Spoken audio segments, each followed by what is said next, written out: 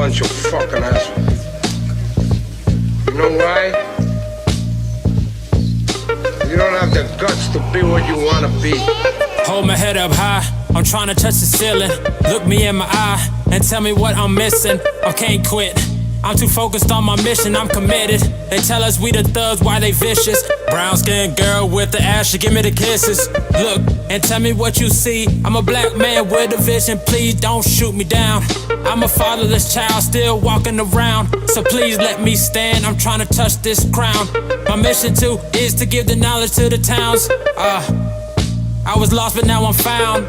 Look, I was lost but now I'm found. I got a new message with a different sound. Baby, open up your mind, something like your mouth. I'm a black man raised up in the South. Take these shackles off me, my mind streaming out. I'm trying to bend my mind, brother, can you let me out? I'm just trying to finish what I started. I got this from my soul, I'm fully hearted. I got the keys from God, I hope you caught it. Had your dream in your hand, but you lost it. I'm picking my rights and wrongs, seeing what it's costing. My daddy gone, but I'm still living. Touching real dreams, baby, what a feeling. They said he had a gun, really was a lynching. Climbing heaven's gates, but I'm still reaching to the top. And baby girl, tell me don't stop. I got the keys, what you need for your headlock. And I know too much knowledge make your head wanna pop.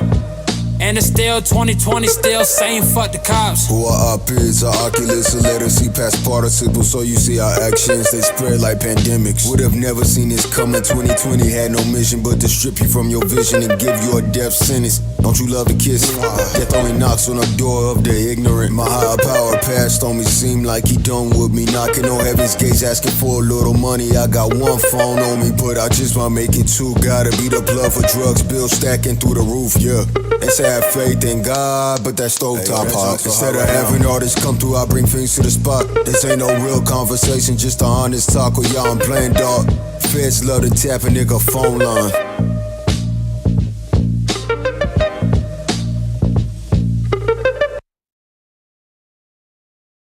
Who did you expect?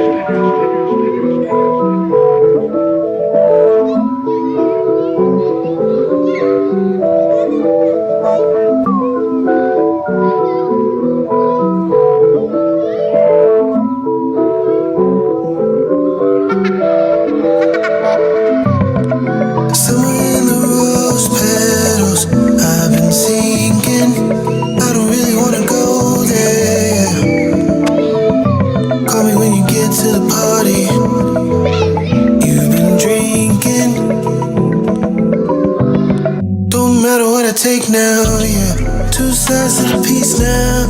Millie in my mouth, I can sleep now.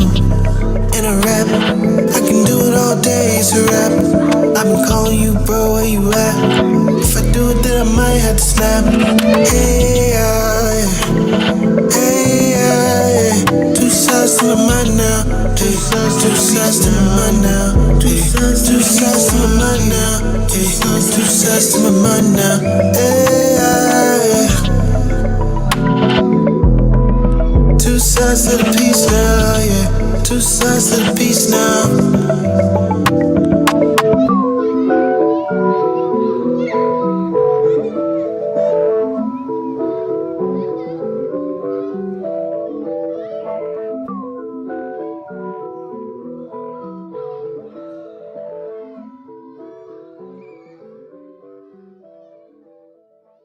Who did you expect? Who did you expect? Who did you expect? La la la la la.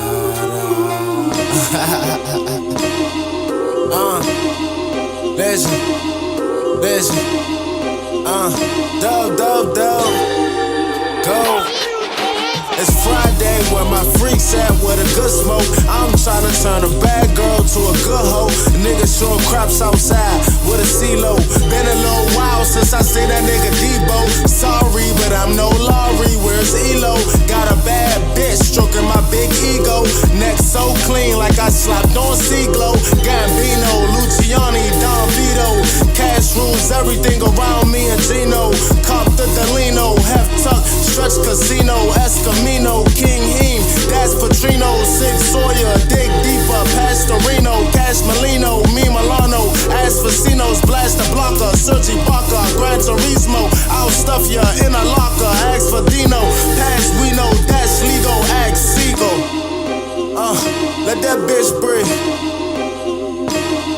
fish break.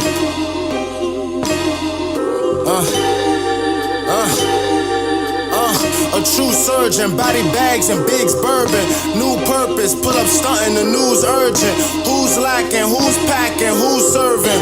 Who's working for these dollars and who's serving? Who's searching for sweet moves when the move's certain? Just watch the stars aligning, the move's perfect.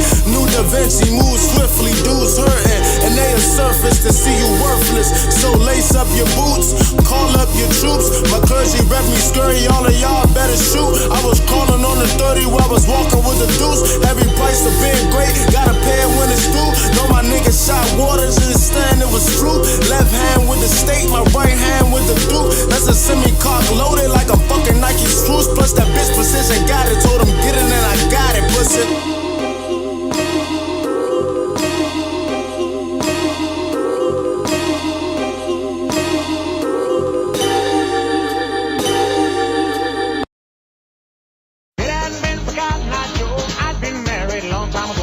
That's all you're feeling right now.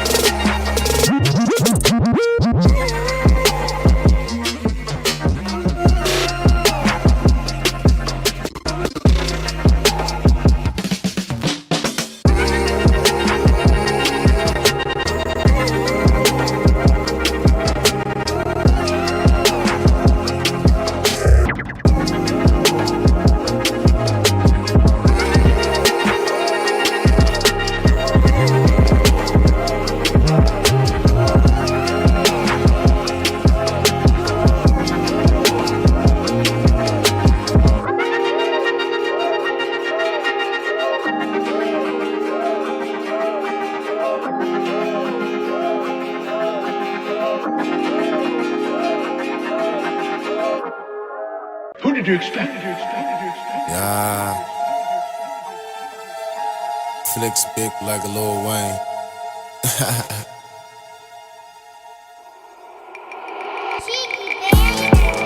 Listen. Listen. Listen. Cardi said, God, you gotta take him to church. So it's the gospel when I speak it and I'm saying it first. Amazing grace, I need it straight and that's including the work. I'm reaching a burst. You and crew, we living your birth. Flashback, ask some hoes, we was doing it first. Picture your man in a hearse. Skip the view and put your man in the dirt. We pursuing, put your man in a skirt. Cause he a bitch and at his burial, I'm saying his verse. Preparing for worse, my method got me prepping with weapons. Mass destruction, cash is coming and it's a bomb feeling. Mom's chillin', pops listening, mom get robbed in this. Winning cause God with him, sinning cause y'all fear him. Get it while y'all pivot, drug dealers anonymous. Duffel bag monogamous, stack it up synonymous with niggas that respond to this. Common sense is marvelous, that Louis Duff sponsor this. Yeah, money make the world go round. It isn't everything, but money make my heart go pound. It need a wedding ring, I need it like the oxygen, the food and the drink. Thank God for dirty dishes when no food in the sink. Cause I need every bite, the nourishment to get me through the night. I sip on lean with the weed to get me through the flight. I'm free for the night, I'm usually working, but my loose leaf working and my pen keep leaking. All through this surface, niggas play me closer than these hoes do. I guess that's how it goes when niggas think they know you. Louis Duff got the stripes, tryna fill it tonight. Straight cash on swipe, and hair like lice. It's clear I'm nice, head and shoulders. I told your girl to. You know what I'm saying? You admit that you have slapped Tina before, but why, Ike? She would be walking around looking sad, with a lip drop, and I keep asking her, "And what is the matter with you? What's wrong?" And it's always nothing. And it would go on for a day or two till finally, why the don't you? And then this is where I would slap her or something. Then she would change her mood or attitude or something. You just a fool. You know you. Let me tell you, I would say this. I would do no more to Tina, and I did no more to Tina than I would want somebody to do to my mother.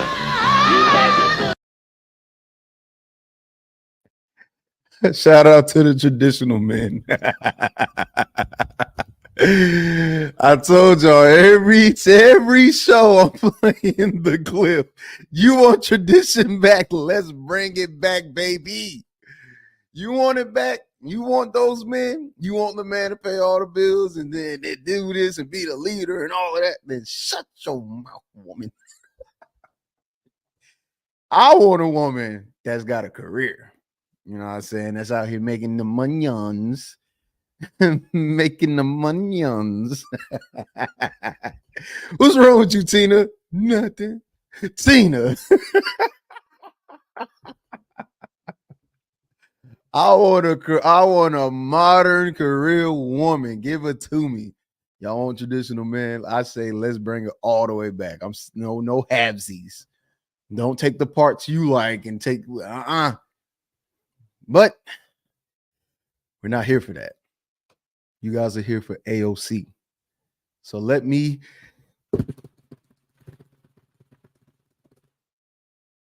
bam. Welcome to A.O.C. episode 13. The title is To Be Determined because we don't be knowing. Bro, I keep telling y'all, I told y'all yesterday during the stream, y'all think we just be playing? Bro, we be piecing shit together. We put the plan together while we flying. We just so happen to be fucking fired. That's how you get the stock to drop, though. If you put the plane together while you flying, at the door fly open in the passenger zone, your stock gonna drop. That's what they say. I'm just letting y'all know we just good at this. It's not. We didn't practice. I don't know what to tell y'all. We talking about practice. We talking about practice. Are we talking about practice? Come on, man. So welcome. Good morning to you all. It is, well, actually, it's afternoon for me. It's 12:11. And I just got finished getting off work, right? Anyway. I don't do no. Stay-at-home husband sounds like better ring to me. I'm mad that I do work and still be broke. That's the part that pissed me off. You ain't alone. I'm like, I'm working Saturday too, and then I check my bank account. What is going on? Why ain't no work? Why ain't no work? I want more money. God, man. But Aaron, how you feeling, man? Man, I'ma just say what need to be said. These YouTube streets is on fire. I'm hiding over here on A.O.C. If y'all don't see me, the problem is the shit started with us though a little bit. No. Man, I'm telling you, absolutely not. No, sir. Look, we have just been causing problems by accident. I know me and you say like we're not trying to cause trouble, and we're not. But we just be alive and be like in trouble. Be like, yeah, I like them too. What? Why are you? I just look, man. So maybe this time we can avoid some trouble.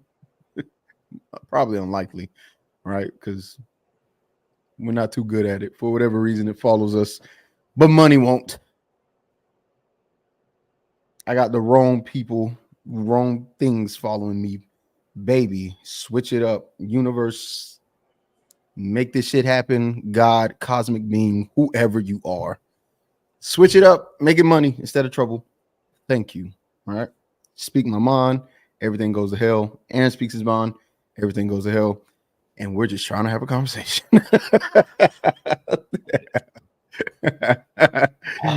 Oh my God. It's 2024, so I expect nothing but 2024 problems. Just be honest with you. And that's man, it's not fair. But go ahead, man. You got it. That's just what comes with the battle. Like, because you gotta think about it. Nike stock versus Under Armour stock. I don't know what team you guys gonna go with.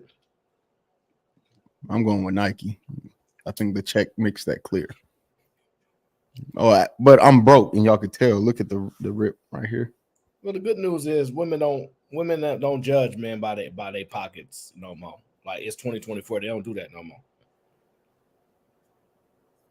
You must ain't heard. See, you way behind in all this. You way behind.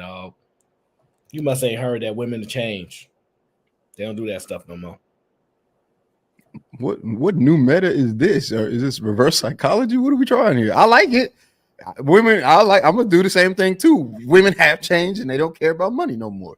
Now come to me, rich women. I don't want them. I don't want rich women. I don't want them.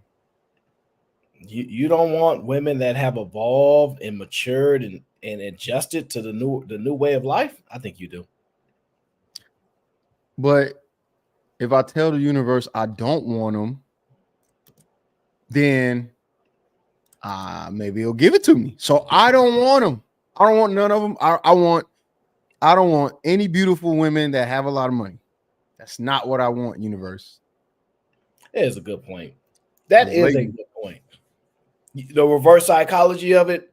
So I got you. Say what you don't want, and the universe will do the exact opposite. That's called words of reverse affirmation. Yeah, and then because think about it, me and you be saying we just want to have a conversation, and we can never have the fucking conversation. Good point.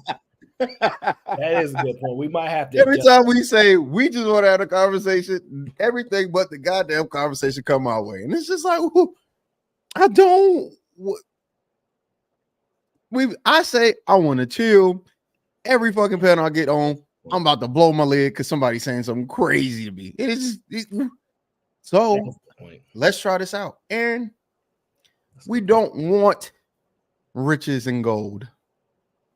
I don't want a beautiful woman that has a bunch of money that won't beat me because I'm a house husband. That's a lot. That's a lot to put in the reverse galaxy, but I'll take it. You know, that's right. I love being what they call evolved men. They used to call them modern men, but we would call evolved men. We just evolved from different other types of men. So we just evolved. I like the word evolved much more. I do too. I like that. Elevated or evolved works perfect. Yes, it's true. I like that. What to do. So, for everybody that's just tuning in, two things. We did not have the show last night for many reasons. One, we couldn't afford it. That's the first one. We couldn't afford it. The show was too expensive to do Friday. So we went for the cheaper day, which is Saturday. Y'all understand? Bills got to get paid, okay? Number two, we will be having a money talk show real soon. I don't know if it's going to be today, but most likely tomorrow. We're going to be covering a stock in particular that I'm going to talk about. And then, we do what we do. We do what we do. And I will say this, by the way, the markets are on fire. Market's on fire right now. So S&P just hit a new high the other day. Listen, in the end on a Friday, so you get to enjoy all that increased appreciation over the weekend because next week, earnings week, and it's gonna be interesting to say the least. The stock that I'm going to be talking about is we're going to be discussing PayPal because I am a small investor in PayPal, and they actually report earnings next week. So we're going to have that little conversation, and we're going to point out some things. And I think it's going to be fun. I think we should start picking a troll of the day each show because Travel One might have platinum records for being the best troll. Travel One is not a troll. I don't know what she is. She's AI. She's not a troll. She's AI. So I don't know. Sugar Bum is always gonna be, one of my top. That's my baby moms. Anonymous, good at talking trash. Sugar Bum We is- don't know nothing about her. You know, I know everything about her because that's my baby mom. Yeah, Sugar Bum is the GOAT. That is true. Yeah. Then we got Robin M. That's another one. It's another one. But Sugar Bum is more, she's closer to home for me. So I think I'm going with Sugar Bum this week. And probably next week and the week after and the week after and the week after. It's my babes. Love you, baby. Yeah, I was looking for this video. I don't know if I'm gonna find it, but I'm gonna look for it. I'm gonna tell you that now. I'm gonna play your favorite guy. He definitely gonna get us in trouble, but that's all right. Then I'm gonna look for what not to play. Oh, I seen this one video. Oh, you gonna be like this? Because you know what? You're a very like open-minded person. And so when you see the video, you're gonna be like, this is normal. This is exactly what should be going on. So I got one of those videos to play. But I also think it's important because a lot of people confuse things. They don't understand us. They think that we doing this way and we going this way. So let's make sure we say what up to the chat. What's going on with the chat game? Because of course. Because I don't know. Everybody's not here yet. They not on time. After accusing us of not being on time. Do you know the worst thing people can do is accuse you of the thing that they should be accusing themselves of? Yeah. No, I don't know. I don't know too much word. There's some, but I got to think about it. But that's up there. Like, why would you? That is just, yeah, no. I think I've been missing your shows lately. I'm mad because I think you was covering the Gen Z women on. I don't know. I missed most of that dang show, so dang it. It's good. I think. But guess what? Next week it's going to be Gen Z men, and Gen Z women. We definitely gonna have to review that one. Yeah, we're gonna have to put a panel like that together ourselves. Oh, it's gonna be interesting to say the least. I have some women that I can pull on, right? Sierra would definitely be one of them. She has no problem. Yeah, shout out to Sierra. Sierra is very nice to me. I don't know why, but I appreciate it. Because Sierra is not a problem, man. Unless you want to make her one. So I mean, and I know enough Gen Z women that are opinionated. And I appreciate them for that, right? But very much so like the internet. They don't get dubs in real life. I get dubs on the internet and in real life. Like, sorry, the conversation, you're not going to. It's some things you've not thought about. And I'm going to show you how. Then sometimes I get proven wrong, but it's still not a loss. It's like, oh, I learned in that lesson. Okay, I get it. Nah, we'll never concede nothing. Absolutely not. What happened is we misremember or we misheard you. And that's okay because we got bad hearing from 400 years of slavery. So it is what it is. My ancestors' hearings was wrong. So that's what happened. We're going to start the show off with positivity as we normally do. Okay. I think it's important to do so. You remember I did a show a long time ago called Yo Mama Black. It's a very popular show. One of the best shows that we ever done around here. Now, and I hear they accuse other people in this space for messing with snow bunnies. I don't know why that's a thing, but those are accusations that are thrown out there from time to time. So, and for the sake of positivity, because we start to show with positivity, I want to present to you positive. What is you drinking branded water? You can't have no branding on this show. What brand? I don't want to see no brands. So the key is this. All right, we want to do positivity, and we want to connect with everybody. Okay, so first Yes. things is first. All right, and chat, because do not be judgmental. Do not judge it. Chi, can I say this? You don't believe in judging the book by the cover, do you? Sometimes. I can't hold you. I'll be telling the truth. My bad. But no, ideally, no, absolutely not. I think we shouldn't do it. So this whole show, I want y'all not to judge a book by its cover. I want y'all to be open-minded, okay? And shout out to Miss Doris, okay? Because Miss Doris is in the building. She repping the New York Giants heavy. And so next year the Giants will be much more healthier, and there are going to be some changes, and New York will be going up. Because see, I really don't like the Cowboys. I'm cool with the Giants. I'm cool with the Giants because Miss Doris rock with the GBG and she messed with the Giants. So for Miss Doris, I don't have no problem. What's up, Keisha? I don't have no problem with the Giants at all. Okay, because Miss Doris. So shout out to Aaron Allen III for the $2 ball. Says Daily Wrap Up Crew does Gen Z women every episode. Just want to get that. Yeah. I rock with them. I'll be having their content from time to time.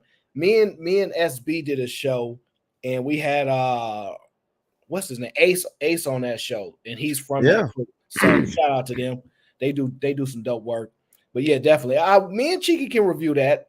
Yeah, we can definitely review some of their shows. That would be a good look because they do. And shout out to Jew, one of the members of that show was shot. So and he's recovering. Yeah. Oh yeah, the recovery sound much better. Usually when I hear, they don't. Yeah, so they're doing a GoFundMe. I think they needed 40K, and they got 20K. So 20K is still good money. It is. I'll take 40, but 20 ain't bad because I know some brothers that got, and they was released from the hospital the next day. So, Jesus. And then because you ain't got nothing, you don't got nothing, you can't stay there. Damn, bro. That's a fact. I know what you mean. I know exactly what you're talking about, Yeah, man, that's crazy. But hopefully that brother, speedy recovery.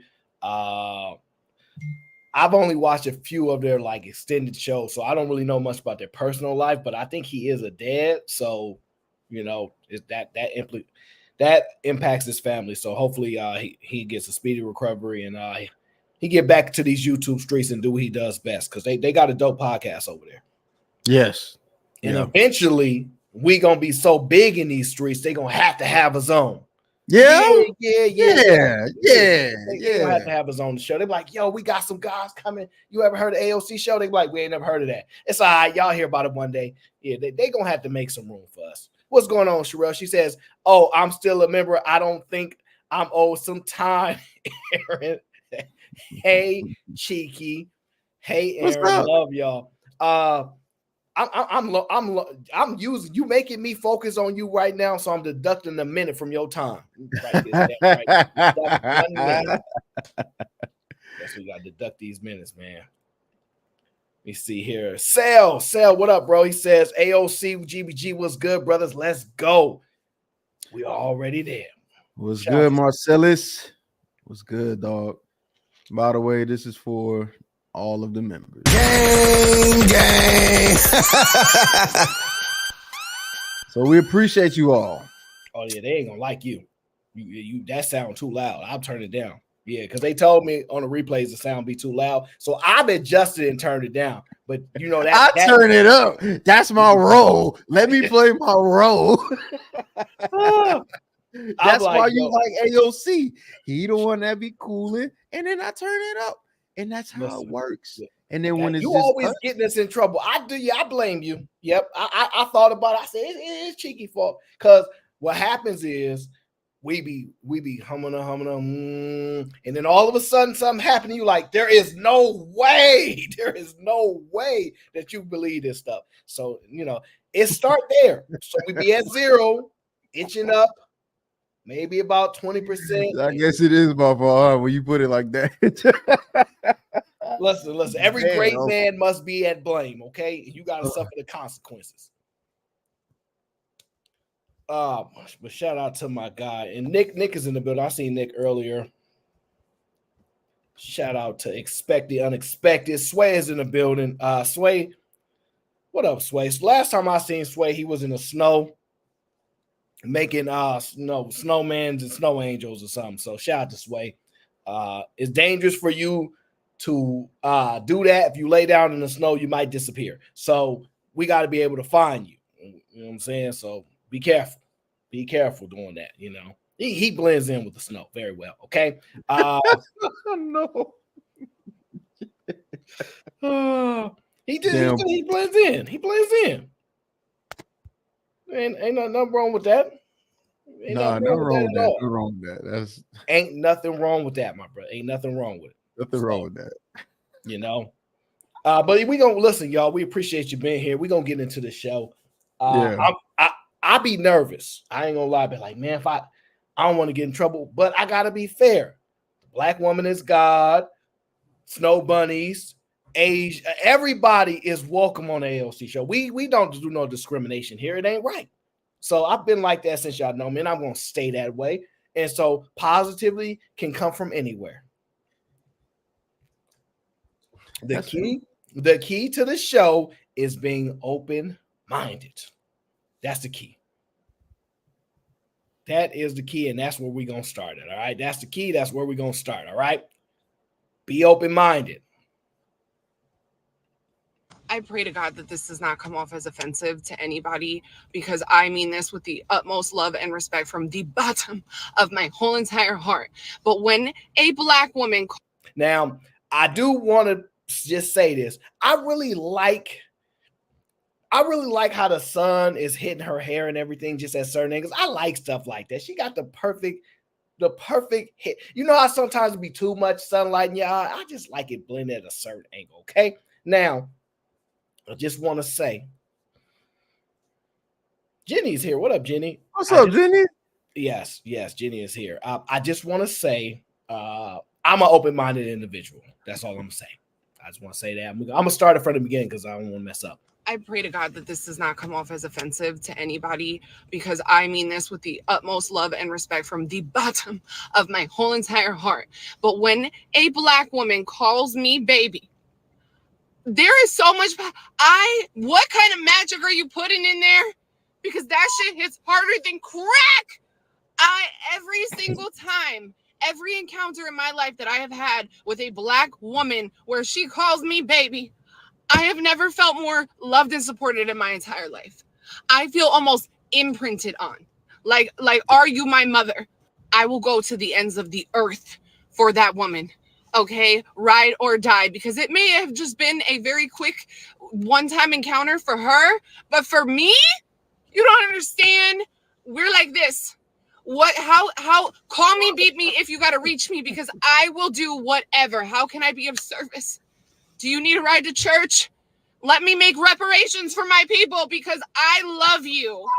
And I don't know what it is, but goddamn, there's something so special about it. It's magic. I want to have that effect on people. That is beautiful. And I love you. And that's it. I don't know. I've never felt more safe and secure in my life. I love you. Now, as crazy as that sounds, it got me thinking, and I really thought, I said, that sound crazy? That sound crazy? I don't think that sounds. It don't sound crazy to me. Well, some of the things she said, because she got a McDonald's drink in the background. I can see that y'all can't. But I thought about it and I said, she kind of got a point. As I don't know if there's anything more powerful than a black woman. Yeah, I mean their power to make you feel a certain way is extremely unique. Mm-hmm. I can't argue with that, because when I hear, especially an older woman, I'll be like, dang, man. I can't argue with it. I can't. That's why I said I don't think it's crazy. To me, I get what she said. Of course, she's being exaggerated, but the reason why I said it, because I'm conflicted, right? Because I'm gonna be honest with you, right? I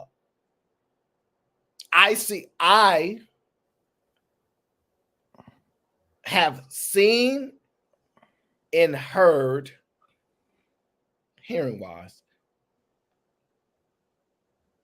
white people be nicer than black women in a comparison, right?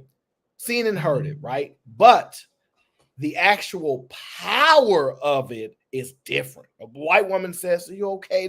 It don't feel the same as a black woman saying it. I'm just saying, when you look at somebody like that's nice, that the little white girls and Asian, like listening to them and watching them, I don't know if it's just because black women are just physically more powerful. I don't know. I'm just saying I have run into more of the perceived wise nicer version of those people than black. But that could be because black people interact differently than once. I don't know. I'm just saying. But when I have to isolate that and go, but how does one make you feel when they speak? And all, I'm like, yeesh. I don't think they can do what black women can do. Not like that. I'm not saying on a one-off maybe, but not like that. It's different. It is very, very different. Especially when, I'll be honest though, when I see young women, young black women that are nice, it does make me it does excite me, right? Janae, oh my God. Where's oh Janae my at? God. Janae's here? No, Oh, you that's just the thought of first her. thing Okay. that come to mind. I'm like, what are you Nice, talking about? nice black, young, just Yeah, Janae. Cam too. Damn, Cam too. bro. God be making them and then just being like F the rest of y'all. It's just not cool. I don't appreciate that. It is what it is. Shout out to Jonathan and shout out to Janae and whatever she got going on. But the first two people that come to mind when security boss, but security boss be nice nasty too though. I haven't seen that, but she be nice. First thing, nice. First thing that come to mind, nice. Yeah, Janae, Cam, security boss. Yeah, but I was speaking specifically about younger black women initially. So, well then Janae and Cam, we're gonna stick with that. But security boss is definitely sweet, especially if you tie her into saying, "Baby, you okay?" Yeah, she'll fit that role just fine. But yeah, no, I'm just saying, like for me, right? When I bump into women that's not from the Bay, especially, I'm gonna just say I bumped into a couple different ones. I'm gonna admit they usually from Texas or Georgia. I'm gonna admit to that. I don't want to, but I will. They are very, very sweet women. I'm not going. Maybe it's because when they leave their state, they on vacation, they drop their guard. I don't know, but when I meet listen, they not from Atlanta. They like from some. I don't know, Peachtree or something. They're I don't from know. Roswell, Georgia. They from Marietta. They went to a predominantly mixed school. I'm just telling you, those women be sweet. I'll be like, wow. I'll be taken aback. I'm like, dang, they do got these black women, but they down there. That's what I'll be thinking, right? But I also have a very low black population where I'm at. So I understand that as well. But still, they could, just be nicer. But it's hard. Maybe waking up every day knowing it's a struggle to survive here, it pains them. I don't know. But running into women like that and just watching them from afar, how graceful they can be and stuff like that, it's refreshing to be able to see that in younger black women. So it exists. It's just, depends on where you are and how ingratiated you are in that particular area. But whenever they come to the Bay and I bump into them, I have a conversation with them. Yeah, because I don't care what nobody's saying. The way you sound, your voice matters. Hey, how you doing? Like, you have a strong voice. Like, I'm sorry. Like, I don't mean it like that. Baby, I love you. You're like, what? You're like that strong, like that. Just saying, it's the softer your voice sounds, the more gracious you are. It just hit different. It hit different. That just hit different. So And that's why I can understand this woman right here saying, "Yo, when a black woman say, honey, baby, everything all right," it hit they so different. I 100%. I don't know why. I don't know if it's because they carry a burden and experience, and that they really resonate with pain more than anybody else can. I don't know. I'm not saying that's the case, so don't have to ban me today. But maybe but whatever it is, it hit different with them. It hit different with them. I'm just gonna say it definitely hits different with them. Doesn't mean other women of other groups can't do it, but it does hit different with them. And you can kind of see it because when they ingratiate themselves with other people, those people are very, very fond of them. Like, like if you're the one-off black girl in the group and things like that, or the one-off black mom on the field trip and stuff like that, it's just different. I don't know. But it could be because I don't know. The angle that this still picture frame is kind of got me like, yo, she kind of looked like the girl that played in that movie. White chicks. I ain't saying nothing. I ain't gonna say nothing. Nope, I ain't gonna say nothing. Not gonna say nothing. Absolutely not. I'm gonna write a very strong letter. Oh man. But I'll know when I meet people, right? Because it's a lot of dope girls in the chat. Don't get me wrong. It's a lot. I see y'all. It's a lot of dope girls in the chat that look. As a matter of fact, Vandy Rue, when she's on the panel, she is very sweet. So I don't want to leave her out. But and Hey V. Hey V. Yeah, that's Hey V. So there, but I think there's a lot of Yeah, there's quite a few. And look, I don't know. I'm hopeful that I just tend to attract the nicer women. That's my pray and my hope. That's my pray and my hope, right? But I just think it hit different. It does hit different. It just hit different. Lauren Mack. Okay, Lauren Mack.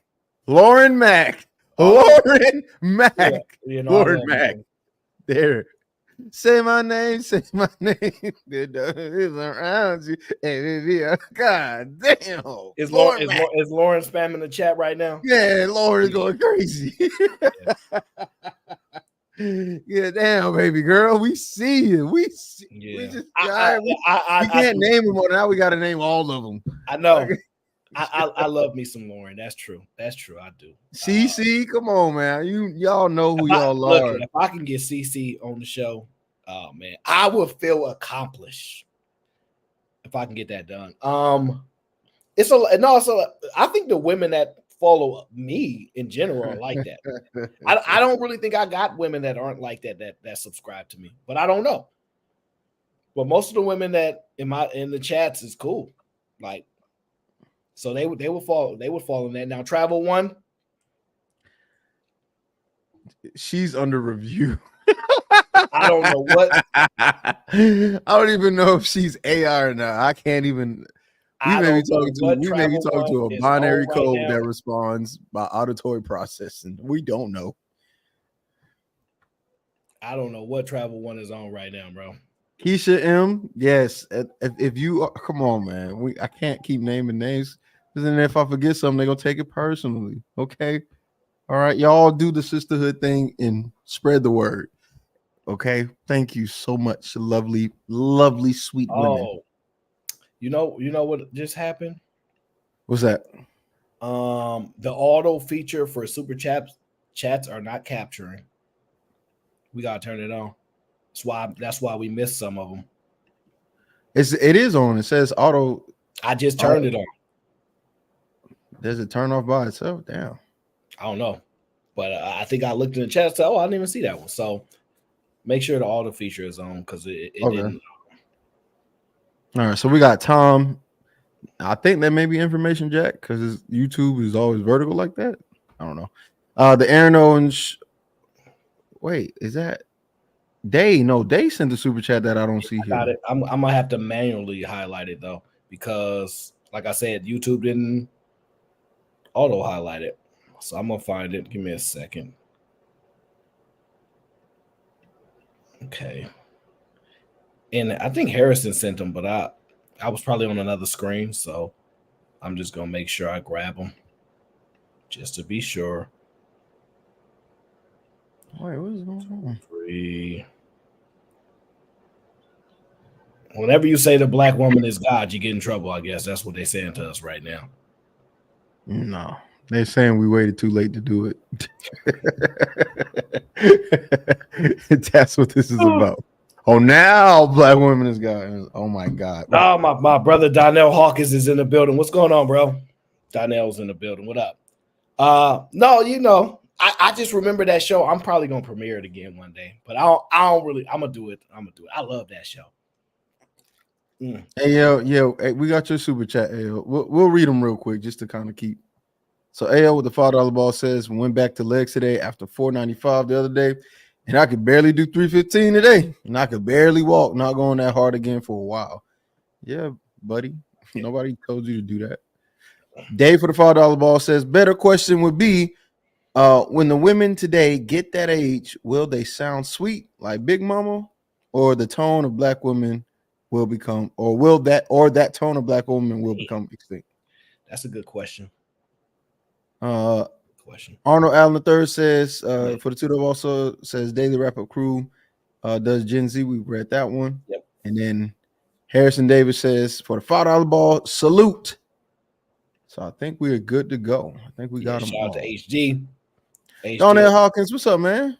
Yeah, Donnell's in the building. But yeah, no, I'm not gonna lie. That video hit different. I was like, you know what? It hit a little different.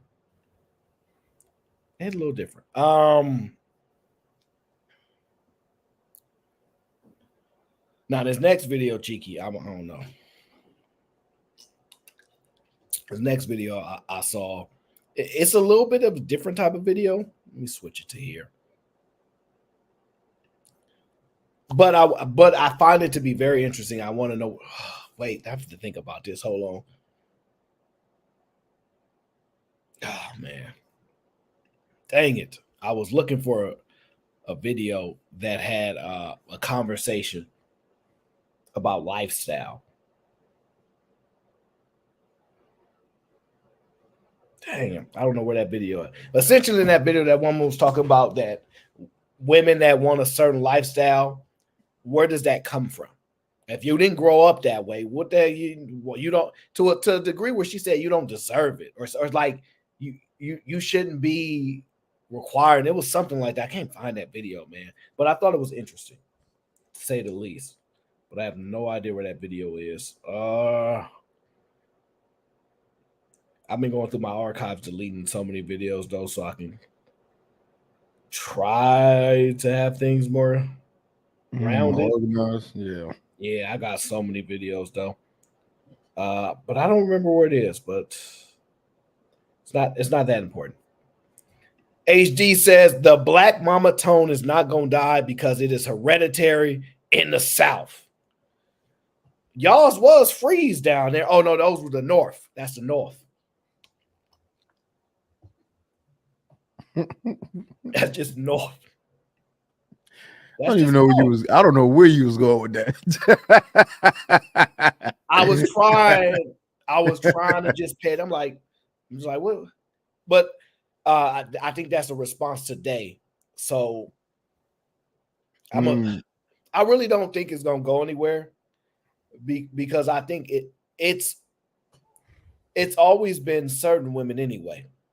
Yeah, certain women that are outspoken where the other women, you know what I mean? Like, it's just certain women that are like that, and it's going to be based upon their experience and what they've experienced going through life. So I don't know, man. First of all, Day says no New York slander. I don't have no slander for New York other than rats and, masculine women. Other than that, I ain't saying much. And it's okay for you to be masculine because you got to survive out here. But somehow men are feminine but they're not surviving like that. You know, that sound crazy. I'm masculine because I have to be, because I have to work to survive. And then are you saying that feminine men are not working and don't have jobs? Because I would presume, just by the logic, that if those men are working, they are masculine. Just based on, you see how that works? I don't know, man. I just don't know. I don't want to hear nothing about no feminine man with a job no more. And I don't want to hear nothing about these men acting sassy or feminine no more if they have a job. Because if your argument is we have to work to survive, that's why we masculine, it don't make sense. That means that men that means that men that work are masculine. If that's why you masculine. Ta-da! I just solved y'all masculinity problem. Get a man with a job.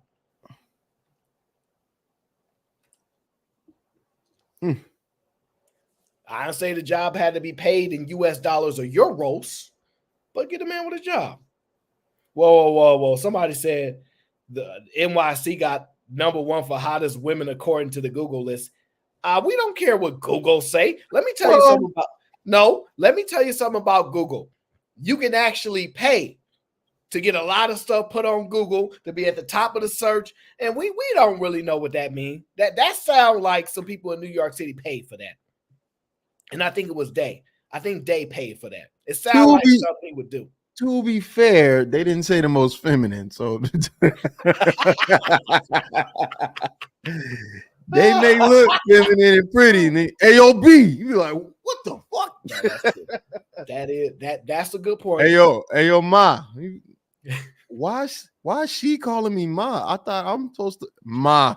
Hey yo, nigga, stop. Why are you yelling at me? Jesus, man. Oh my gosh. I don't think I've ever been hit with like a Kamehameha the way he's speaking to a New York woman in my life. Ever.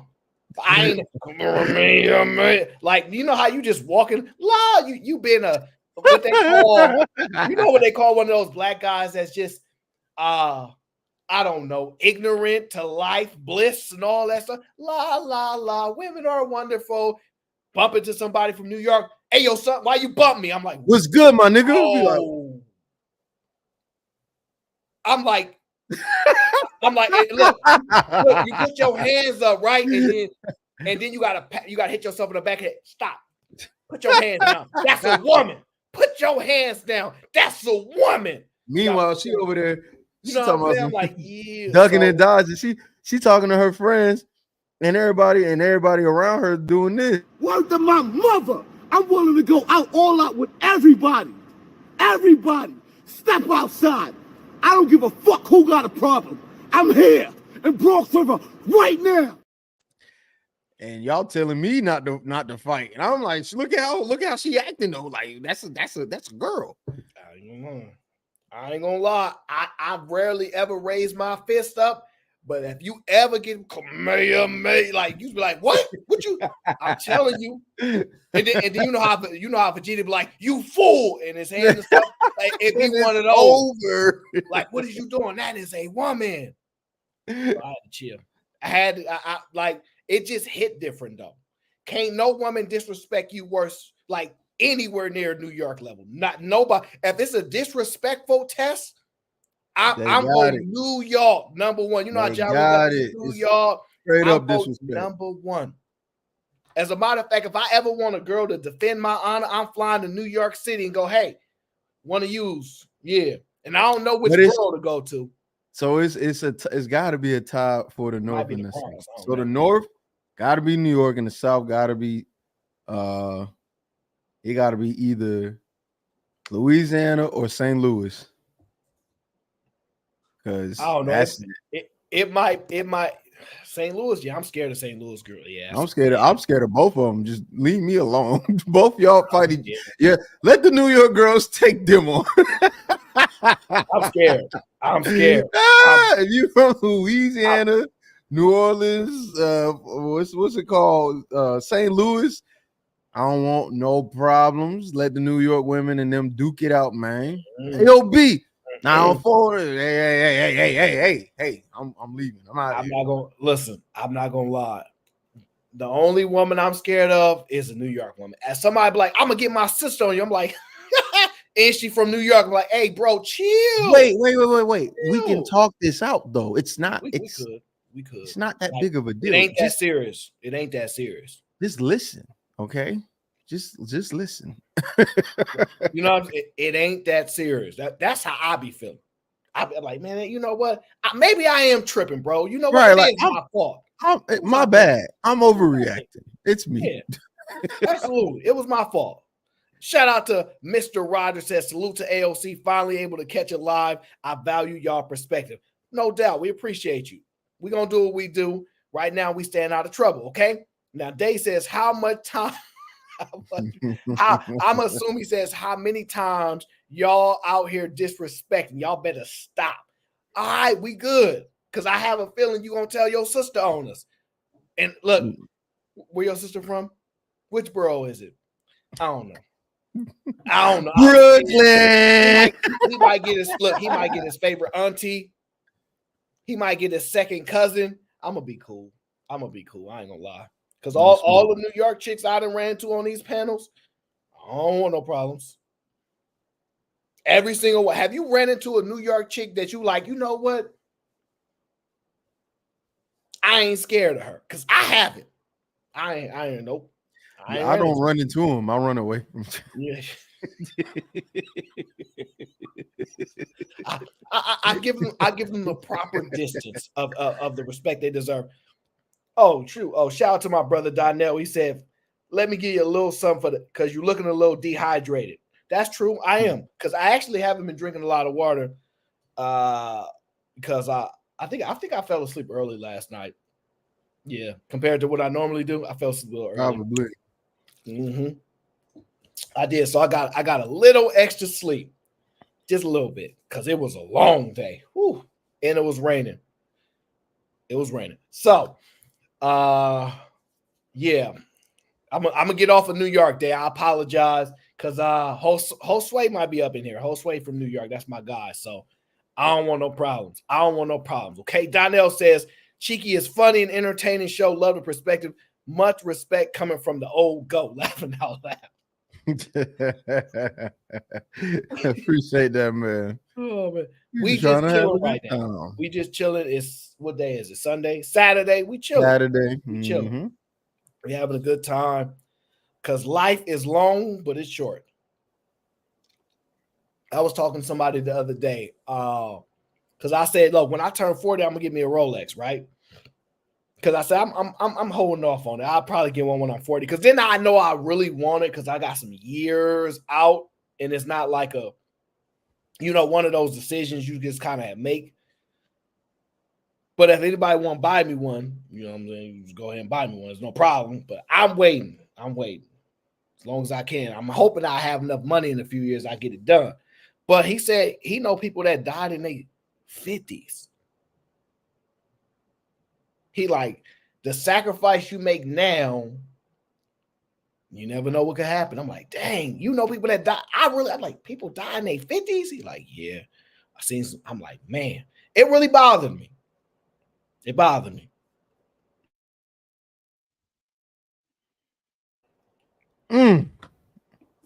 It had me rethinking things. I'm like, man, which pathway to take?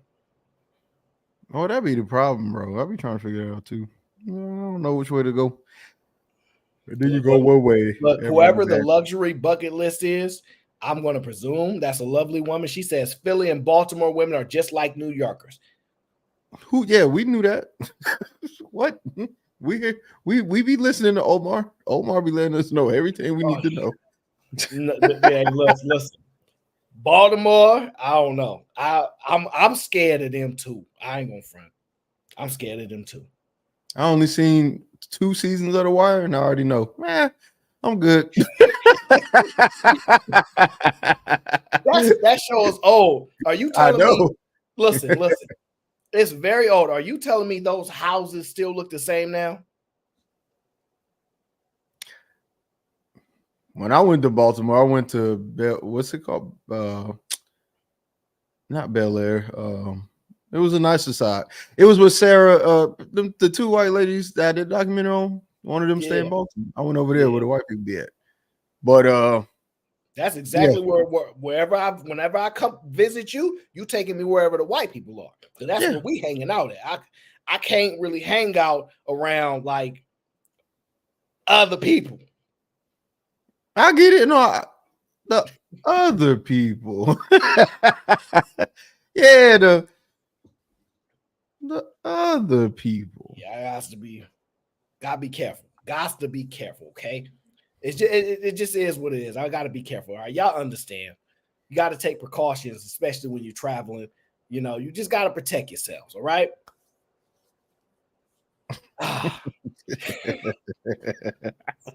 Oh man, see, I'm not gonna let you drag me down that path. Nope. Absolutely not. Black woman is God. Black woman is God. All right. We didn't say a race. We said other people.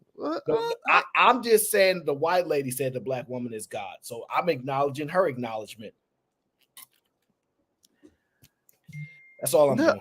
That's all I'm doing. I'm just acknowledging the acknowledgement. That's all I'm doing. Okay, let me get to the next video. Let me see which one. Oh yeah, this one here. This one was real interesting. Would you rather have $1,000 or open a mystery NBA garbage box? Open. You know that like I really like this guy's videos. By the way, I'm not turning down no $1,000 for a mystery box.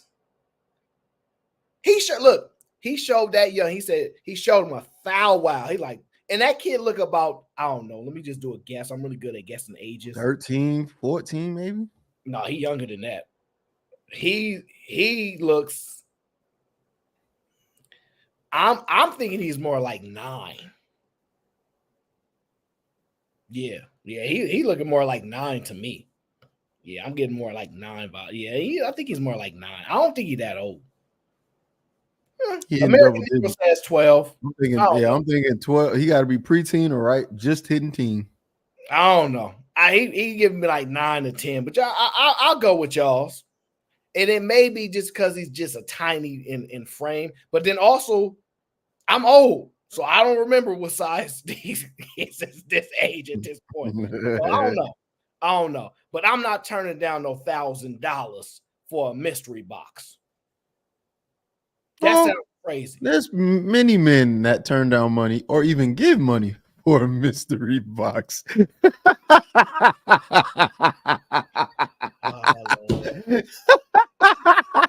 Don't know what's going on in that box, but they like sticking shit in there. Jesus freaking Christ. It's not that far-fetched. This is actually foreshadowing. This kid is going to grow up one day and pick mystery box over money, and it's going to show. Well, he want that mystery box bad. He like, give me that mystery box. I know a lot of dudes that want that mystery box bad. Oh, man. Jesus Christ, man. Let me start that from the top, man. Would you rather have $1,000 or open a mystery NBA garbage box? Open NBA box. What's your dream? Go to the NBA. Have you ever been to an NBA game before? Yeah. So you would pick the NBA box over the $1,000. Look at that. Now, listen, that's Canadian dollars, by the way. You know, I have a little bit of a background in international monies. But the point of it being, though, is it ain't worth as much as the U.S. dollars. But shout out to all my Canadians. Y'all sending super chats the same. We don't care, right? But he really gonna turn down that $1,000? Like he this is what makes it worse. It's one difference when they say I got $1,000 for you, and then they show you the money. You like, you ever see, you know what I'm saying? No, show me the money. Because we thinking they lying. He showed them the money. And that kid like, nah, I'm going to the NBA. I'm going to the NBA. So I don't know, Chica, what you did. Like, I don't know. I think what we're seeing is a young gambler who doesn't understand probability. Or maybe he's got a fixation on the adrenaline high. I don't know what's in the box. So it could be $1,000 plus $1. Because sometimes gamblers operate like that. If you ask me what would I take, I'm taking 1,000. Yeah. But my personality, I'm not a gambler. I don't These like people risk. got gambling problems, bro. Like I know some people, they pay, like the people I know, they be paying they debts, but they be like every week. Niners games every week. Everybody, well, Niners, man, Niners got me. Oh, look, those Cowboys want me my money back. Like it just be crazy. I'm like, how y'all do this stuff? How do y'all get into this gambling at like? And I'm not a gambler either. So outside of investments, which is gambling to a certain degree, I'm not willing to do it. I'm not willing to do it. Yeah. If I go to look, if you take me to the casino, I won't even let you spend your money. Oh, go ahead, just take this money, go ahead and gamble it. No. I'm good. Nope, we're not doing that. Absolutely not. So I'm one of those people. Like I go in and I will watch because I have no problem watching people. They get excited. Oh, 20 on red or something, like whatever the case is. I don't know. I've never done it. It's cool. It's not for me because it doesn't trigger me, but it bothers me enormously because I know of the game of life, how they will let you destroy your life at a casino, but won't let you invest your life at a, like that part throws me off. So I'm naturally resistant to it. But man, oh man, $1,000. Look, timeout. Talking about. Let me go to StockX with this $1,000. What you want to buy from StockX? Timeout. What you want? Because I don't know. I'm not, man. Okay, let's see how this play out. Cash. I think there's something in it. What do you think's inside the box? Ticket. What's your name? Work. What do your parents do? They don't work. How come? She can't find a job. What do they want to do for work? Like cleaning and stuff. How many brothers and sisters do you have? 7. And you want to be able to take care of your family when you're older? Yes. So he asked him, what do you think in the box? He said tickets. So he believes they're NBA tickets, right? But even if they were, I still wouldn't think they cost $1,000. That's my guess, bro. I'm like, what they like? 200, 250, I don't know. Especially you in Canada, the Raptors ain't that good. So it might be cheaper than that. He probably don't know how to make that assessment just yet. But he Did you say they're not that good? They're not. I just caught on to what you just said. That's crazy. Okay. They're not that good. So listen, bro, the prices is probably real low. But he said what his mom is not working. I think maybe he said his dad's not working either. I might have missed that part. Yeah, I think he said both. Yeah. And he said what they want to do for work. And he said cleaning or something like that, right? So I shouldn't say this, but maybe they have more of I shouldn't say it. I'm not gonna say it.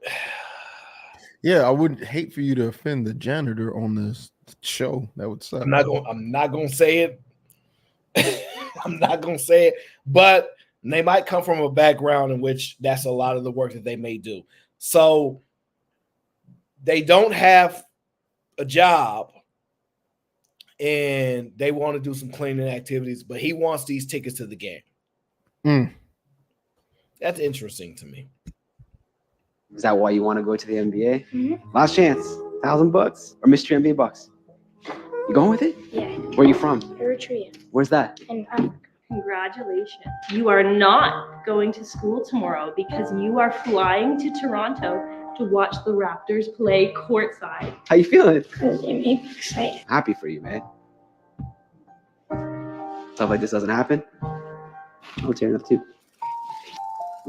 I should have chosen the money. Why is that? Because he wants the money to use it for like stuff. What stuff? Groceries and stuff. Do you want to give the money to your dad instead of the dream? So, yeah, you listening to it? Yeah. So he talked to his dad, and his dad said, "You took the fucking tickets."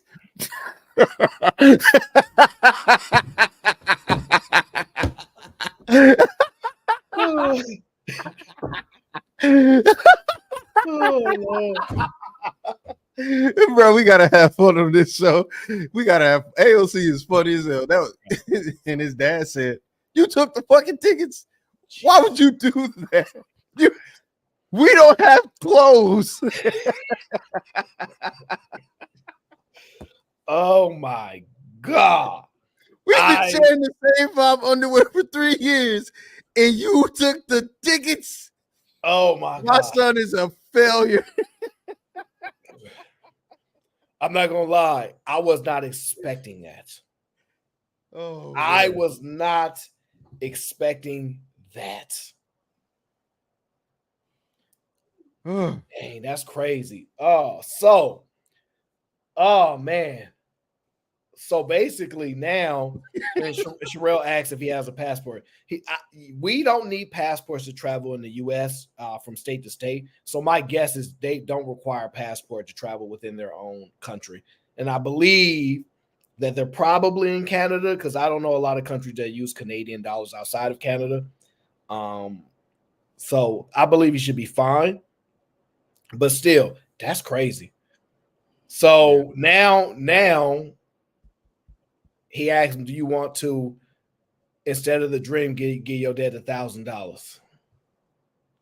I'm gonna start it from the beginning. I'm sorry, I have to do it from the beginning because I want to make sure I didn't miss nothing. Would you rather have $1,000 or open a mystery NBA garbage box? Open NBA box. What's your dream? Go to the NBA. Have you ever been to an NBA game before? Yeah. So you would pick the NBA box over the $1,000 cash? I think there's something in it. What do you think's inside the box? Tickets. What's your name? Work. What do your parents do? They don't work. How come? She can't find a job. What do they want to do for work? Like cleaning and stuff. How many brothers and sisters do you have? 7. And you want to be able to take care of your family when you're older? Yes. Is that why you want to go to the NBA? Whoa. He said 7 brothers and sisters? Now, look. So the story gets crazy after you rewind it. Yeah, I be wanting to make sure I don't miss nothing. 7 siblings and Pop in there just like, hey, this is what women be meaning when they like, we broke and you still want to have these babies? Why do you keep jumping me like this? Why? And I'm thinking to myself like, well, it ain't my fault you got a fat ass. I like you, baby. Baby. I like you. What you want me to do? I'm thinking to myself like, dang, this is when women be making some sound arguments. But they be participating in this. I'll be like, didn't that knock your argument down? But still, I'll be like, yeah, how can you think about making these kids and we ain't got no money? I be thinking that, but I don't make everything about money. You don't need no money, you know what I'm saying, to raise 7 kids. It can be done, and they proven it. But they got universal health care out there, so that might be a difference. So they get different arguments out there in Canada, but that is crazy. And I'm gonna be honest, he seemed like he might be the oldest kid, to be honest with you, right? If y'all say he's probably 11 or 12, I can't really tell. I can't. I think he's more like 9 or 10, but y'all say 11 or 12, whatever, right? I'm just saying, this is crazy. 7 siblings, bro. 7 siblings. And you see with that going without that fire and desire, it goes for you to take care of your family. You see that fire and desire, like, man, like I feel it in them. Like I feel a pain that you go through when you suffering in those moments.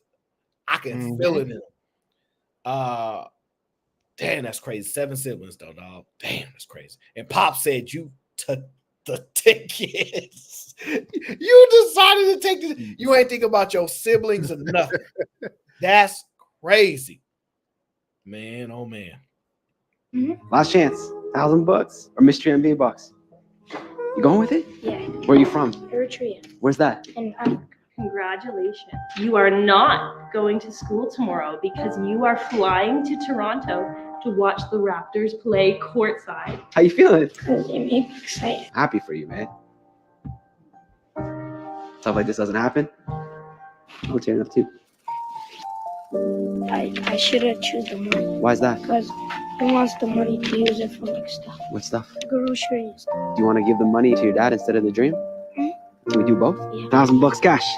Thank you. No problem, man. Brother. And look, I'm sorry, Chica. I know you're like, why you start? It looked like he got like a shovel in his hand. So he tried to get some work. He like, in my head, that's what I'm thinking. I ain't gonna hold you. In my head, I was like, he's shoveling everybody else. Like I work for money. I work for money. Like that, like he give me those vibes. Like I work for money. But that 1,000, thank you, brother. Thank you. And I'm gonna be honest with you. In my opinion, because we get up here and talk about how 100,000 ain't no life-changing money, right? In moments like this, it is an emotional change. I'll say that. Because when you tread in water like they doing, It feels good to know there are good people out there that randomly do stuff like this. But reality will humble you quick. Reality will humble you quick. And that's why we always tell women, winter is coming. And they're like, what you mean by winter is coming? What does that mean? Y'all really ain't experienced jobless markets and people out here running and struggling to get jobs. See, a lot of us, I shouldn't say a lot of us, some of us read the job reports. Some of us know they're laying off on YouTube. Not us, we 1099. You know what I'm saying? 1099. I'm joking. But they're laying people off. You see what Microsoft is doing. Part of the reason is because one, it's going to make the profitability look better, but ultimately is because in booming economies, we overhire. When you overhire and you put more than enough in place because that's a common practice. But when you start to get in a rougher part of the economy, you start to really downsize your business to try to perfect it to be a little bit more, slender, so you can navigate better for the long-term impact of the company. And y'all can call it greed, y'all can call it whatever you want. I'm gonna say that's what's done, and it's what's happening right now. And a lot of you guys just don't realize it until y'all wake up one day and realize we ain't got a job. And this is also why a lot of y'all ladies gonna wake up real quick and go, I don't know why they lied to us, Cheeky. All this feminism, I need men, man. They lied to us. They try to turn us against each other. We ain't fighting. We sorry. And the young guys like, get your paws off of me. I forgot what you said about me. I'm just telling you. It is what it is. Don't touch me. So Pops is happy. Pops got the money, and the guy is super dope. He decided to give them both. Now, that's pretty cool of him. That is pretty cool of him. He's gonna let him have both. But man, what do you think? You think the dad is wrong? I'm curious. What do you think? You think the dad is wrong for saying, give me that money instead of that stupid tickets to go see a basketball game? Is he wrong? Nah, because you remember if if my dad had like, if I knew the situation we was in and he was like, you should have got the money, I was like, yeah, I get it. But that's just me though. I don't know why they had kids, right? Something tells me they not Western. They don't look it. So they may have kids to work. Like they may have this ancient or outdated purpose for kids. Like, hey, the more kids, the more work. The more work, the better off. Maybe. I disagree with that. For what?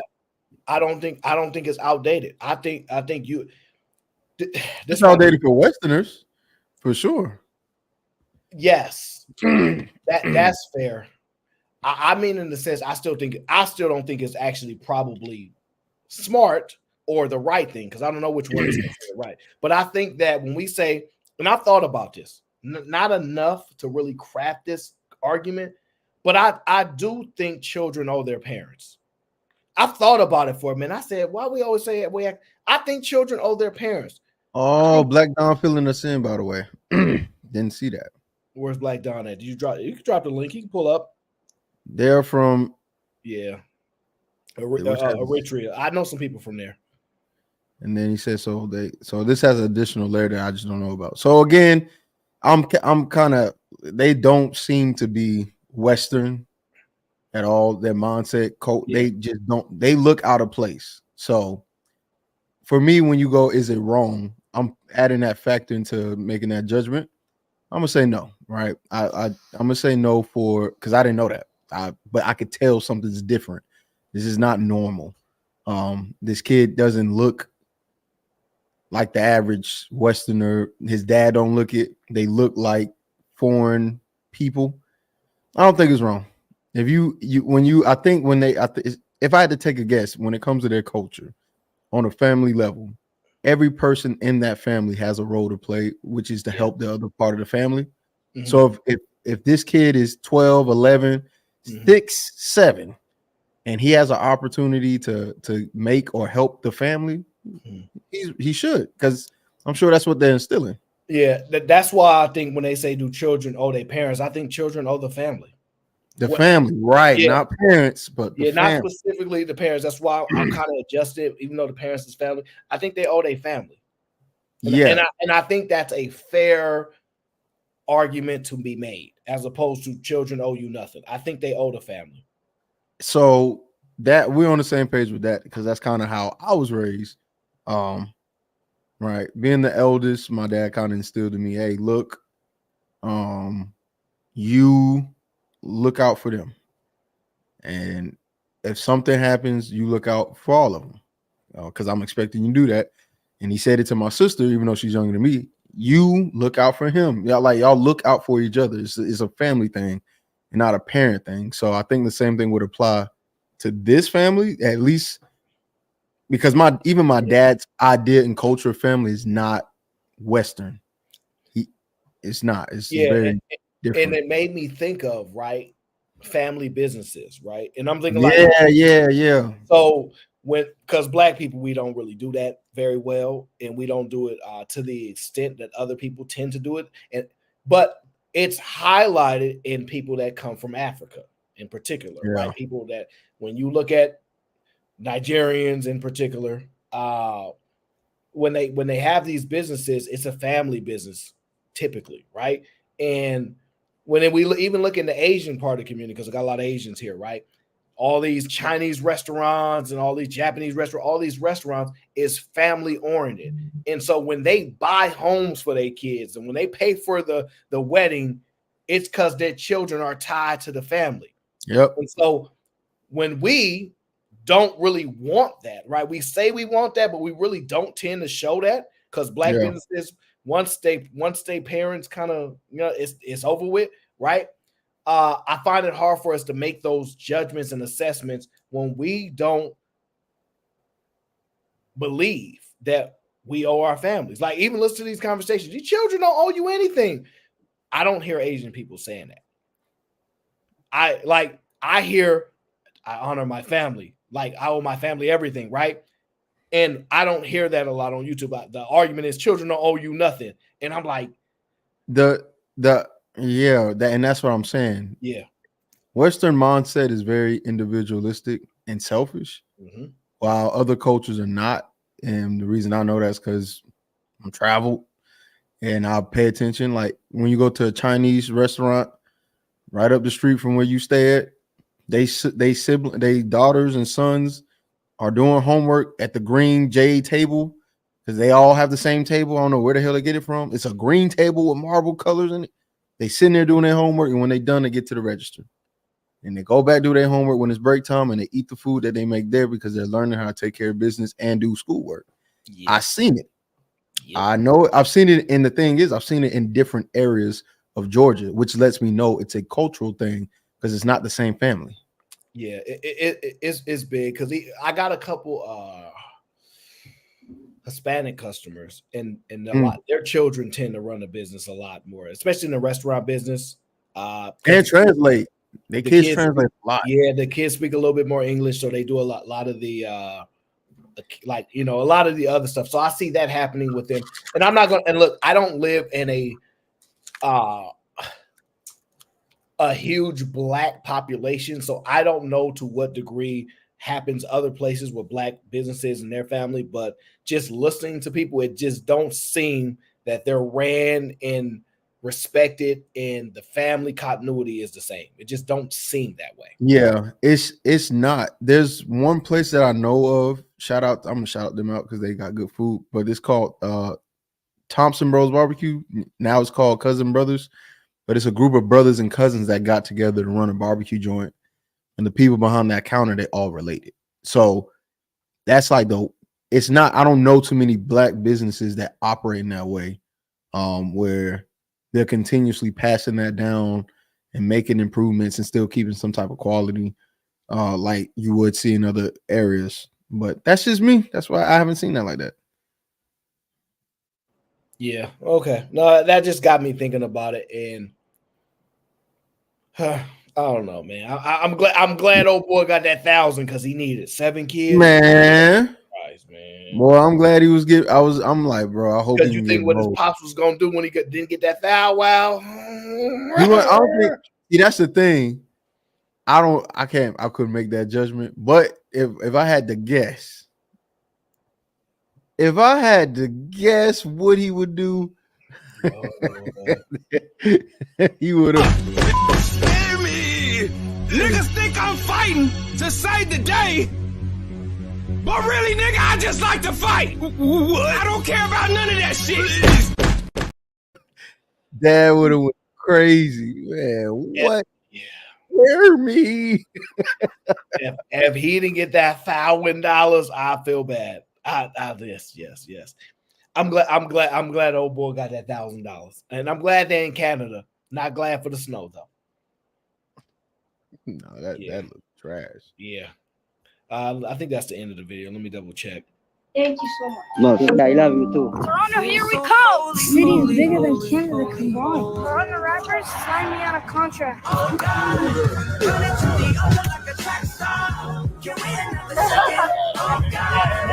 That's dope. That's dope. That is real. That's real dope, man. That's an experience that will last a lifetime. So that's pretty cool.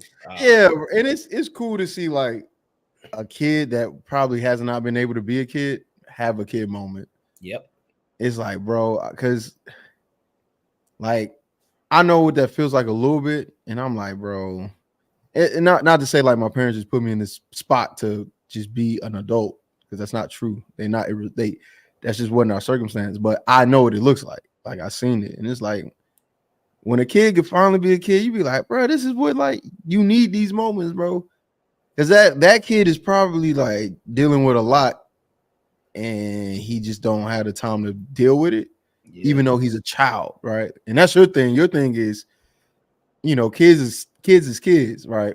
To me, you're not a kid when you commit a crime. Like at that point, you're a criminal. And I disagree. I know you disagree. I'd shoot a kid in the face. He tried to rob me with a gun. It's over with. You're not a kid. You're a fucking demon.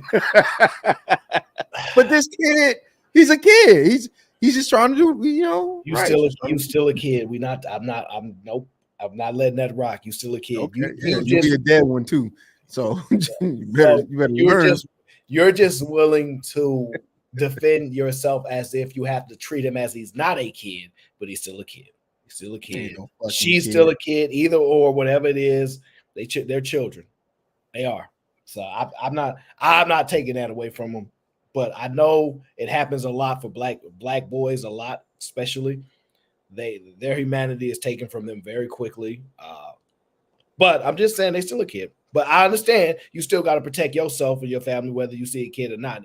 What you see is an enemy or a ally, or some form of a threat. And you're treating them as a threat. I wouldn't say they're still not a kid though. But that's just my stance. I respect your stance, but you know what I mean. It's just I identify a kid can be a threat. I can say that they're still kids though. Okay. We gonna go to the next video. We are. We going to the next. You refuse. Now, Cheeky. Now you young. Now, mind you, did this. Hold on. I think did I miss the super chat? Let me make sure I acknowledge. Mr. Pearson says, Mr. Logic was right. Kids are currency. True, they can be. And your currency can be what? Your currency can lose value. It can gain value. It can gain power. It can lose power. All this type of stuff. So yes, your kids are currency. Mm-hmm. Yes, they are.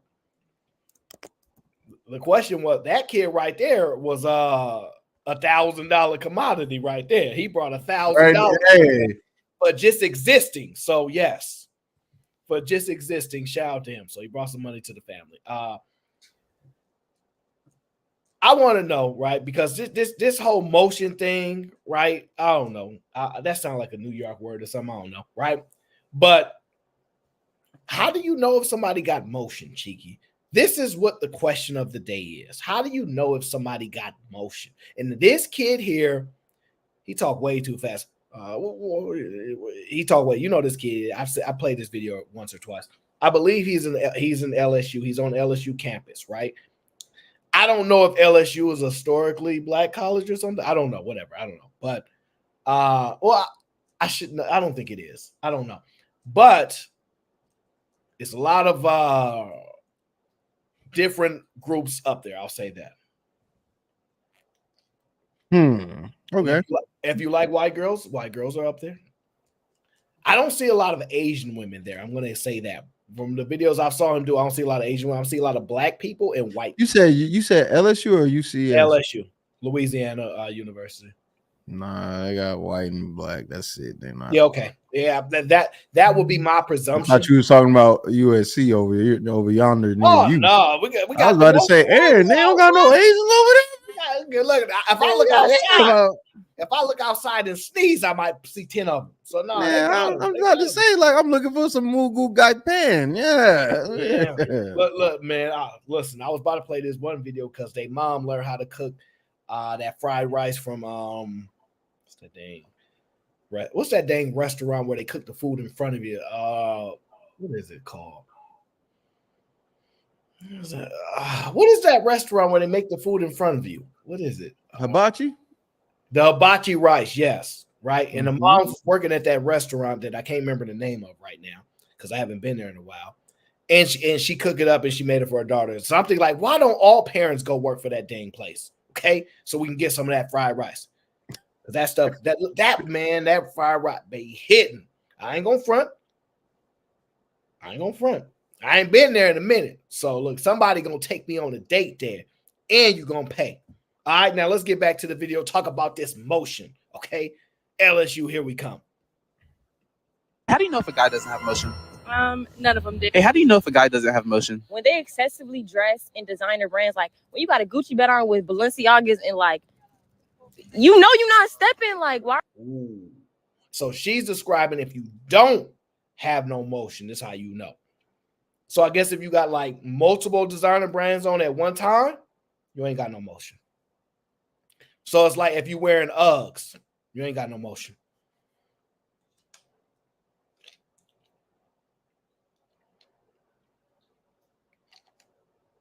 And the reason why she's yelling is because she feels strongly about you not having no motion. Aaron, I got a video from this guy too.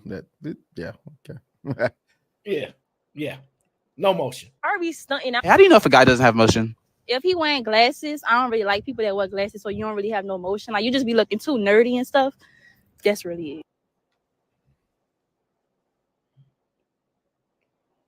it. Tell me that you didn't just say what I think you did. Because I'm going to be honest with you. She has very nice skin. Why would she say that? Tell me you didn't just say that. What I tell you? New York, LSU, Louisiana. I said, what I tell you? Look, man, leave him alone, man. Go. Let's see what else she got. They don't like nerds, huh? Fair enough. We already knew that. Fair enough. The others don't like them. I'ma just say it then. That's too much pink. That's too much. Too much. Since you got problem with nerds, I'ma just say too much pink. That's all I'm gonna say. It's too much. I appreciate it. Hey, how do you know if a guy doesn't have motion? if he dresses like you. Hey, how do you know if a guy doesn't? Ooh. That's wild. That is wow. She really said that in his face. That's foul, bro. Not motion. He still lives with his mama. If you still live with your parents, unless like you're really close to school, I feel like that's a little weird. How do you know if a guy doesn't have motion? Cheeky, we can't live with your parents? What is we doing? Look, man, I'm homeless, so Natasha, right? I have zero motion. I agree. You know what? But not having motion keep us out of trouble. See, I ain't got no motion. I stay out of trouble. See, women don't. See, you just got into trouble, Aaron. What are you talking about? No, you got us into trouble. You got into trouble too. We're not. No. You did, buddy. Oh, hey, slow And it see, down. if I had You- motion, I wouldn't have gotten in trouble. Oh, See, that's my problem. I got to get some motion. I got to figure this out. She really said he ain't got no motion. I guess mama, yeah, I'm moving out at the end of the week. Yeah.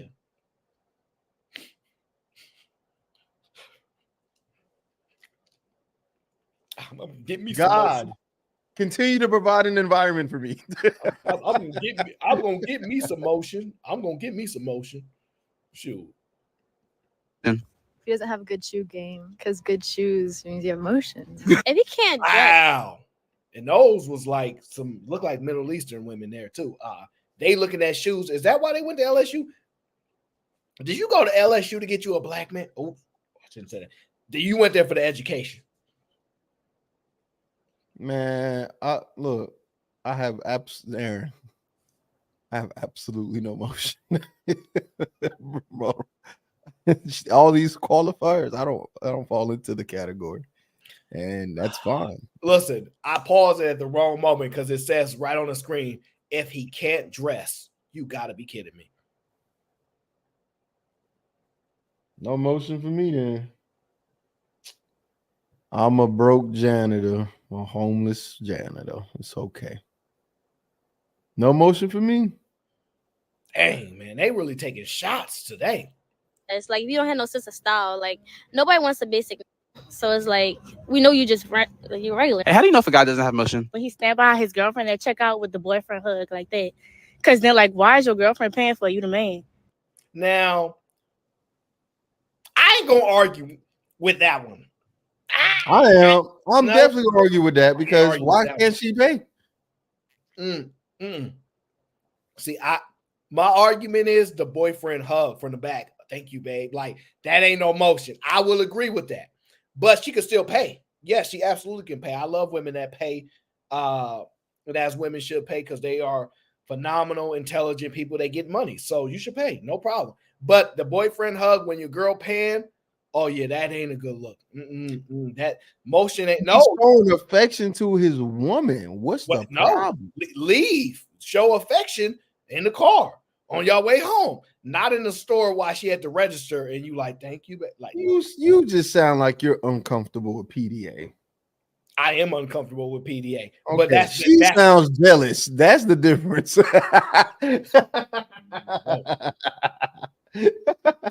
No, sir. No, sirree. Do not get caught in that pose from the back when you hugging when she pull out that credit card or paying at the register. Don't touch her. Leave her alone. Wait till y'all get out that stove. Don't you do it. Don't you do it. Your motion gonna be messed up. I'm just telling you. It ain't the motion. Your motion gonna be messed up. Is crazy. Hey, listen. Hey, I'm learning about this motion stuff. All right. Don't judge me. Now, I don't know why he hit her. Why are you hiding? You ain't really say nothing bad. Maybe she want to be here because that's her choice. You know that. Yeah, but what you hiding for saying that?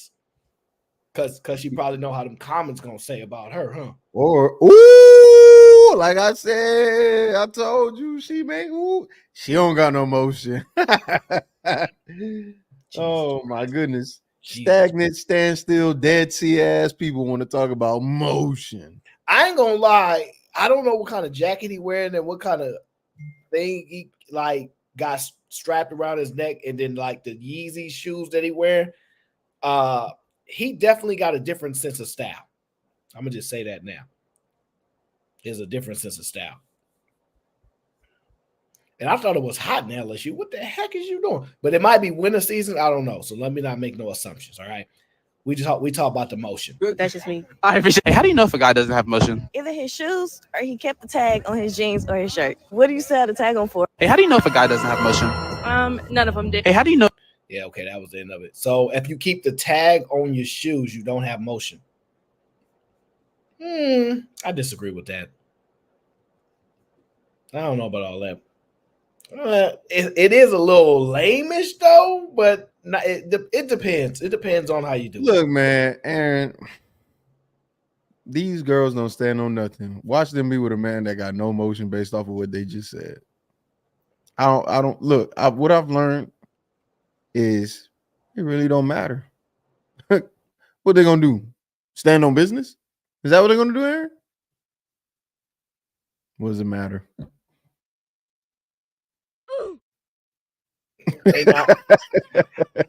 They not about to stand on no business. I already know that part. I'm not gonna argue with you on that. They're not gonna stand on business, my brother. Yeah. I wish they would though. Okay, let's have a little fun. Let's have a little fun. Let's go to a little storytelling.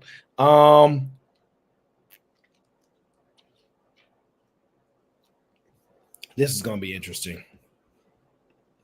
Am I the asshole for canceling the babysitter after my wife decided not to attend my work holiday party? Whoa! My 38-year-old male work held our annual holiday party last Friday. My wife, 36-year-old female, and I have 3 kids, 10, 8, and 5. So we don't get out of the house for dates very often. The holiday party was planned almost 2 months ago, and my wife agreed to attend with me. I suggested we make it more of a date. She thought this was a good idea too. I also arranged for a babysitter to come watch the kids for that night. The day of the party, my wife got home from work and told me that she had a horrible day and was in a bad space mentally, so she didn't want to come to the party. I told her I was disappointed, but I understand if she wants to stay home. As I was getting myself ready to head to the party, I called the babysitter and canceled. As I was getting ready to leave, my wife asked me when the babysitter is going to come. I kind of looked at her funny and told her I just canceled the babysitter because she was no longer coming with me. She got mad at me and told me that I knew she had a bad day and was in a bad mental state and needed some time to herself. I had assumed none of that meant she was incapable of watching our kids. While I was at the party, she sent me multiple texts about how the kids were driving her nuts. She kept blowing up my phone, and I eventually left the party over an hour early. When I got there, she kept arguing with me about how I was an asshole for canceling the babysitter when I knew she had a rough day. I told her she was the one who ruined our potential night out and that having a bad day at work is not a good enough reason to pay a babysitter $150 to $200.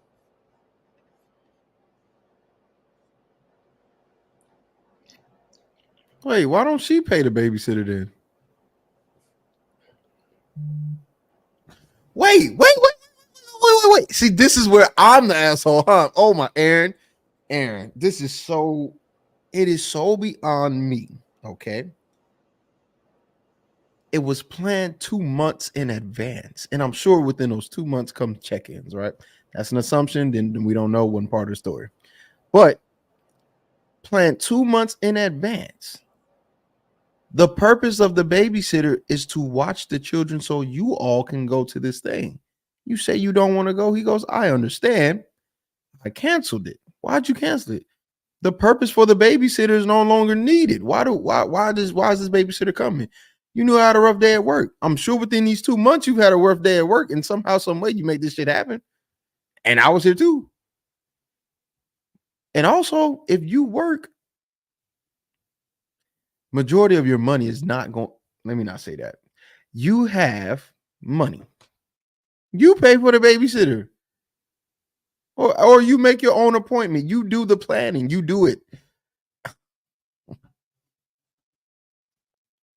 That's just like somebody going, man, I got a reservation at a restaurant, a day in advance. And then the person goes, yeah, I don't want to go anymore. And then he cancels the reservation. And the next day she goes, I'm really hungry. Why would you do that? We're not going to the restaurant. Why would I keep the reservation for me not to go to it? Because we're not going to be there. Why would I keep a babysitter where the purpose of that babysitter was to watch the children because neither one of us was going to be here? That's no longer the case. You watch the kids. I just saved 150. Pause, because my money's your money. We just saved $150. What's the problem? I'm torn. Look, and if it really was that bad, what's going to happen? You're going to have the babysitter come while you're in the house and just sit there?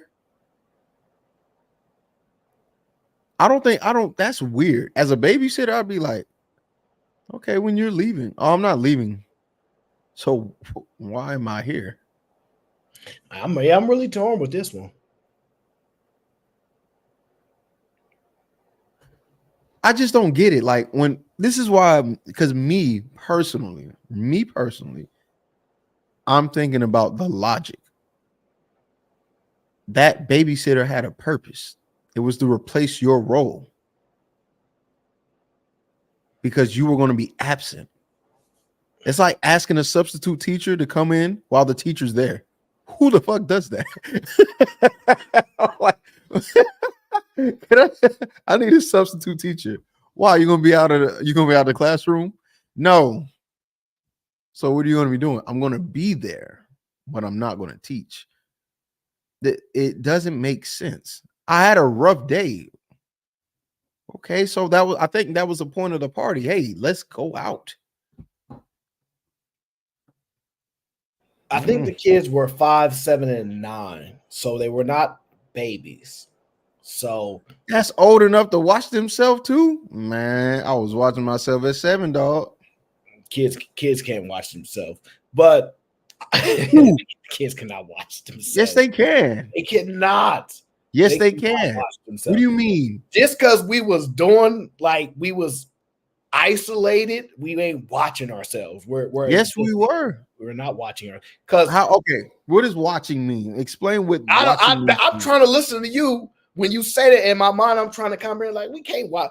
We are regulating ourselves. Maybe that's what you mean, like self-regulating. But we cannot watch ourselves. Like I don't think we're capable of that.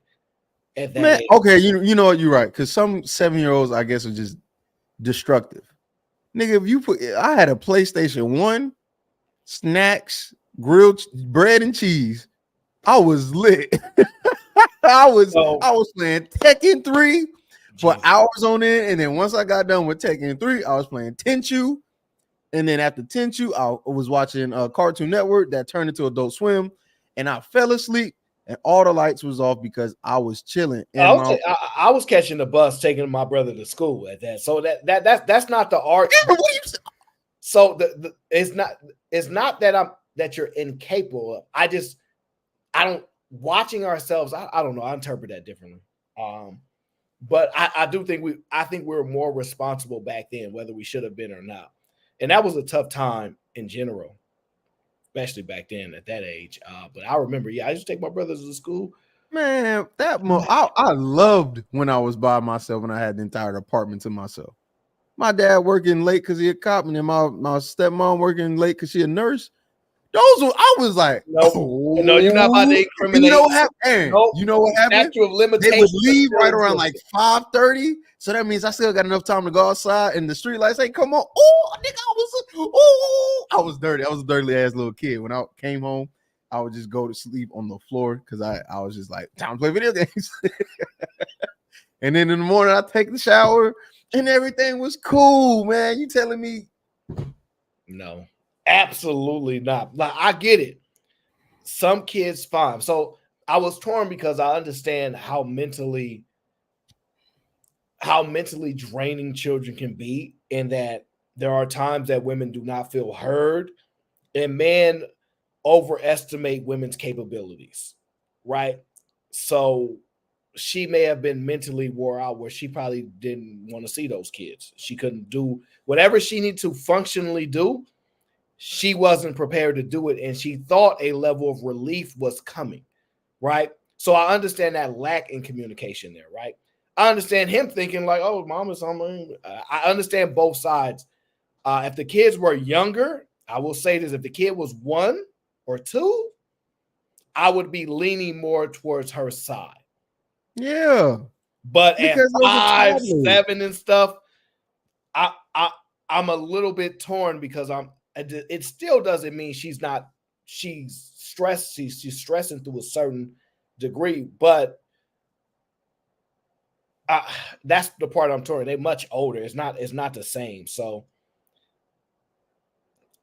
I don't know. I'm a little torn because I don't know why she thinks it's an attack on her. That's the problem that I have. I don't like when people that you presume is on your side in life, you take the perspective of you did this on purpose. I don't like that stuff. That stuff shows a level of resentment, right? And that makes me very distrusting of people. So that's where my mind goes. Like, why would you assume he did it on purpose? And why would you know what I mean? Like, why go there if you think that person is not You know, this is who you pick. You know what I mean? So, or why not make a different suggestion? You know what's so crazy? She said she didn't want to go. Right. So if you say you don't want to go, just then that means like that means you're going to stay home. Why not say, why don't we go somewhere else to like run it back? Maybe I missed that. If you don't mind, could you run it back one more time? Am I the asshole for canceling the babysitter after my wife decided not to attend my work holiday party? Whoa! My 38-year-old male work held our annual holiday party last Friday. My wife, 36-year-old female, and I have 3 kids, 10, 8, and 5. So we don't get out of the house for dates very often. The holiday party was planned 10, 8, and 5. Those are good numbers. I know what I was doing. You hit the lottery. I remember, huh? You hit the lottery. Those yeah, 10, 8, and 5. Those are good numbers. I remember what I was doing at 10, 8, and 5. Nigga was having to leave me alone, man. Don't come in my room. Let me play video game. And then 10 and 8, they right there. That means they playing video games with each other. And the 5-year-old, if he doing too much, he getting beat the hell up. Like I know these numbers. I'm the oldest. I remember what it was like. I was looking out for the little ones, wiping, changing diapers and shit too. I was doing all of that.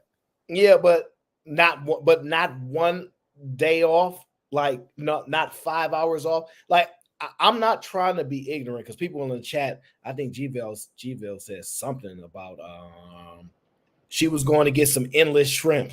So now like I'm thinking, okay, I could kind of see where she could be, but I don't know. Like I don't want to presume that your woman would do that to you. Let's see. See, go. Let's play the video. Let me read this. Donnell, shout out to Donnell. He says she got mad that he canceled the babysitter because she had planned a date with someone else and needed someone to watch them children. Laughing out loud. See, then the question then becomes: is the guy aware that that's a possibility, and he's smart enough to go like, "I'm not going to give you the window for it"? Like that's a lot of. We don't know. The thing is, just deal with the logic. The babysitter was there for one purpose and one purpose only: to watch the children because you were going out to a annual holiday party. You canceled. That's true. It got canceled. We're following the line of logic. I'm not adding anything. I'm not taking away anything. It's logic. I'm not going to say she's cheating. That's crazy. I don't know the woman. I'm not going to say he knows. Let's just deal with the logic of it. The purpose of the babysitter was already ordained 2 months before now. Yeah. 2 months later, you say you don't want to go. There's no need for me to have a babysitter because the purpose of the babysitter has now been canceled out. And you didn't tell me that you still wanted the babysitter. Keep playing it. Keep playing it. Yeah. Let's see if she vocalize that. planned almost 2 months ago, and my wife agreed to attend with me. I suggested we make it more of a date. She thought this was a good idea too. I also arranged for a babysitter to come watch. She thinks it's a good idea too. So she in the moment of her, in that moment of him going, yo, look, we don't get much time to hang out. We don't get much time to date. I'm doing this for us, not just for me, for us. Let's make it more of a date. Let's try to change things up. She goes, sure thing, babe. I'm going to do it. And then the day comes for her to get there. And I'm like, what happened? We agreed 2 months before. What happened? I'm tired. I had a bad day. Okay, fine. You know what? I got you. Cancel it. Cancel the babysitter, because that's the only. If have you do you know when men think about the purpose of something? If it stays, if that purpose is abandoned, there's no need for it anymore. You scrap it and you do something totally different. Yeah. But this is coming from people who tend not to think in this way, I guess. I don't know. It's because this is mind-boggling to me. I don't see why the guy's the asshole. I'm following the logic. This is crazy to me. You agreed to do it. You said it was going to be a good time. I even propositioned it's not just a date, or it's not just a annual party. I'm giving you a different perspective and vision of what I want to accomplish, and you go, that's a good idea. The time and the moment gets here, and instead of you following through with the plan, regardless of your day, good or bad, because we don't know anything about this man's day, his day could have been bad too. But because he had an idea, he wanted to. Yeah.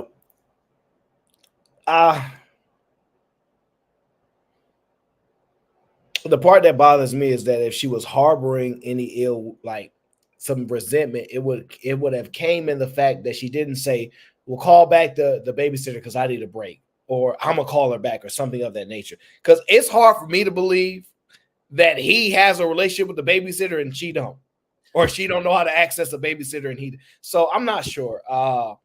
That's my point. If you wanted a babysitter, why are you mad that he canceled it? Just you get her. It's that simple. You work, which means you have your own money, unless I'm lost or something. You spend $150. You spend it from the money that you have, because we're not gonna act like most people just put all their money in one account and they don't have an account of their own. When we know, Aaron, based off of what you've been telling us, these women be saving money anyway. Go ahead and use your $150 that you got saved up out of the thousands that you got and get a babysitter. That's a fact. They got it. They got them accounts, brother. Like it's so like this is so I hate this because I know all of this is emotional, and she's going to communicate all this stupid ass emotion to him, and he's going to go, you can fix this though. But get the babysitter yourself. I told you what I was getting the babysitter for. I don't need the babysitter anymore because what we agreed on, you wanted to cancel. So I'm canceling it on my end. Why do I need to do that? And then if you're still tired and you had still a bad day, okay, well, your emotional ass need to figure out what I need to get a babysitter.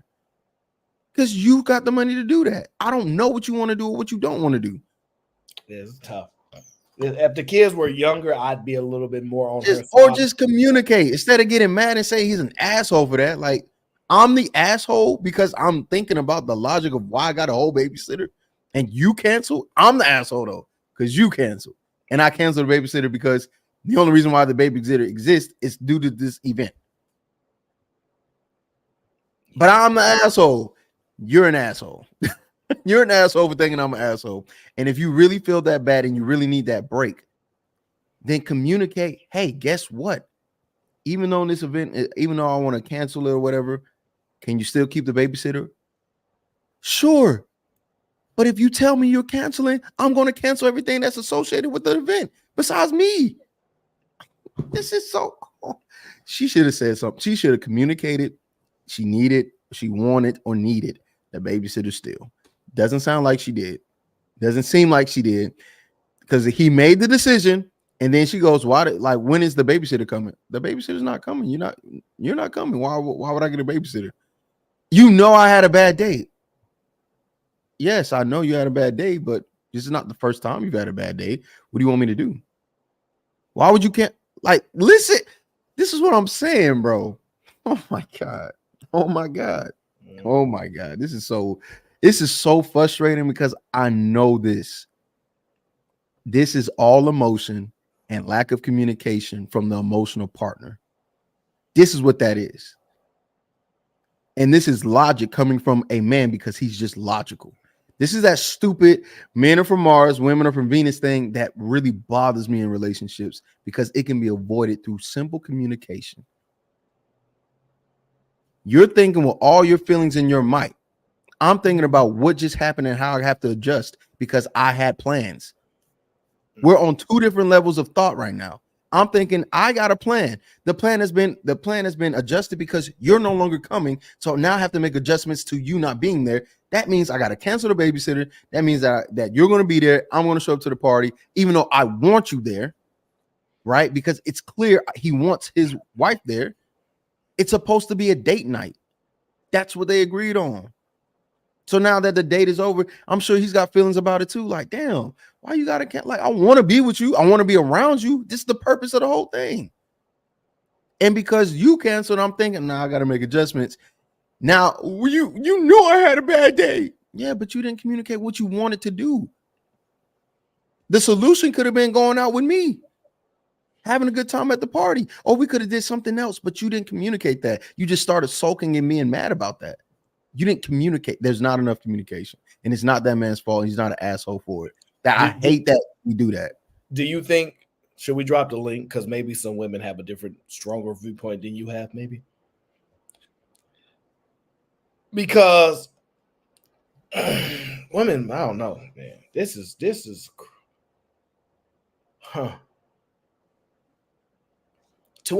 for a babysitter though. If that peace of mind is worth it, she will spend that 200. Is that big of a deal? Yeah. All right. Should we drop the link or you want to wait? You can drop the link, man. That's totally up to them. I just don't understand that. I just don't understand that. I don't understand why the guy has to be the asshole. Like, you're calling somebody an asshole because you didn't communicate well enough.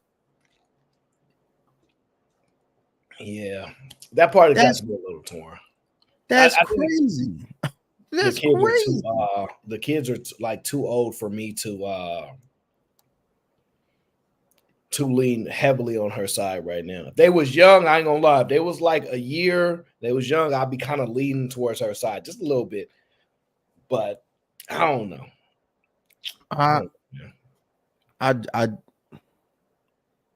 I'm just tired of people getting called, men specifically, getting called an asshole because women that are in their emotions or emotional aren't communicating what it is they want or need. And stop asking men to be these shamans with super intuition that y'all claim y'all fucking have and not make a decision like keep the babysitter when you didn't communicate that. We've gone through this way too many times where we've already said, why do you keep telling? Do you think we're mind readers? We asked them the question like, what do you think we're mind readers? No. So if we're not mind readers, why don't you just talk? Because I just want him to get it. And then they try to say they're the prize. Aaron. No way. No way. Well, that's a good point. Well, I mean, you remember this guy. This guy pays his wife $250K to be a stay-at-home mom. $250,000. I pay my wife $250,000 a year. She has a maid. She has a chef. She has a personal stylist. It's my job from the bottom of her feet to the top of her head to maintain her because she is a gift from God. That $250,000 goes into an account that I have no access to, only her, but she has her name is on every bank account that I have and every business that I own. Why? Because again, this is my gift from God. And the way I treat her is me praising God and thanking God. They're not only doing this over there in the Middle East, we're doing this over here too. And there's good brothers that love to maintain their women. Why? Because my money is her money and her money is her money. Who said that to you, y'all? God. So if you ain't maintaining your woman, you don't have to do it $250,000. But it should be your job to maintain her. Me, I just like to do it big because my woman's a blessing. She's a big blessing. All praises. So if she gets sick, if she's tired, if she's hungry, she's still going to maintain her home and still have enough finances to know if she's disrespected, she can leave and start a business to maintain her and bring more wealth in if she chooses. It's an option for her to do something for me. She doesn't have to. It's not mandatory. But I got a good woman, so all I can say is, "Oh, praise be the Most High." $250,000 is enough. I'll pay. Oh, this dude, bro. I'll be right back. Let that simmer for a second. That is so. We've got to stop giving people like this attention. This is so insane. I don't mind you maintaining a woman with $250,000. That's not a problem. It's the problem starts where you go, she doesn't have to do that. She doesn't have to do. What's mandatory? Black Don, you tell me, you're African. Help us out here, okay? I don't know. This dude is so Look, man, maintain whatever you're gonna maintain. I just don't agree with the logic. The logic don't make sense. If you're doing all of that and she has no mandatory anything, It's not making sense to me. That's what men have been doing as far as quote unquote traditional men. And it's been working out great. Stupendous. And I hope he don't have a prenup. Because God wouldn't tell him to get a prenup doing all this talking. Yeah. So hey, this dude, what is it? Yada Awakening? Yada, whatever his name is, bro. This dude he's something else. I'm glad he's rich and is able to spoil his girlfriend, wife, whatever title she may have. But that's not it. Not for me. It don't make sense. Donnell says men don't do this for women. They do it to flex towards other men. I don't even know. I don't know why. I don't know. If this is his ideology, then so be it. I don't mind it. Right? I don't mind that at all. No, that is insane. But no, it's because it don't got nothing to do with me. It don't bother me. It don't got nothing to do with me. No, it's not. The issue that I do have, however, is that this man has said to other men, you're wrong. That's where I got the issue. Because now you're telling me I'm wrong because I'm not doing something your way. And when I look at the logic of you, you're an idiot. You're telling me you're giving your wife a $250,000 yearly allowance and the word mandatory can't even be used on her end? And you're telling me to accept that? Because God, and I don't even know what religion you believe. What religion is this? Symbology? What is this? So at this point, do you believe he's a grifter type of mentality? Like, is this evident enough that he's selling lifestyle to people? This is Derek Jackson, but rich and flexy. That's it. The man is doing the exact same thing Derek Jackson did.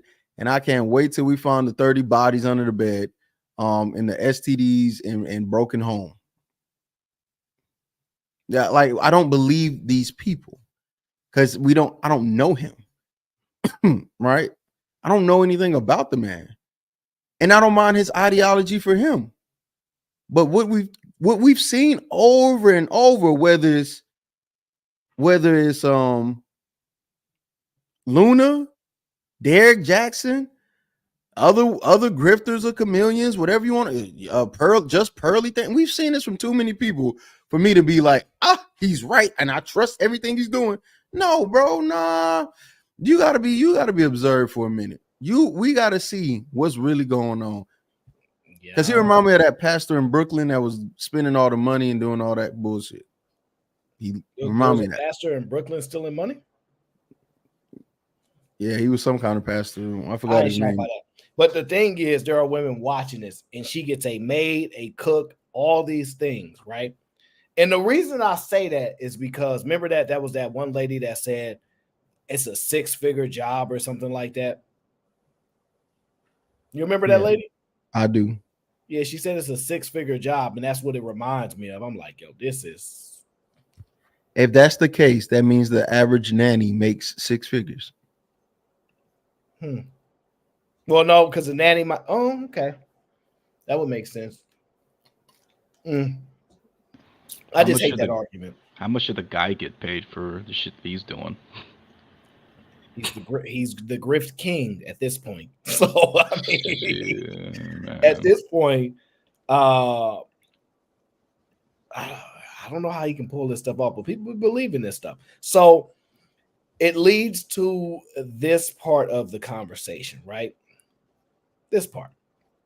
Let's talk about it. If you are a stay-at-home mom and your husband works a 9 to 5, does that give him the excuse that he doesn't have to help out with the baby in the middle of the night? I just finished having this conversation with my friend who's going through this with her husband. Their baby's almost 8 months old, and in that 8 months, he has not helped out once in the middle of the night with the baby. At this point, the mom is so sleep deprived to the point where it's about to drop the baby. Like, she's half asleep. She needs help. She's tried to get her husband to help. It's made it very clear she needs help in the middle of the night. This is the husband's response when the mom is so tired and the baby won't go back to sleep. He goes, fine, give her to me. So you know how when the mom has the baby, she's trying to be quiet, getting the baby to sleep so that her husband can stay asleep. she's not interrupting him, right? But when the husband finally stands in the room, frustrated, very loudly so that the mom is not able to go to sleep, patting the baby's back, like, oh my gosh, she's not going to sleep, and says things like, what do you want me to do? She's not going back to sleep. And she's like, figure it out. That's what I have to do, right? 2 minutes pass by again. This husband has no patience to even try and give like 10 minutes. I have to be up for work in a little bit. Can you just try again? Hands over the baby, lays down peacefully, and goes back to sleep. So many thoughts on this. You know, this is a common thing in a lot of people's marriages. It started to sound like emotional abuse. When I say that, I mean to where he's like, fine, give me the baby. Guilting her for having to help. Every single morning after a night like this happens, husband has the same rehearsed line every morning. Gives her a big hug and goes, I love you. I'm sorry about last night. I was just so tired. The same line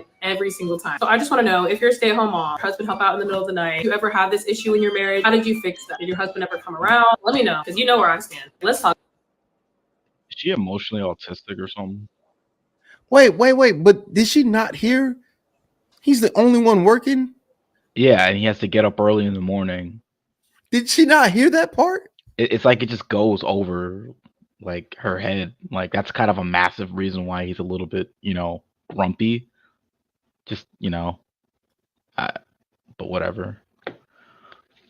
I gotta wake up 6 a.m. and I go to sleep at 1 a.m. But I gotta wake up at 3 No. Black Dawn. Yeah. Perfect. Aaron, send me this clip, please. Perfect for House Husbands 2024. This is perfect for it.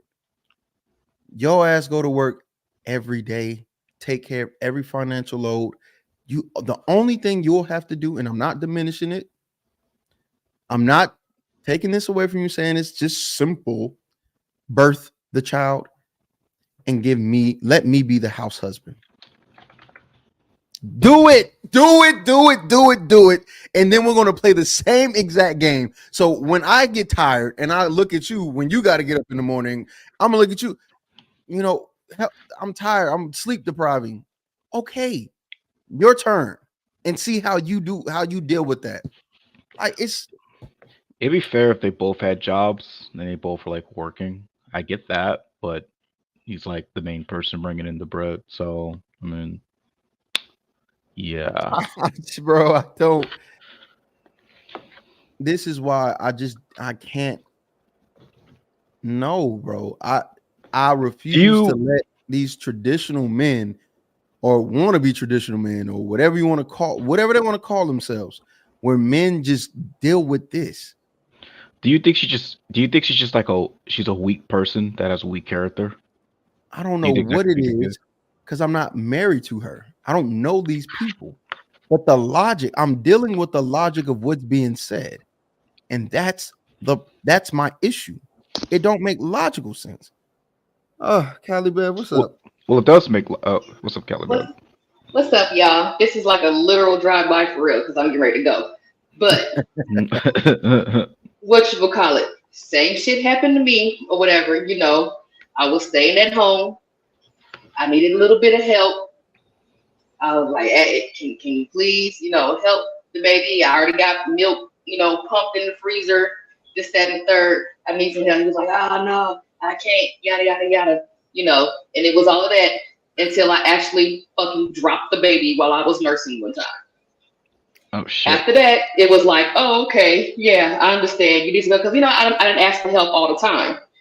But, he wasn't quite getting that because, second birth is supposed to be easier than the first one, all that kind of shit. But, yeah, that was not the case with that one because I was exclusively nursing. There wasn't no fill in with the formula real quick, this, that, and third. But, yeah, carry on, niggas. It was all good until I actually dropped the kid while I was nursing him. And then it was like, oh, okay, I understand what you mean. Well, no. That ain't funny because you didn't take a position. All you did was gave. Right, you said what happened to you, but what is the position? The position on what? Like she ain't supposed to ask for help? No, that's not the point. It's not. That's not the point. That's not what? the point. Yeah, okay. She stays at home. He works. That doesn't mean that she's any less sleep deprived. I don't understand what the problem is with her asking for help or whatever. I feel like he was a lightweight attitude. I mean, lightweight asshole about it or whatever. I feel where he coming from. Hey, I got to get up and go to work in the morning.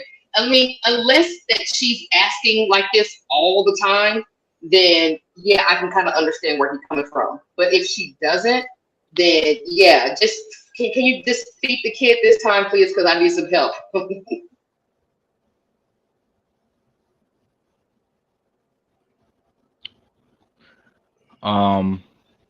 I will listen for y'all's response downstairs in the chat. Yeah, take it easy, Cali Bev. My personal issue is the same issue as always whenever watching something like that. It's just like the lack of just like empathy, like just cut me a break type thing, you know? The lack of that is astounding. Like it's just like I don't know. That's just me. Play it again, Aaron. Maybe I'm missing something. I could be missing something. Let me listen more intently than before. Talk about it. If you are a stay-at-home mom and your husband works a 9 to 5, does that give him the excuse that he doesn't have to help out with the baby in the middle of the night? I just finished having this conversation with my friend who's going through this with her husband. All right. So yeah, just be prepared to pause it and stuff. Because I'm gotta deal with it case by case. Go ahead. Well, I sent it to you too. So okay. So I can do it if you want to gotta go manage through to that. control it, the angle point of it. All right, let me do that. I think that's Sway. Hold on. That's Sway being Sway. What? Yeah, that's Sway. What being what? I had an example to counteract what Callie said because I understand the plight. However, I guess to the man's perspective, since I also have to wake up at 5:30 in the morning. If you're telling me you want me to wake up at 1 and then also be able to function properly while I go to do my job, let's just say I have to drive and I happen to fall asleep at the road and then I go into a ditch or I hit somebody or just in general, I injure myself at work because I can't function properly because you asked me to do the things that I'm supposed to do to keep us afloat on 3 hours of sleep. So I get it on the woman's side. However, to the empathy on the man's side is like, we don't just react for no reason. The thing that I'm because she didn't say help. She said help at night. Which is when what happens? What happens at night? You gotta sleep. Sleep. So the person that is bringing in the resources, like the only person doing this, can't go to sleep at night. How is he supposed to operate in the morning? And I understand you. And maybe just maybe the child doesn't nap at all and they stay up the entire, like they just don't. So the child is sleep deprived, everybody sleep deprived, and nobody get no sleep, including the kid during the daytime too.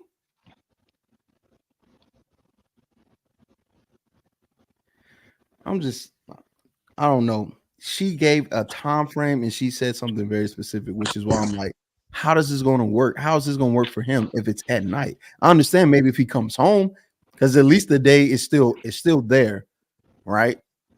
The day is still there. He still got time. It's a 9 to 5. It's an 8 hour. So that makes sense. Help him while.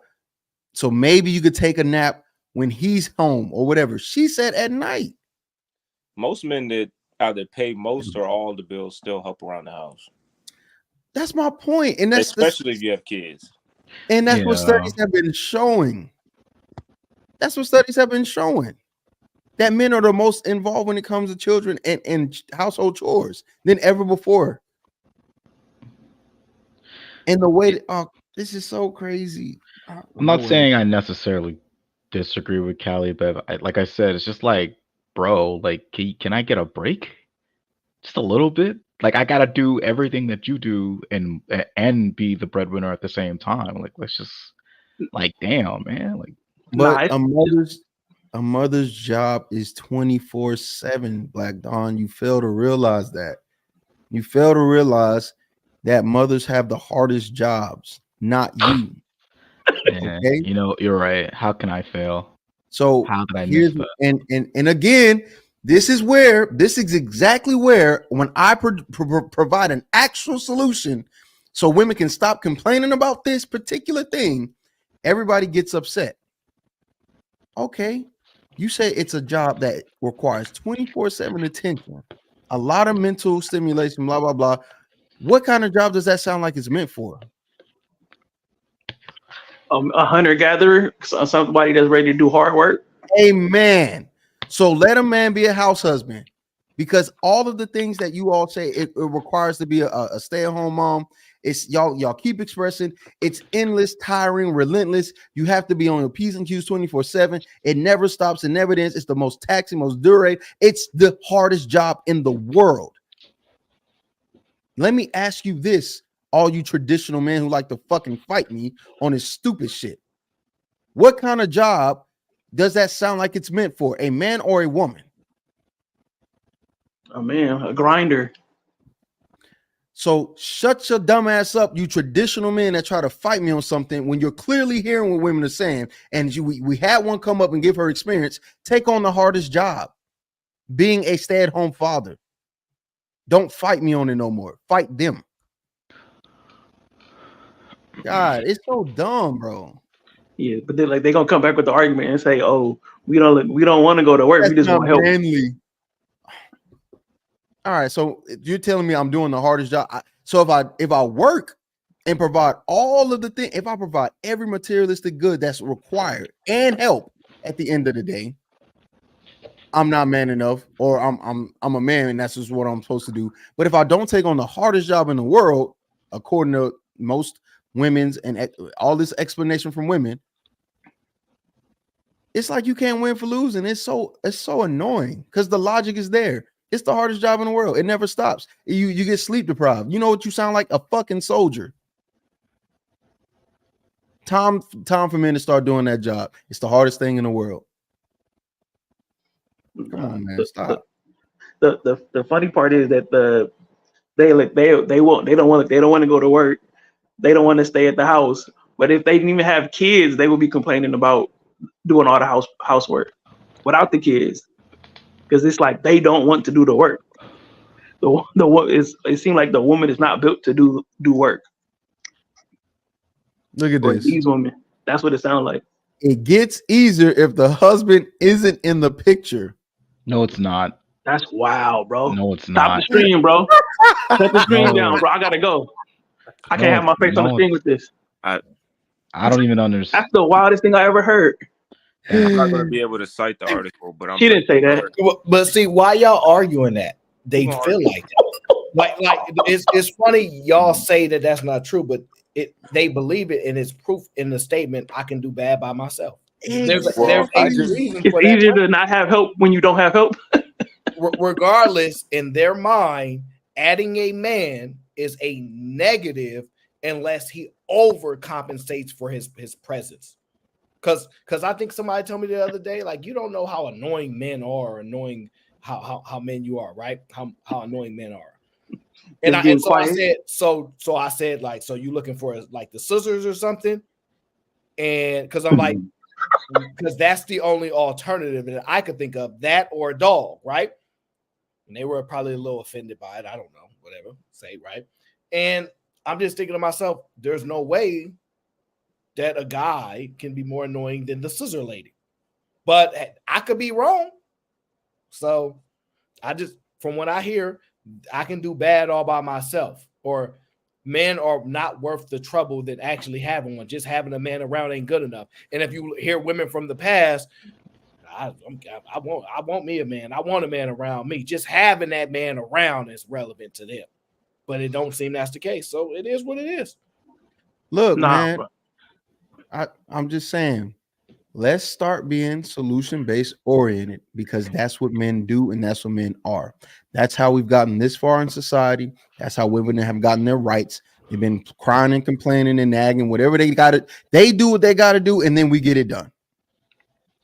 They're complaining about this. Men, listen, be men, provide the solution. You know what you do? You become the house husband. And then they go to work at a 9-to-5 job. And then while they're doing that, remember their position, right? Remember, they needed help. Remember, when you need help, you ask for their help as well.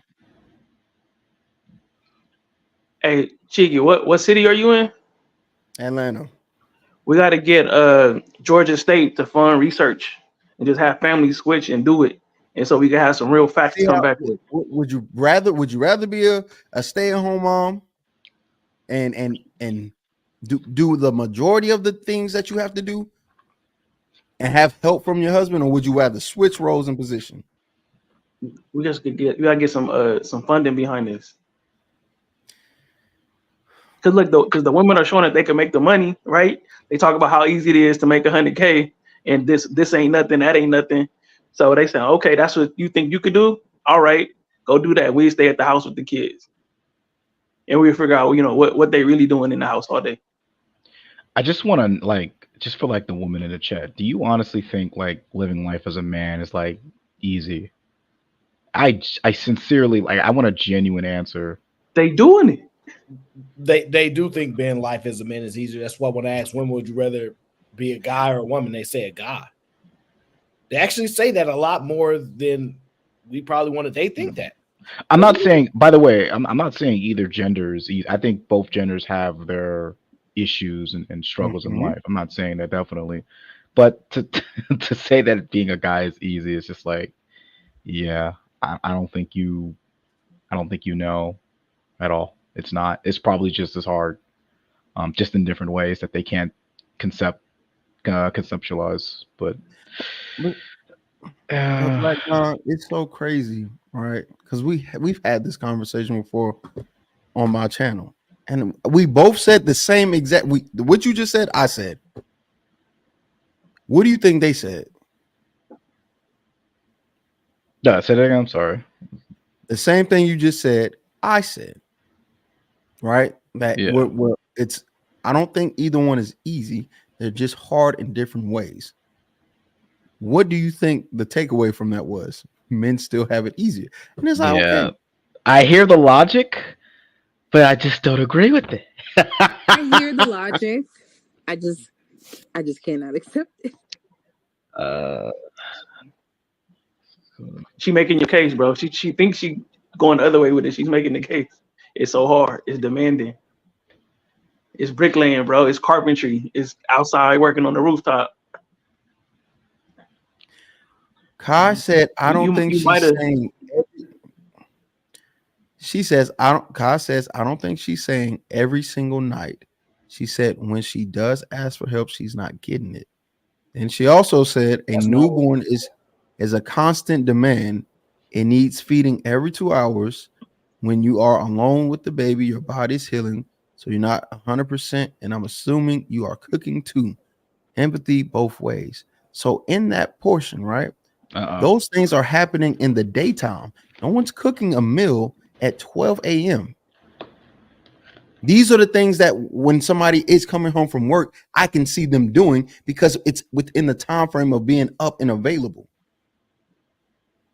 Because if there was no empathy, he would absolutely not be doing anything at all. This woman made it very specific. She said at night. This woman made it specific to a time, and she made it specific to the case.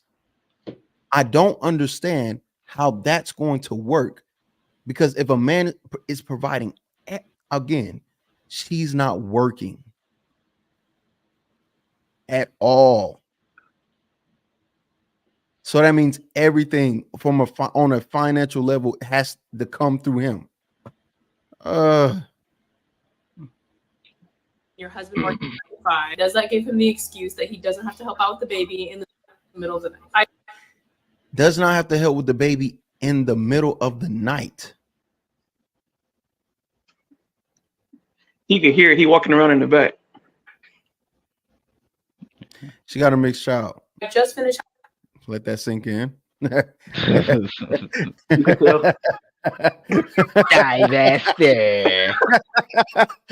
that sink in. I'm not saying nothing, just saying.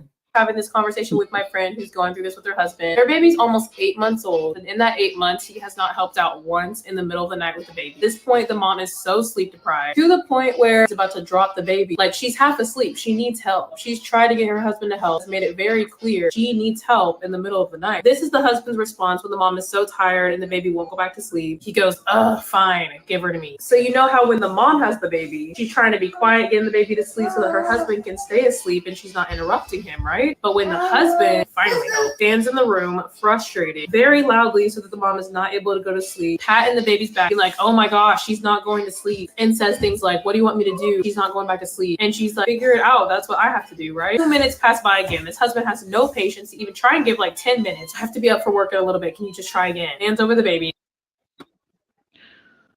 So Hey, in the spirit of Black Don, why she putting on makeup if she ain't going nowhere?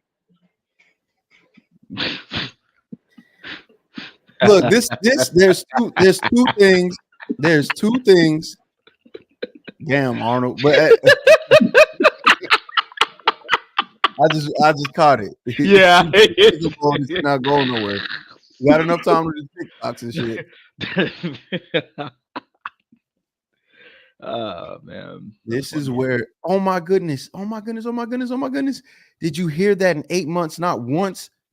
I think most husbands actually try to help. They understand. Okay, look, you're saying in 8 months, not once. How many times has he been working within those 8 months? You think? Just out of curiosity. Every day. Well, did you read Timeout Super Chat? I don't know. I just saw it there. I did not. We read it because Timeout sent it. Let me make Kai, sure. why don't you just come on the panel? Timeout's not coming on the panel. Timeout says, "I think a better situation to analyze is why children on average give their mother a harder time than their father. A father can just look at a child and they usually behave immediately." We know that we kind of, there's a science behind it. But we can get into that on another show because that's a good point.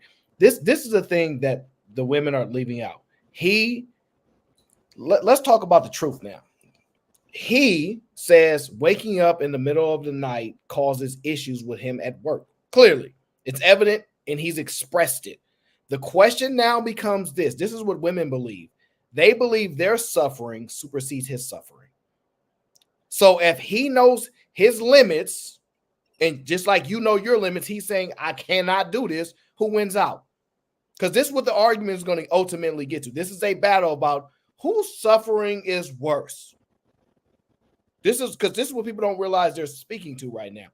He knows, just like she's saying, I've reached my cap. I can't do this. He knows he cannot maintain his job and do this. He cannot. And then the false statement of he never does it is a lie. They clearly gave an example when he reluctantly did it. Doesn't mean he didn't do it. And mind you, he ain't got to like it, by the way. Just like I got videos of saying, "I hate motherhood." He ain't got to like it. So let's distinguish those points now. So he does it. He tries it. If he's ineffective at it, if he's not good at it, that's just the truth. Now, my thing is, I wouldn't ask somebody to do something that they're not necessarily effective or good at and expect them to do a good job at it. I would be like, "Oh, I just need," like, you know how sometimes they're like, "Look, I just need a body. Just stand in place right now. I just need you to exist there." That's just what it is. You're not going to get the same impact as you washing a dish as he washed a dish if you're a better dishwasher, all right? It just is what it is. So ultimately, the argument now is whose suffering is more important. And so what I can tell is this. If he don't have a job, what you suffering now is going to be even worse. So that's ultimately what it leads up to. So I don't know. I think he knows the limits.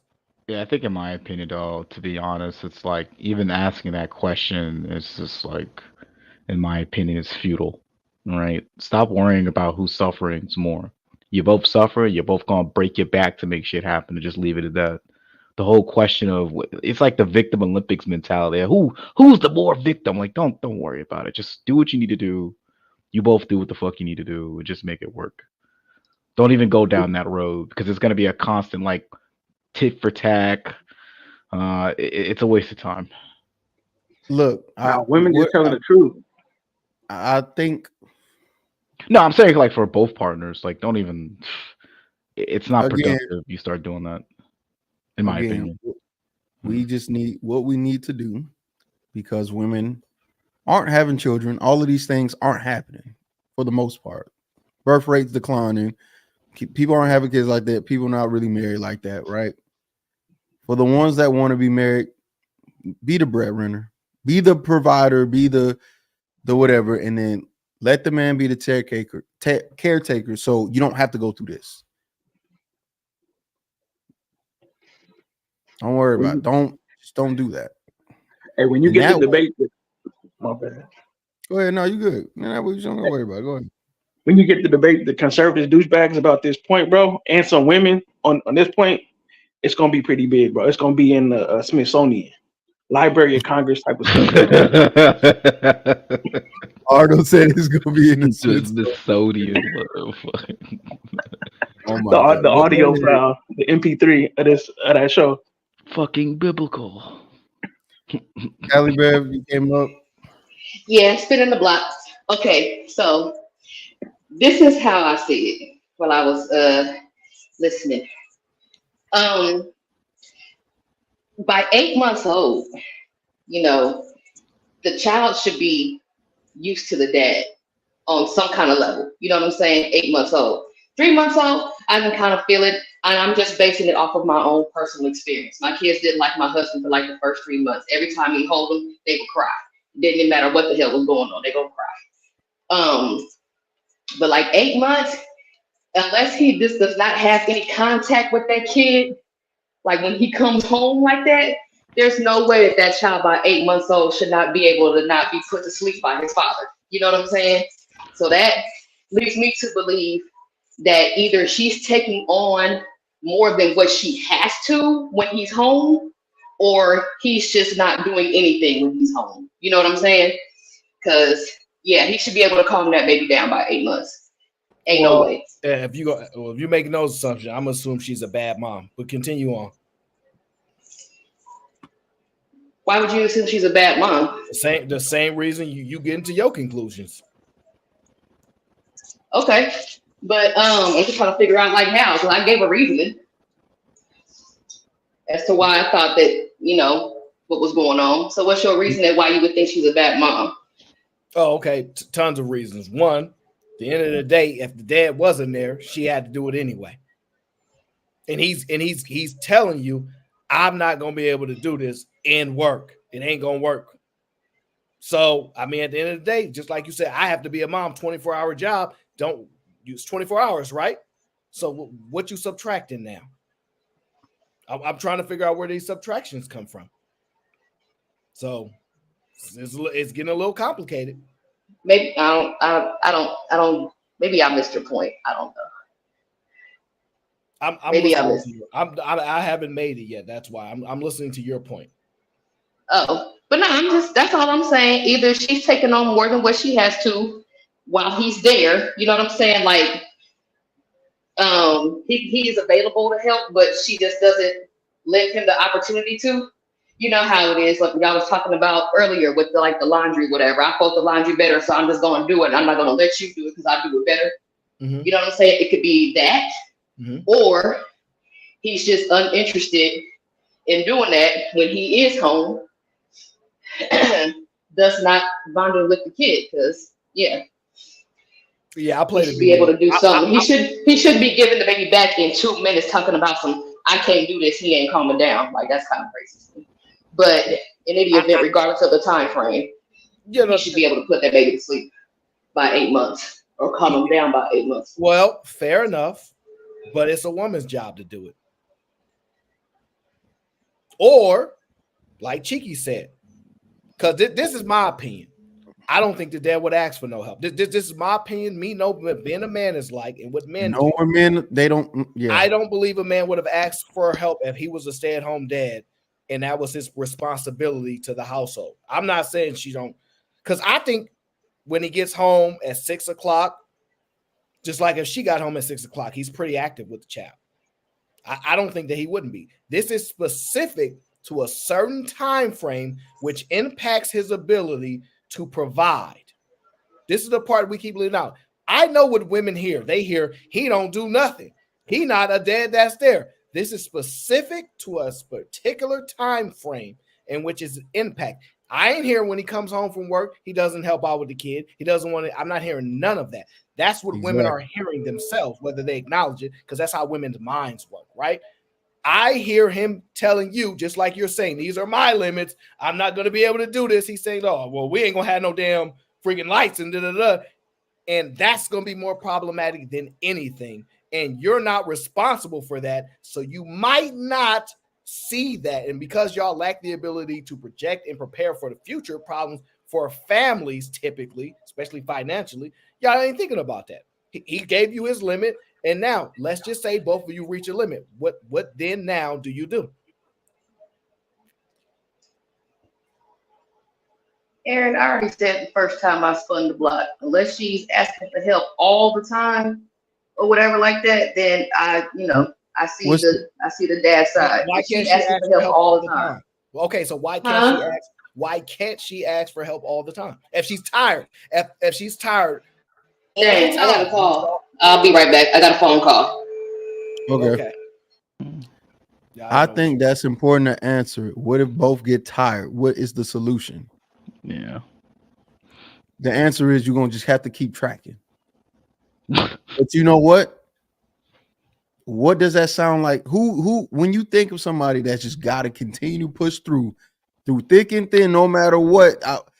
When you think of D-Day, what's coming to your mind, men or women? Bro, let us be house husbands. We are literally fit for the job. Like, I don't understand, like the way they communicate and express what it takes to be and exist as a mother sounds so excruciating to their existence that they don't want to do it. The answer is let me do it and don't judge me for when I do it. And if I'm successful at it, don't be a hater. Love, see what's up. It's like being a 20. Hey guys. Hey, Love, see. Hey. Okay. Very controversial topic we have here. Yes. I don't feel like it's controversial, to be honest. Every time House Husband 2024 come up is always controversial. So, okay, this is just my take on this. Excuse you, you gonna show your manners, miss. I said, hey everybody, when I came up. Hi Aaron, how are you? Okay, go ahead. You doing okay? I'm a little frustrated because I didn't see the comments, but I know they attacking the man, and I don't like it.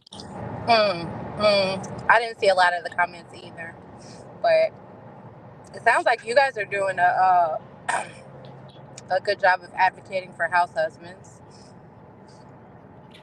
I'm gonna be honest with you.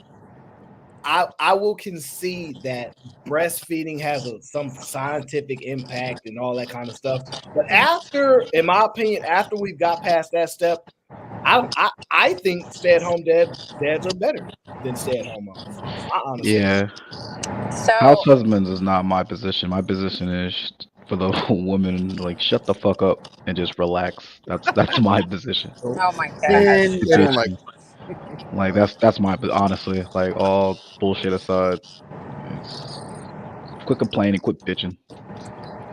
So I think whoever wants to do it, I think if you want to do that, if you have to want, like, you have to want to be a stay-at-home mom. It's not something that I think you can just fall into doing or be forced into doing, because it is difficult, okay?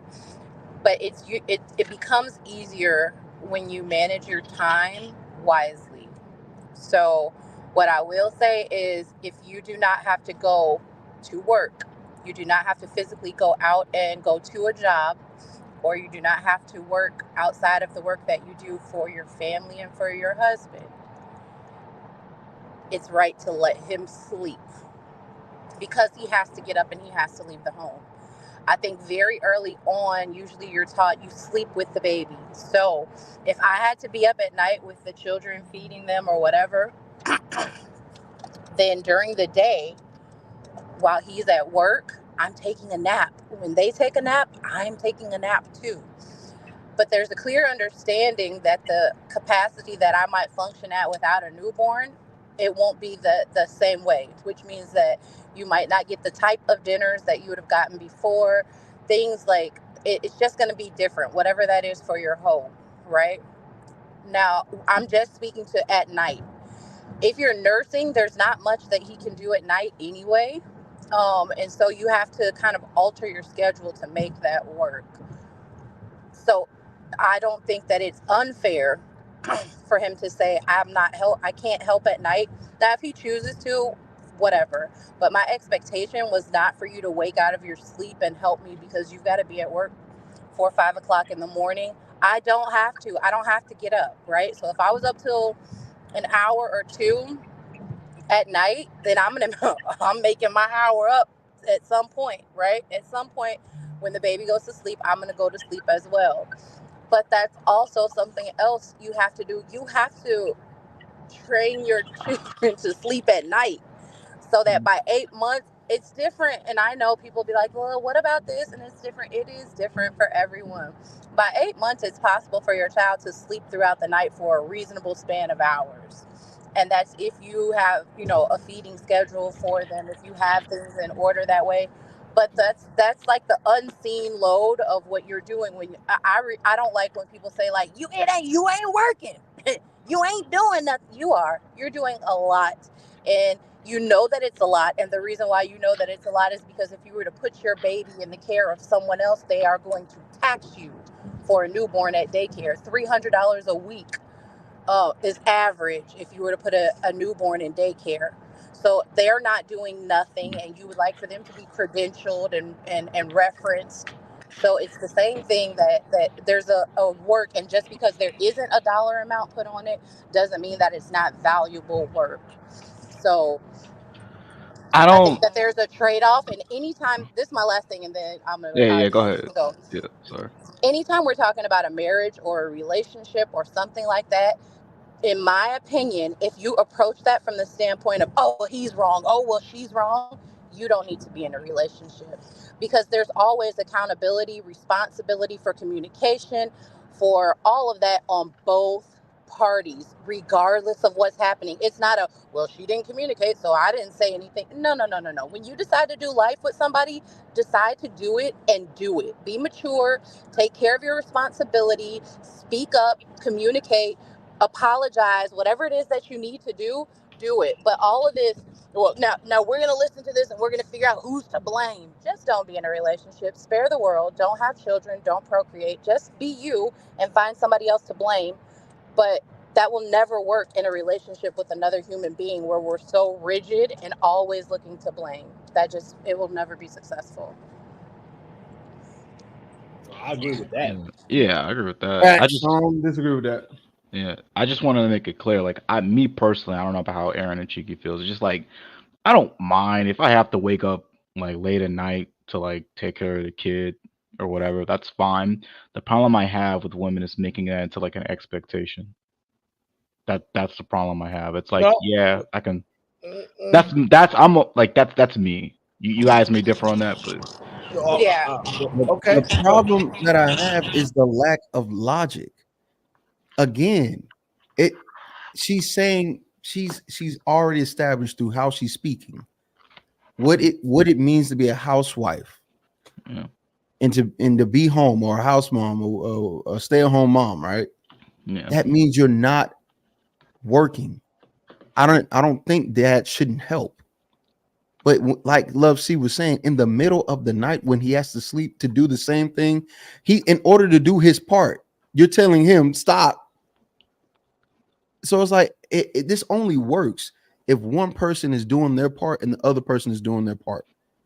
Yeah. Go ahead. No, I'm just curious. What I've always heard women say is my job to take care of the house and the children. That's what I heard them say. Because my comprehension skills are pretty low. But see, I have this video playing in the background. Chiki, can you read what it says on the title there? Yeah, let me blow it up. Unpopular opinion. The work away parent shouldn't have to come home and do the stay-at-home parent's job.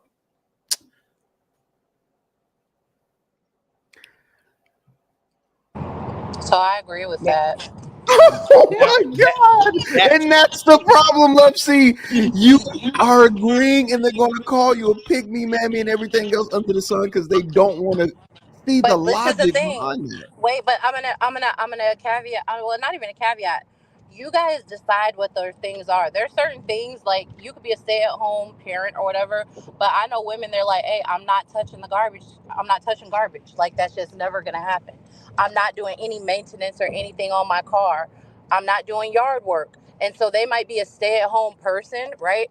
But they're paying for services to be done for them, and I don't think there's anything wrong with that. You do what works for your family, but you need to talk like, man, we had a for real, because I had a job that I loved and I was on an upward trajectory before I came home to be with my children. So we had some clear conversations about what do you expect.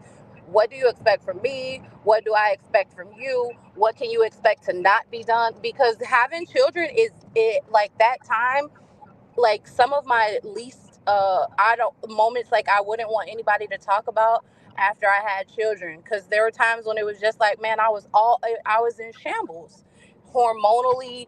I was tired. I was just a lot of stuff going on, and I would have to say, hey, I know this was the expectation, I know this is what we agreed, this is what I agreed to, but I'm fumbling right now and I need help.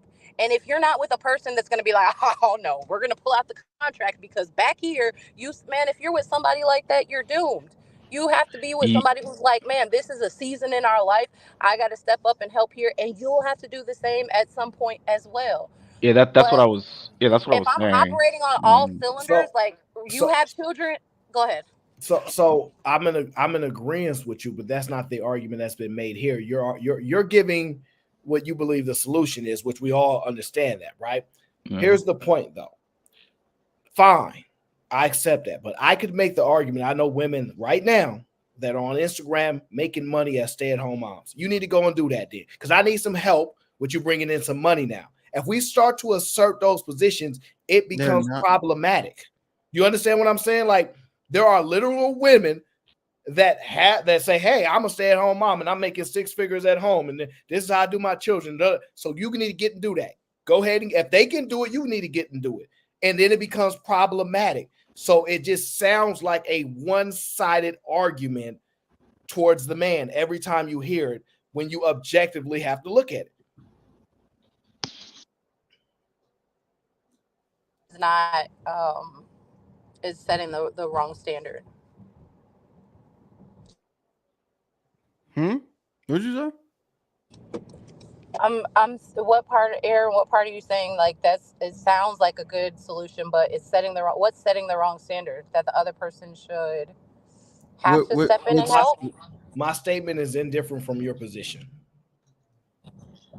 Gotcha. Okay. What's being said is, if it seems to be only okay from one side when aid is required. Because if men started making the argument, hey, I need financial aid, and you need mothering or parenting aid in this, or nurture, whatever you want to call that process, it seems like women, it's totally okay for women to ask for aid in the things that we would deem meant for the homemaker. And if a man were to ask for aid as being a provider or protector, we would not look at it the same way. Nobody would look at it the same way. As a matter of fact, the man would be demonized for it.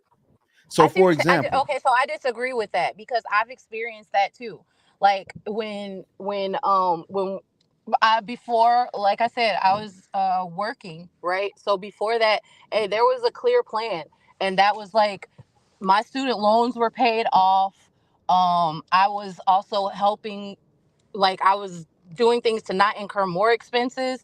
And at one point in time, I think like we even had like I've had to do things to help support the financial load of the home, not go outside of the home and work.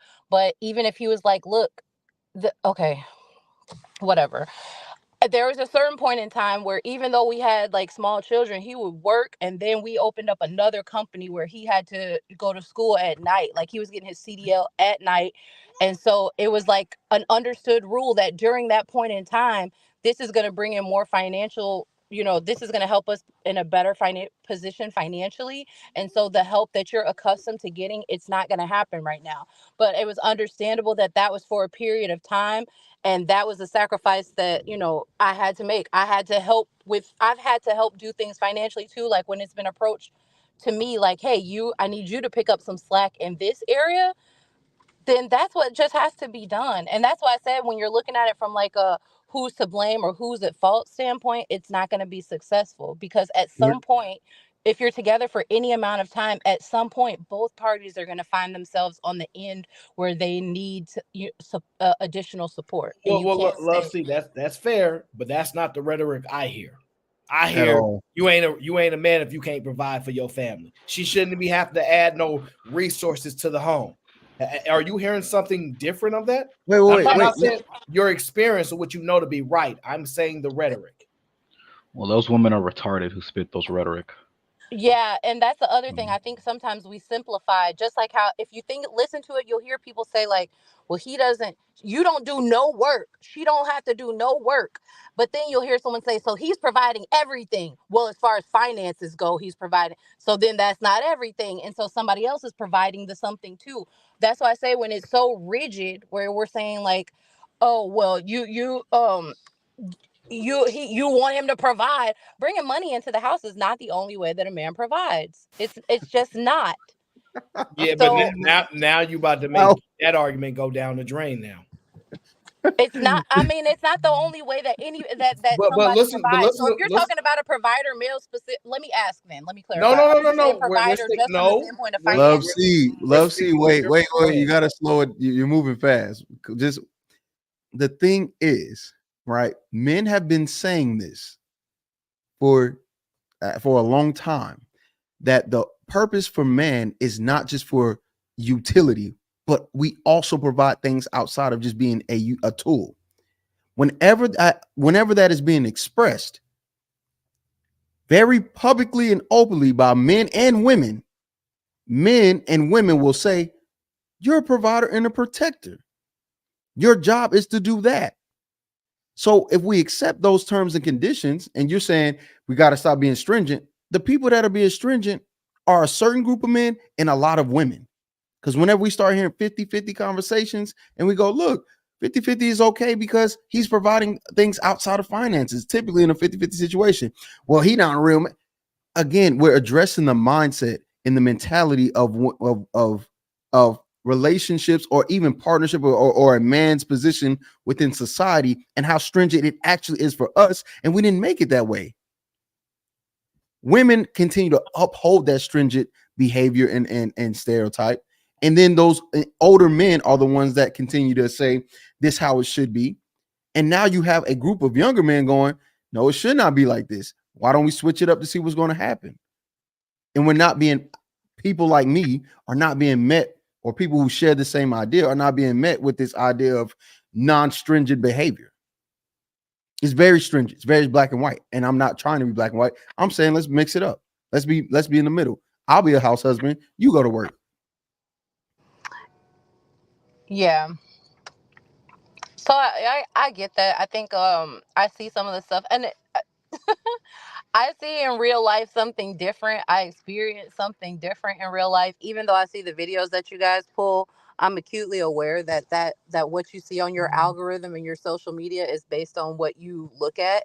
So my algorithm and all that stuff sees something drastically different than a lot of times what we talk about in this space. And it contains roles, but it's not rigid. It's about the relationship and the family being successful, and not who's doing what they're supposed to do the way they're supposed to do it. And I don't believe that works on either side, for the male, for the female, for the children, because the people who have these dysfunctional points of view, they raise dysfunctional children with these same types of points of view. So that's what I'm saying. If you can't find that balance, if you don't know how to be that person, do us all a favor, don't get in a relationship, and please don't procreate. So the algorithm thing, my algorithm doesn't show me these things either. But when you step outside and you talk to people your age and you start hearing what they think, they express very clearly what it is that other people are saying online. We keep thinking that these ideas are only based or limited to the internet or small sect of people or niche group of women, and it is not. Which is why when DJ Hamp did the show with the Gen X men and Gen X women, they sound as if they were online. No, they didn't. Those girls did not sound like they were online at all. The online talking points were very different than what they were saying, as in terms of body count, in terms of roles, in terms of this whole submissive and doing what your man wants to do. Man, those girls weren't like that. They were laying it Wait, out. hold on. Nope. Oh, first of all, Like first of all, I was talking about the boys, and then secondly, the girls did sound like the women online.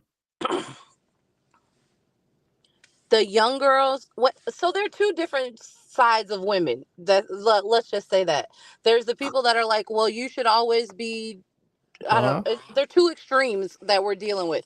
The talking points that we say online, where it's like, hey, I can get from the man side, I'll say that the younger women were not in agreement with what the older men, with the men's talking points that we have in this space. I'm not talking about the older men. I'm talking about younger men. Me, Black Don, Sway. Every time we communicate what it is we see, we're met with go outside, as if we're not already outside observing the world.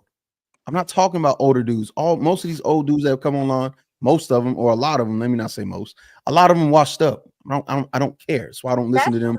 But Wait a minute. I don't Wait agree, a Cheeky. minute. Your talking points, you Sway, like the people you just named, you guys are generally the people that are acknowledged as being outside. No, we're not. No, we're It's not. the opposite. It's the opposite. When you guys did the Gen Z men, you're most typically acknowledged as being outside, and Sway was like the old head of the young heads. Like, no, I want a girl that's gonna be a wife. And he was like the old head of the young heads on that panel. Love C, I promise you, if you followed a lot of these conversations that are had, especially with the more older gentlemen, they're gonna be like, "Go outside. You need to stop being on this YouTube." Love C, and that's what I'm saying. I think you may think that about us because you know we be outside. Yeah. But the rest of these dudes don't. Yeah. Love C, I don't think, and this is what I'm saying, right? And it's not your fault, which is why I'm laughing at it, because you really just stick to you, right? They don't view me. They don't view Sway. They don't view us like we go outside. They think we really indoor hermits. They think that we don't talk to women. They think I'm an incel. Like, oh, Love C, you know what you know, right?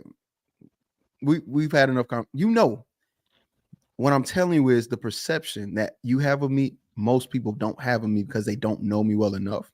One, and then two, they think that I'm talking out of my ass, and they don't realize they're actually so disconnected from what's going on outside because they're plugged into their fucking computers. And what I'm saying is, what I say and what I articulate, the younger men of the generation said, yes, I see this, and this is what I think, and they're not on the internet. And the things that we say we run into when it comes to the young women were displayed right in front of us. When a young lady goes, "You're not my dad, I'm going to do what I want to do," we've been telling y'all they ain't listening. They're not going for that bullshit. Just be a man and make sure she's submissive. Nigga, you make sure she's submissive. And just to find out, we not attracted to old niggas.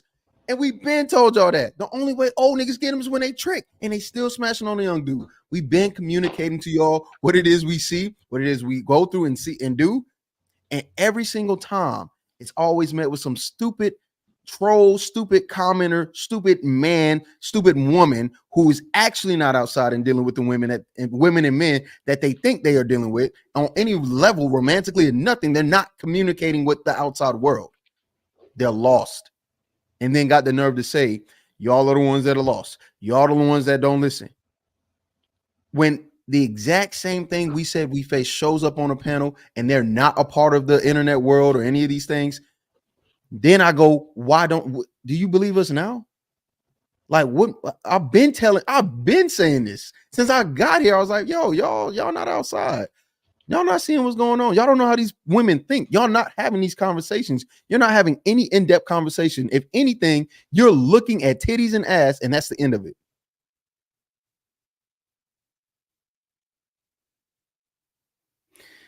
But people they like to make it seem as if we quote unquote know everything, and that's not the case. We acknowledge we don't know everything, but you fail to acknowledge that you don't know what's going on.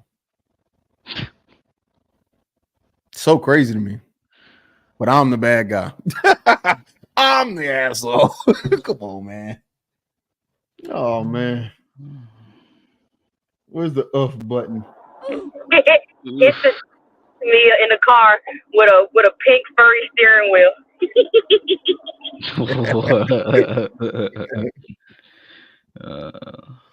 Yeah, that's just a strong position that I have. I don't know. Let me think. I would like. So I think that the most stringent opinions or whatever are coming from people who aren't in actual long-term relationships or have not been in a long-term relationship, because we all know that nothing is that stringent like that, and not in real life. No. Yeah, that's partly can be true. The problem is, if we truly assessment, a lot of these conversations come from married people, divorced people, people with children, hate being moms, hate being parents, don't want children. Like, I think it's a nice blend of a lot of stuff. So I wouldn't limit it to say that it really just seems like people just have a lot of viewpoints, and we getting bombarded with a lot of different positions. There are women with children that said, I hate motherhood. So, I mean, I'm not saying you got to like it. Hey, Cheeky, here's my personal test. Like some of these old heads that say, oh, I be outside and I know how it's like in this dating game. Here's my personal test, right? Ask them, all right, if a woman has sex in today's age, if a woman has sex with you, are they the ones pursuing a relationship after sex? Ask them that. It never gets old. Like you can hear that, you could just tell. Like you don't know what you're talking about. You don't know what you're talking about. Yeah, that's my new bar. I use this on another person. I'm not gonna say who. I don't want to, because he outright admitted, yeah, I just got it from the game playbook. It's like, okay, doc. But that's what I'm gonna use from now on. It's like, okay, bro, right? And I know what you're talking about. And it's like they can't have sex without emotions being attached. Have you met these women? Yeah. They can have sex with whoever and have no attachments at all. I don't think what are you talking about? They have learned how to do that. Y'all may think that women have not evolved and women are still these weak, lowly creatures. They are kicking ass and taking names, and it's not in a way that y'all may like it, and it's not in a way that y'all may want to approve of, and y'all egos may be bruised by it. They are showing you we're not that much different than y'all, which is why those young ladies on Hamp's show on that panel said, nah, me and him equal. Why it ain't gonna be nobody choosing over another. They keep expressing, they telling y'all what they think.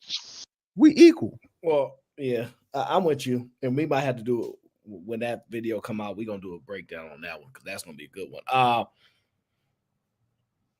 Yeah, let's shift forward a little bit, because I was gonna play this video because I'm about sick of these women with this how much money it take video, but I'm gonna hold it on this one. But just know it don't take nearly as much as people say.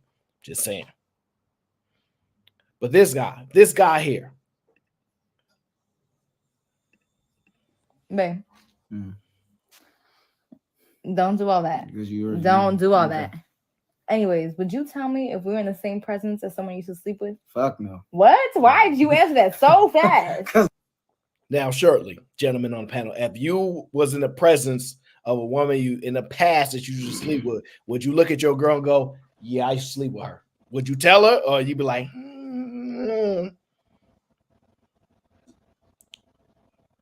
I would tell her. Yeah, I would tell her. Well, actually, it depends on where we're at. Like, if we're just like at a like Walmart or some shit, and we just like pass by the woman, I'm not gonna tell her because there's no real interaction to be had there. But if like let's just say I'm back in college or we're having like a group project or some shit, and we paired up with the same woman that I slept with, I'd be like, yeah, we used to have a thing going on, like before. So it just depends on the scenario. Just for the sake of like not making it weird, and so she just has the understanding going forward. Like, yeah, this is because the thing is with me is like I feel like if they find out, I could be wrong, but I feel like if they find out about it later, right? I feel like that's a bad thing you don't want to happen. But I could be wrong. Okay. You can hold it. You can hold it. You can hold, so you don't have to just hold it for a second. But there's no reason for me to tell you that. You should tell me. No, why? Why wouldn't you tell me? Why would I tell you? Because it's just like common respect. Is it common respect? I just want to check. Is that common respect? Can I figure out their body count and then be honest about it, please? Like, we got to draw some lines. If you want me to tell you who I slept with, just tell me how many people you slept with. Like, this is what I'm talking about. There is no fairness in any of the things that they think in their brain, and it pisses me the fuck off. Common respect. So if that man asks you right now, how many bodies you actually got? You better not take no fucking offense, and you better answer honestly, because you want him to be honest, look you in your eyes and go, that girl over there I slept with. Yeah. Like I said, with me, it just depends on the scenario. Like, it just depends on what we're doing. But I would want him to say if she acting funny, like if she being weird or some shit like that, let me know. But other than that, I don't see the reason just out of the blue to be like, yeah, I slept with her. yeah, like I'm not just gonna tell you. There has to be a reasoning behind it. Interesting. Like, are you on the position like you'll never ever say anything, Aaron? Am I in the position that I'll never ever say anything? Yeah. It depends on the woman. If this is a woman that is a straightforward, upfront woman, yeah, I've slept with 3 guys, and this is what it is, then yeah, I would tell her. But if it's a woman that says my past don't matter and I don't need to explain it, I'm not telling her nothing. Exactly. That's exactly how yeah. So Okay, like that's my position. See, I have a strong position when it comes to discipline, right? I think if a woman's not in the gym, she don't deserve a discipline man. That's my opinion. Because in my opinion, a man that, and women may not understand this, but y'all gonna learn, men that have been getting turned down for sex their whole life, you think it becomes easier for them to do it when women are throwing it at them? You're an idiot. And if you think that man is going to get richer and more powerful as he gets older, because that's what you would want your man to be, you can't expect no discipline from a woman. Walk up and say, hey, let me just give you something good real quick. And he ain't got to pay. He ain't got to do nothing for it. And you like, no, be disciplined. To me, it is insane if you're not a disciplined woman. That's just my strong opinion of it. Yeah, I started off the position assuming that the woman we're talking about isn't a retard. So that was my mistake. Like the woman that you just said that you'll tell everything to. That's what I already had in mind, right? For my scenario that I thought of. But yeah, but see, that's fair because I understand you. But in most cases, women they not really keeping it real like that. And if you ask about it, you're insecure or something of that degree. So, which one is it? Either you do everything better than any woman anyway, so it don't matter. So it ain't got nothing to talk about, or it's problematic. Why? Why is it problematic? And I'm going to tell you why. Because you're worried she might try to embarrass you, talk about you, say I had your man or this, that. Something to that degree. The problem thing is if it's only an issue if we're possibly in their, like we're around them. Otherwise, you would never bring it up. It's like, okay, so then you making the same argument for moving to another state when you go to college so nobody know that you was messing with all these guys in another state. Because if you ain't got to run into them, you never have to have that conversation. That's where it becomes problematic for me because it's situational.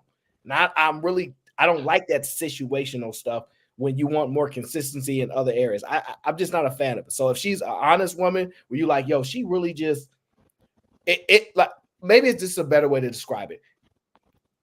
If the fact that she's so honest and genuine that I think it's disrespecting her because how real she is problematic. But if she one of those women that be like, oh, I don't care about that kind of stuff, I'm gonna keep that same energy. Just like Scooby Doo. I don't know. So I'm gonna keep that. That's how I look at it. So I'm supposed to walk in and be like, oh, by the way, I used to sleep with that girl right there. And ruin your whole mood. Then you're going to look at me and be like, oh, why'd you bring me here? Oh, so you just wanted me to bring me around somebody that you slept with? Oh, see, you trying to see say that that's what I'm avoiding. Oh, what you say? You miss your past, you miss your ex, you miss all that type of stuff? Yeah, bro, you're not about to get me. So no, I'm not going to tell you. Why do I need to tell you that? Because if I tell you that, then it's going to be a bad night for the both of us. And then when we get home, then you're going to have more questions. Then you're going to ask like, why did you prefer to pick that place? Did you know that person was going to be there? Did you know that we were going to be in the presence of somebody that you slept with, Larry? Did you know that, Larry? Yeah. And I got to deal with it. Then for a whole week, you just giving me looks, you giving me eye rolls. Then anytime I try to question anything about a woman, they be like, oh, you must be missing how you used to sleep with people in the past. No. I'm going. Now that's another thing I hate. It's my turn. That's another thing that I don't like. Women don't let you finish your sentences, but they hate if you interrupt them when they're expressing themselves. It's another thing I just like. Because you know why? It's hitting them. I'm one of those punchers. Bing, bing. When I speak, like it hit because it's piercing, because it's so foolproof, and it's like, dang, the consistency and the thoughtfulness, and I can't argue around it. See, I get you. We get into this box and ain't no argue around this. You got to come directly, and you don't like that feeling you're gonna get. That's my problem. So I don't know. Look, man, What damn. way I can I guess sliver out when of you this? just got it, you just know what is going on. Because I know exactly what you're talking about. Uncle Tom knows what you're talking about. Black Don knows what you're talking about. You want to know why we know what we're talking about? Because damn it, we done did it too many times. Yeah. And they swear up and down that men don't think or we can't communicate. And when you meet people that can, you hate it. Because you feel the conviction of your stupid ways. And then you go, God, I'm really a dummy, aren't I? And then we got to console you after the fact, like a parent does after whooping your ass. Sorry. Yeah, and that's what I was saying, because everything he's saying now, that's why it depends on the scenario, where if I have to interact with that woman long term for whatever reason, you might as well just get it out the way early, because she's, I just assume that she's gonna find out anyways. But no, I'm not gonna do it if I don't have to. I don't want to go through all that shit. Man, I guess it depends on what type of woman you get, man. I never had an issue with it, to be honest with you. I mean, most of my girls, like even my wife knows the majority of the females I was with. So, and I don't care about it. If she wants to see it, she wants to see it, that's fine. She was chose. No. She should be happy she was chose. What I'm saying, I'm not gonna go out of my way to be like. No, I understand what you're saying. You know what I mean? I'm not doing that because I like my peace of mind. I hear you. So. Listen. Like I say, I keep that same energy. I mean, that's just me, though. That's totally different, though. I keep the same energy, Uncle Tom. That's my thing. Is like I have a certain standard for how women should conduct themselves and certain character and this, that. And you may not have any before you meet me, but you're gonna figure it out real soon. And if that's who you are, I'm keeping that same energy. Like, all right, who? Why you didn't tell me about Stacy? Stacy. Oh, Stacy. Okay, yeah, I know what you're talking about. Yeah, I mean, that's a long time ago. All right, I wasn't even thinking about that. Like, I'm gonna keep that same energy. Oh, you, Jeff? Oh, we were in high school. Same energy. I mean, that's why I said it all depends on how the other chick is acting. You know what I mean? If she being weird, acting like she smashed your man and she her. That's how she acts. Just like most women act when they see your man that they used to smash. I had him too, sis. She just ain't talking to you. She with her homegirls or whatever, and she whisper and look at you and go, one of those. Is that problematic? For most women, hell yeah, that'd be problematic. Let's be honest. This should be problematic in the motherfucker. It's problematic or whatever like that if she interacting with him. She can sit there. Get the fuck out of here. Sit there and sniggle and giggle with her friends all she wants to.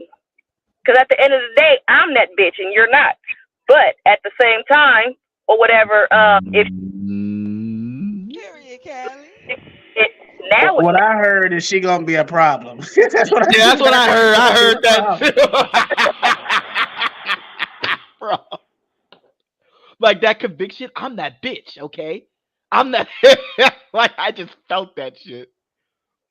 I'm sorry, Callie. Go ahead. Listen, this y'all take it however the fuck you take it. I said what I said. I ain't even mad at that, Callie Bad. That's how you supposed to feel. Why she looking at your man talking about I been had him. Absolutely. Absolutely supposed to feel like that. I have no problem with that. Yo.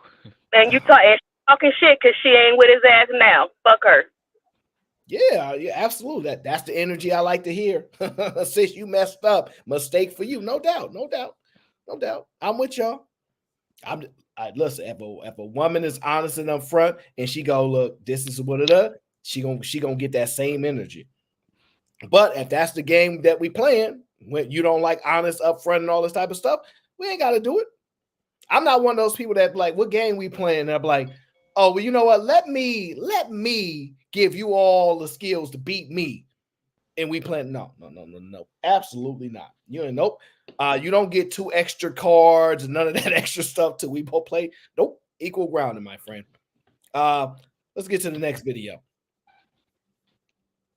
Essentially, like, you gave me no warning. Yeah, you talked about it. Do you feel like I should have said something to you? I was caught off guard. Like, yeah, you've been talking about it, but at least just share. Like, hey, I'm gonna go cut my hair today. I need to know what makes you feel like you have like an inherited right to that information. Is it because inherited right? I also feel like there's levels. Like if I was gonna go get. Now I have a question. What the fuck is this? Come on, man. Wait a minute. Hold on. Wait a minute. No. Aaron, you gotta stop doing this. You be trying to get me in trouble because you know my response is gonna get us in trouble. You included. Just I don't even know what you're thinking right now. I know what I'm thinking, but you know it's stupid. You know this is dumb. You know we just saw how a woman. You gonna tell somebody, and then all of a sudden, what about your hair? Can I know about your hair? Let me ask my question first, okay? Ain't your turn yet. Question. Now, my question here, because I got Callie Bev and Miss Sherelle here, okay? New York, is she from New York? Oh, gosh. No. She is from New York, huh? Damn. I'm going to have to start proofreading these videos. I apologize. My question is, does your man get a say-so whether or not you cut your hair? Mine did. Going. Oh. Okay. What about you, Sherelle? Is she there? She's there.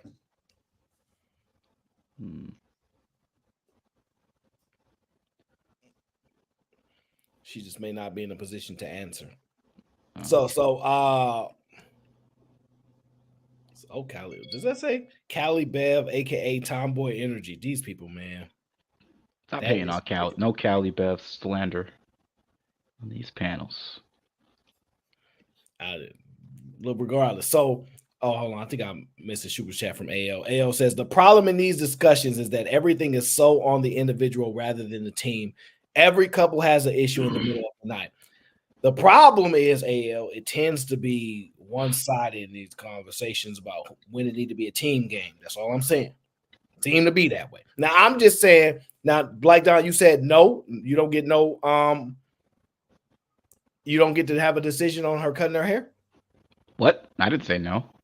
Oh, okay. I thought you was leading towards that. Oh, no. What the? No, definitely. I'm just thinking about like my girl just like did like her braids just recently. I was like, yeah, you can do this, but don't put no color in it. It ain't weird or shit like that. So let me enhance the question. Do you get to reject her authority to do so? Meaning you ain't cutting your hair. Don't do that. That's a good question. Because ultimately at the end of the day, she's gonna do what she want to do. So I'm just gonna say no. Callie? Mine ultimately approved of it at the end of the day, but I had to certainly jump through some hoops in order to get my permission slip signed, and that's just the way it was. I had to go, like, I think it was either like some kind of app in like Jet or Ebony magazine or whatever. This is back in like 09, 08 or whatever. But when I wanted to cut my hair into like the little Halle Berry cup, I had to go into the app on that website, upload my face, and then put like different hairstyles on my face so he can kind of see what it would look like or whatever. And after he saw what it looked like and it didn't look that bad, then he was like, "All right, go ahead, you can go ahead, cut your hair. I'm comfortable with it." Yeah, because I believe we're gonna have like a large say in it, and to some degree the guys do have the authority, but ultimately, if we're being technical here, the woman has the ultimate authority at the end of the day. What's gonna happen to her hair or not? All right. You absolutely insane. Ain't no motherfucking way. If my wife was to cut her motherfucking hair today, she would have divorce papers on her motherfucking desk the next day. This nigga lying. You wouldn't divorce your Swear wife. to Jesus. No, you I wouldn't. swear to Jesus. Oh my mama. Talk to him, Uncle Tom. Go ahead. Talk to him. Oh my motherfucking mama.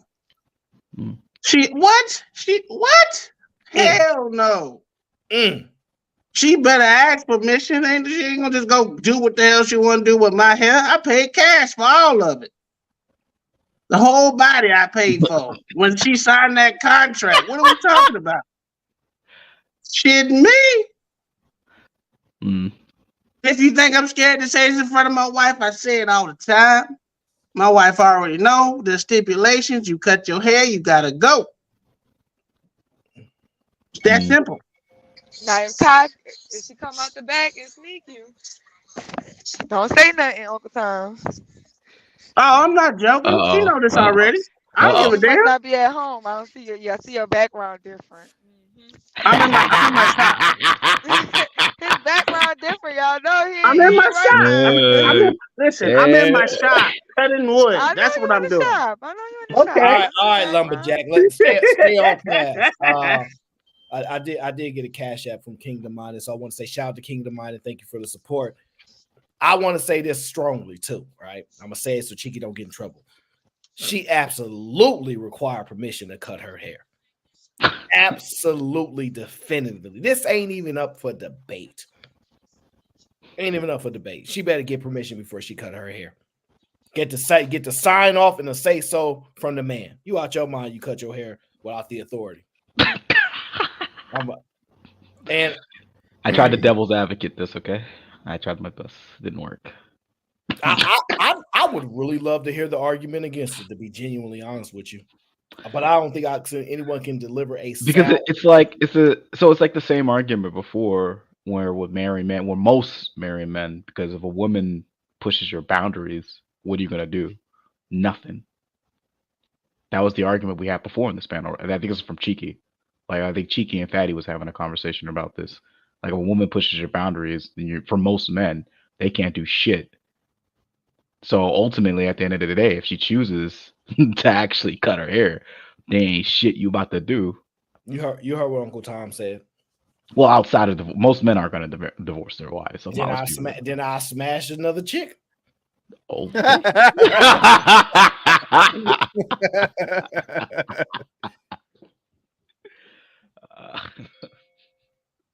Fair enough. The reason why I say that, because there's things that you're supposed to have these conversations from the get-go. And I've always told my wife, I'm a hair person. If you cut your hair, hey, I'm going to look at you totally different. I know what I like, and I don't need you to change it. If I wanted you to change it up like that, I would be something different. Now, you may try to throw a wig on that may be your short hair, but you going to cut your natural shit? You absolutely insane. Hell to the fuck no.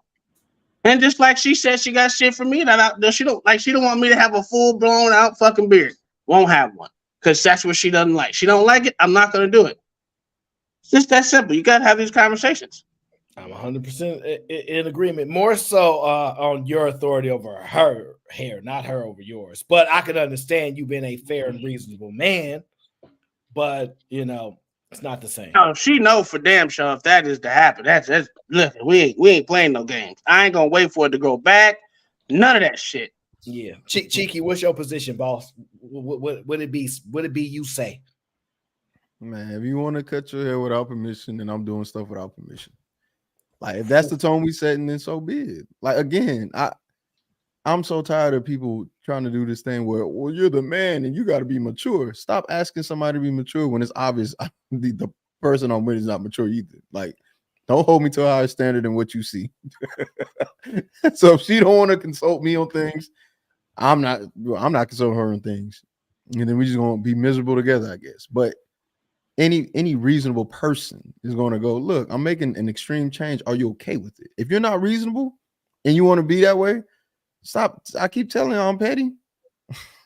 Petty is what petty does. Don't play that game, right? Because you know what? That's fine. I'll just leave and wait till your hair grow back to the length I remember, and don't get mad at me. And don't get mad when I go, you know what? I'm just chilling. Like there's nothing personal. You're not the person that I used to know. So let me step away and wait till your hair grow back. And it is because I need that. That's what I picked. I didn't pick this person. I picked the one that didn't cut their hair. You cut your hair. Who are you? New me, new year, new me, new hairdo, new person. So let me just go. Like I said, I may disappear for 4 to 5 days, months, years until your hair come back. And then, we can have a conversation. Yeah, well, look, Lauren says the word permission is wow. That is the proper word to use. And not only is it permission, you bet not do it unless it's authorized.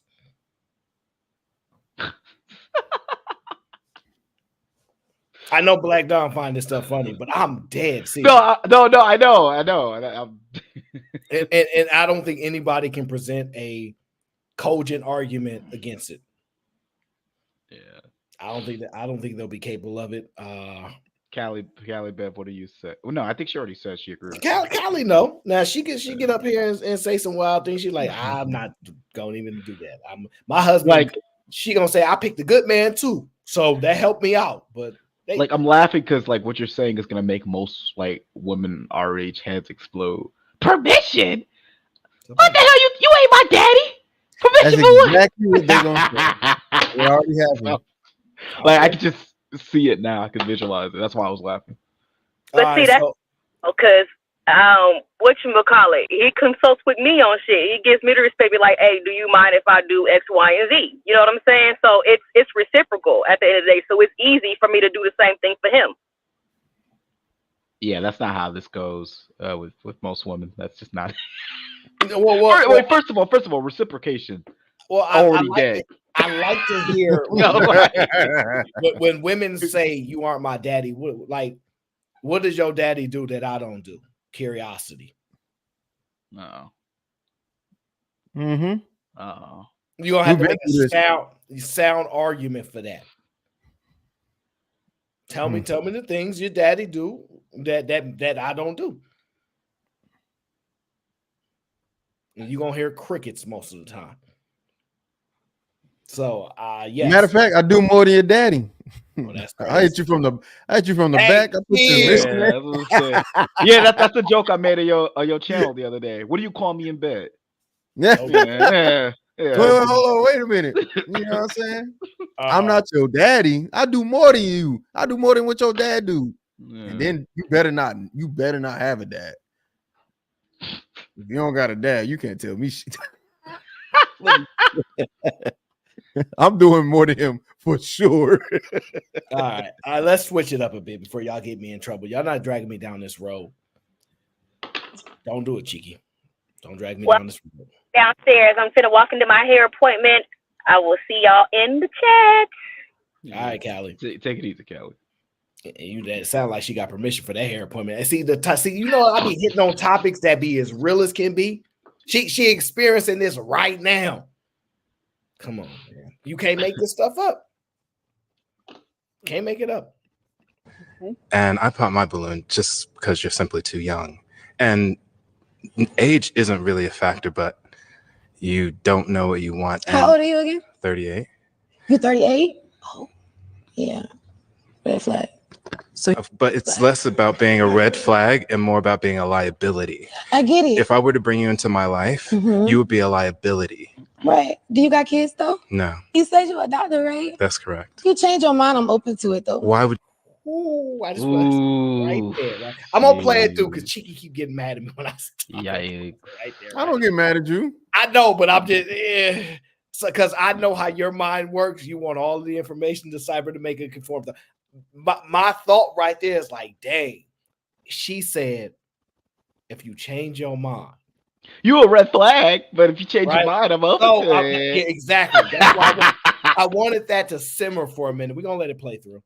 would you be open to it? Because you're handsome for one. So you only like me because I'm beautiful. Just like I'm beautiful. Yeah, but that's not why I would only like you. So why would you like me? Because you didn't answer that. Because you can bring something and add something to my life. But because you're a liability, you can't add anything to my life. Right. You would be a liability to everything. So what can I not add to your life? What is that? You can't teach me anything. You can't help me with my finances in any way. You can't add any intellectual. Yeah, it's like fucking daggers. It stops right there. That's the end of the video. Shout out to Red Pill Ranger. He says, my wife asked me before she makes extreme changes to her appearance, hair dyeing, straightening, etc. I don't have to do the same. Exactly, Red Pill. I said that earlier. I ain't got to make no dang. That's her requirement. It ain't the same. Now, it's reasonable if you're like, yeah, I'm about to get my haircut, because most times women don't object to the changes that we make with our hair typically, right? If it's something that she's adamant about,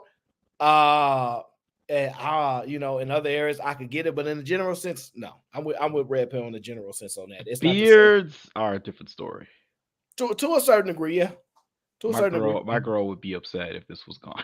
yeah. Like I said, to a certain degree, I get it. I've seen you without a beard though. Yeah, but she rather keep mine.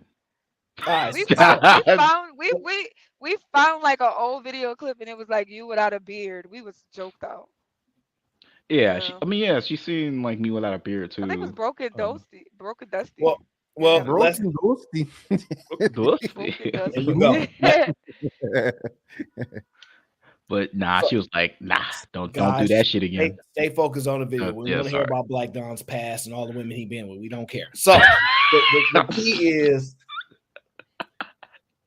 do you think that women watching this and listening to it felt uneasiness about how do you think women interpret what he said as like condescending or belittling in any way? Yeah. Because typically, I'm gonna be honest, we don't typically hear men express it in that way. You see what I'm saying? Like they normally just like, nah, like I'm good. But they'll view it as an attack. He get exactly right. Yeah. But is it an attack or is it the truth in a general sense? No, it's the truth. Yeah, it's the truth. Like, cause you could see, like, she already viewed it as an attack from the get-go, so she immediately tried to question on his credibility to his credentials. And that's what, I agree with that, because that's what I interpret. I say, okay, let me hear, because I listened to what he said. I'm like, ooh, I'm hearing it from how she gonna take it. I'm like, yeah, she's not gonna like that you a child. She not gonna like to hear that you less than, right? But you can't have both arguments. You can't say you being an old man is predator on a young woman and then not agree with the statements that he's saying and not agree with his positioning. Because you can't make those sound arguments and they exist in both the places, because 2022 or something like that, I'm 38. Nah, you ain't got no financial information you can teach me. You barely out of college. You can't add to my business. Like you can't intellectually add to this. Is this guy a predator? No. No, this is for the woman in the chat. I already know. Hey, take it easy, Uncle Tom. But this is for the woman in the chat, because I remember on Cheeky's channel, they're like, oh yeah, if he is he like 10-year age difference, that guy's a predator. So, but this girl is trying to get with this guy. He said, I could change my mind though. You see what I mean? Like, it's a lot of contradictory shit you hear a lot, is what I'm saying. Like women would go for older guys, but if older guys go for like younger women, oh, they're predators. It's like, okay, well, these two things can't exist in the same factory at the same time. It's a lot of inconsistencies. I would say that there's this false belief that just because you're 40 years old, that you're not ignorant, that you've evolved to some point where you have a level of intelligence, that you are now officially an adult, right? The age is subjectively moved to fit an argument, right? And that's why, it's inconsistent. But ultimately, she said, if you change your mind, I would be interested. You a doctor? And then she said, "You're handsome." No, this just so, and this is the problem that I have with just people in general. It's the logic, man. The logic is just so it don't make sense.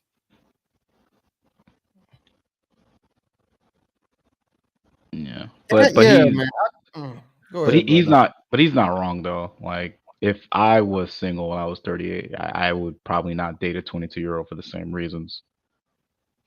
And that's why like these red pill talking points. Oh yeah, I could definitely pick up any chick. I could go back get some 20. Like nah. But the argument is this then. When you go back and think about it, right? That's not even true. Cheeky, I could make the argument that Cheeky at 22 was smarter than most 32-year-olds, most 33-year-olds. I could make the argument, right? Yeah, for sure. Yeah. There are business people, there are business women that own 2 salons at 19 years old. Like there are things that they do all the time. It's not directly age determining, but we use age as a parameter just to have probably a starting point to decide or not to deal with somebody or the possibilities, right? But the key point is it's still a choice. And notice what she said, if you change your mind, I'll be good with it. Does it not register to her that he's older, or does she just not care?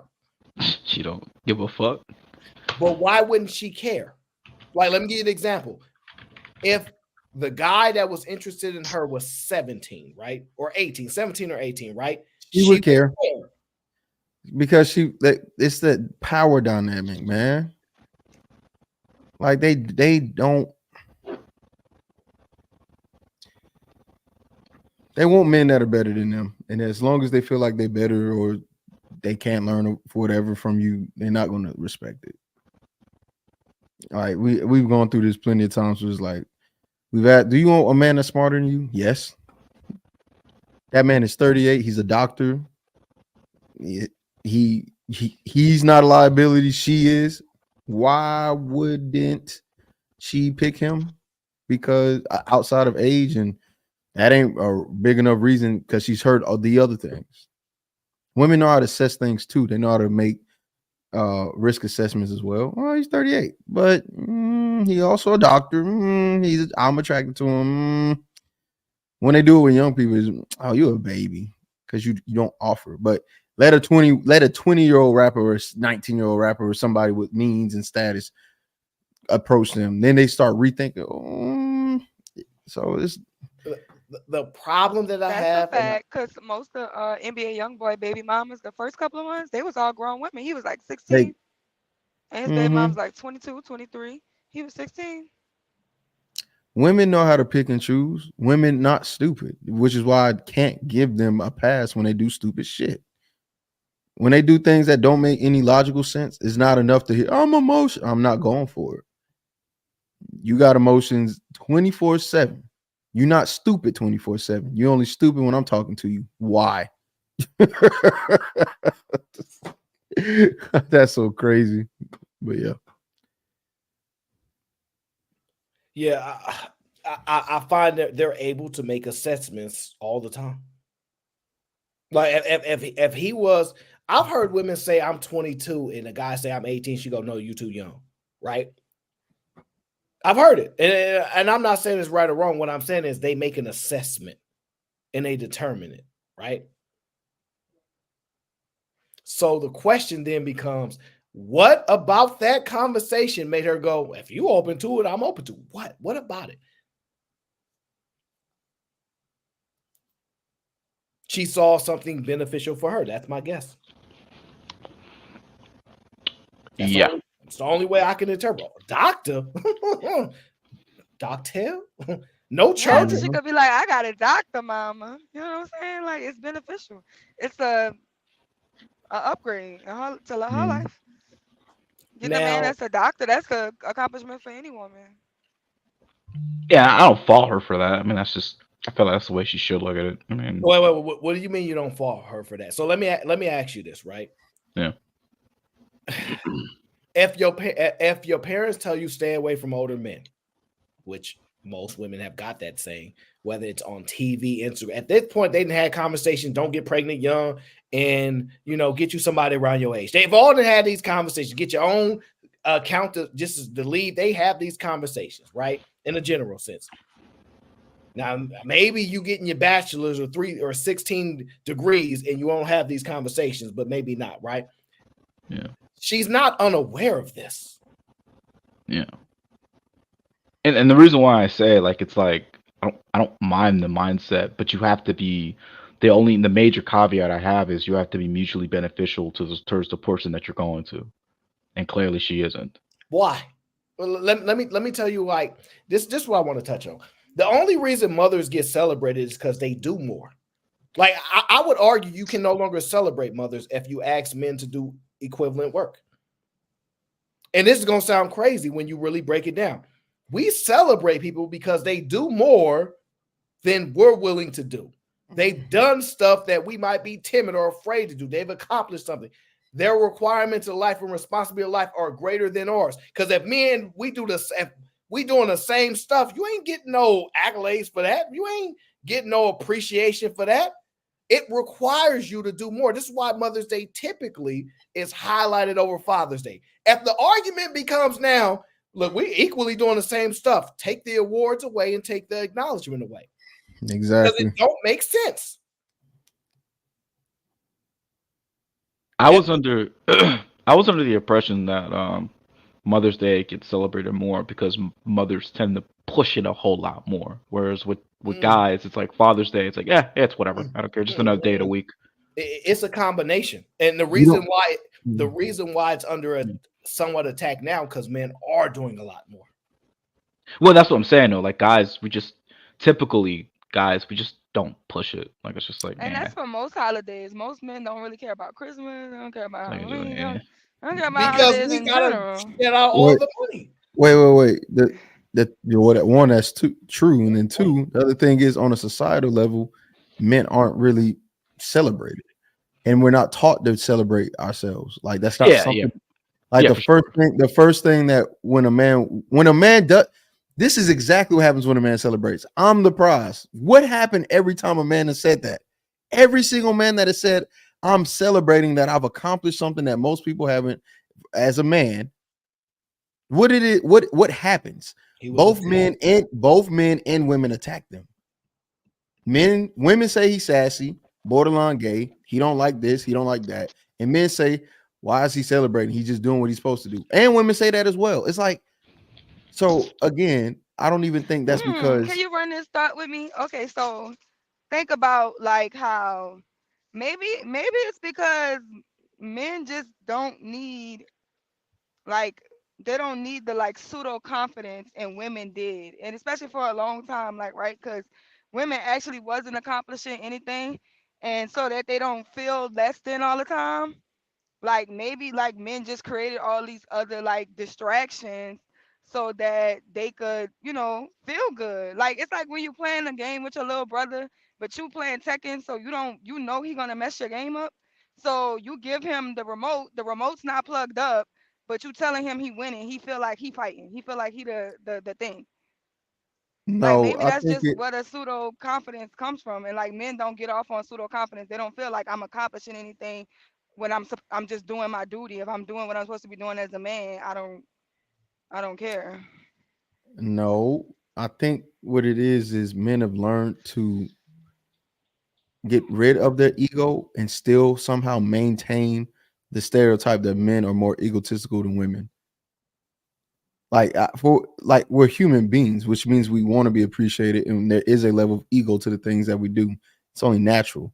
But when you start socializing a group of people, start creating an environment of things that pushes you to behave a certain way, it's only natural that that behavior is passed down to the next group.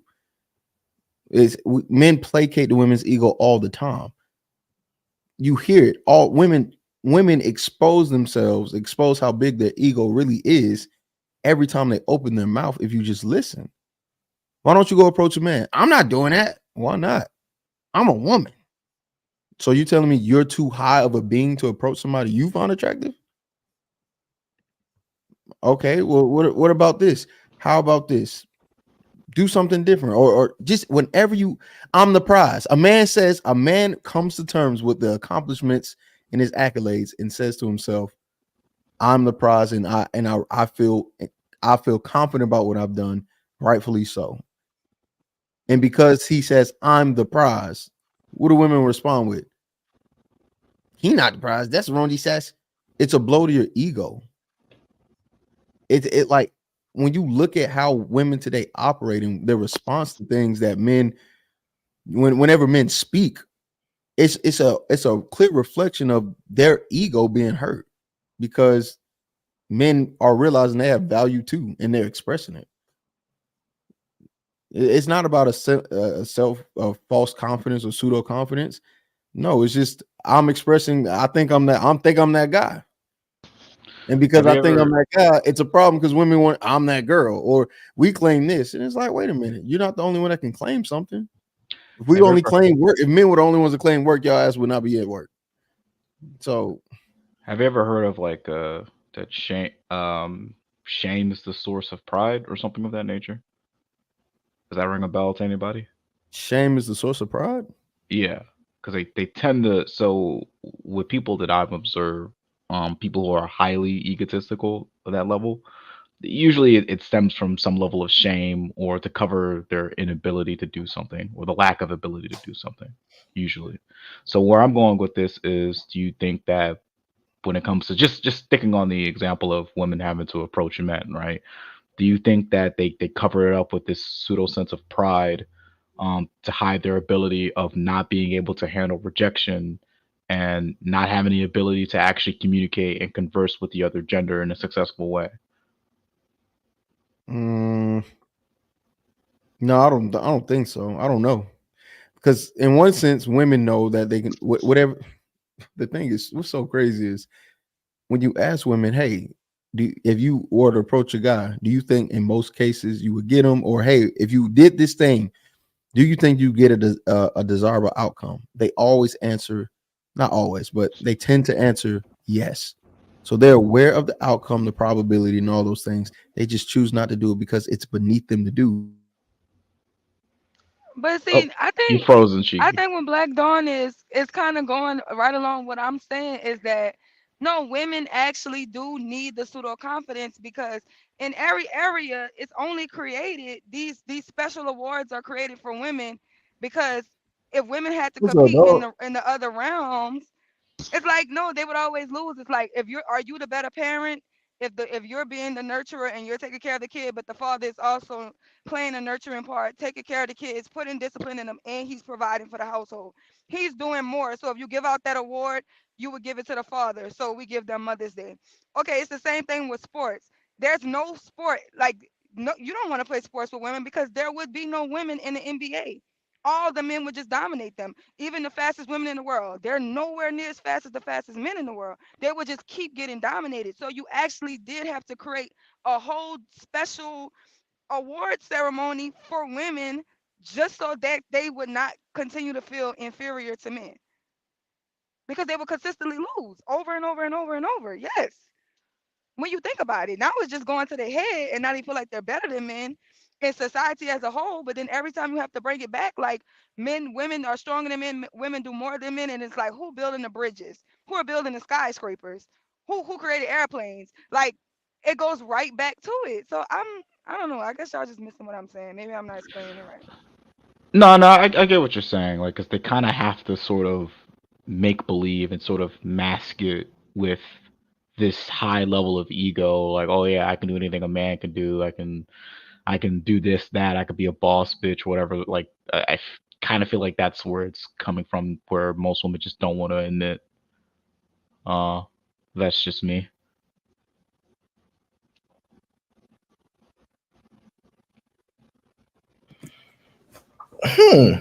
That's cheeky. I think he's looking for a video. Let me read these super chats. Shout out to Red Pill Rage. He says, I think women that go for older guys are often more predators than men who like younger women. They be preying on their wallet. I don't even think that. I don't even know what to think, because that's a difficult. Because I haven't thought about it enough. But listen. I'll say this: if you're a predator, you're a predator. It's probably a skill for you to identify an easy target or a target you can manipulate, like a trick. Well, I mean, you wouldn't call a 21-year-old a trick to a 40-year-old, but you'd call, like, if a guy is going after a 21-year-old that he think is easy, you wouldn't call the 21-year-old a trick.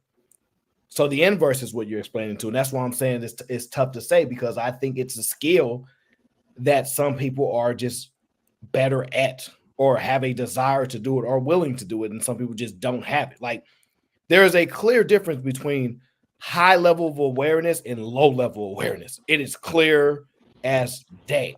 And so when you're looking to manipulate somebody, people are more skilled in some areas and you can identify an easier target. Like, for example, a guy that's lonely, women can identify a lonely man if they say they can't, they're lying. And they realize that a lonely man is an easier man in a lot of situations than the man that get a lot of women. It's easier to get stuff out of him if that's your purpose. So people that target and people that manipulate, they're just going to be able to do it regardless. Like, how much you can actually execute on it is contingent upon strength, sometimes opportunity. But I would say they don't care about a man getting his wallet preyed on because they think he's a dummy. There is no viewing that a man is a victim. They think he's a dummy, as opposed to like a 21-year-old girl, they view her as a victim. Well, however you like, it's just how it's viewed. That's how I see that part. Cheeky, you on mute. Yeah, it's the same thing that happened with Brittany Renner. What's that dude name for the Hornets? PJ. They didn't view him as a victim and viewed him as a dummy. You knew who she was. He's 18. And if I were to flip the roles, she doesn't know any better. Her prefrontal cortex, like prefrontal cortex, is the only word they know that's past 4 syllables. Like, but anyway, I was going to show this video because we were talking on women knowing what they do. I got that video in the more than deliver. Oh wow. Yeah, you want to play it? Or you hold off on 1 second. Let me just read these super chats that Red Pill sent in because I want to get caught up. Red Pill says women have dated 5 to 15 years older in most cases for the longest. Women like to date up, and the way time works, you usually have more when you get older. Is that actually true? Yeah, I don't think that's actually. Yeah. We looked this up. The average age is 3 years. 3 to 5 years. But I'll tell you this though, right? When it comes to money, like what I've seen more consistently is somewhere like 3 to 5 years. When people that actually have businesses, things like that, yes, I've seen 3 to 5 years. And most of these relationships, they are right around the same age. But also when I take into play this, let me tell you something about this though.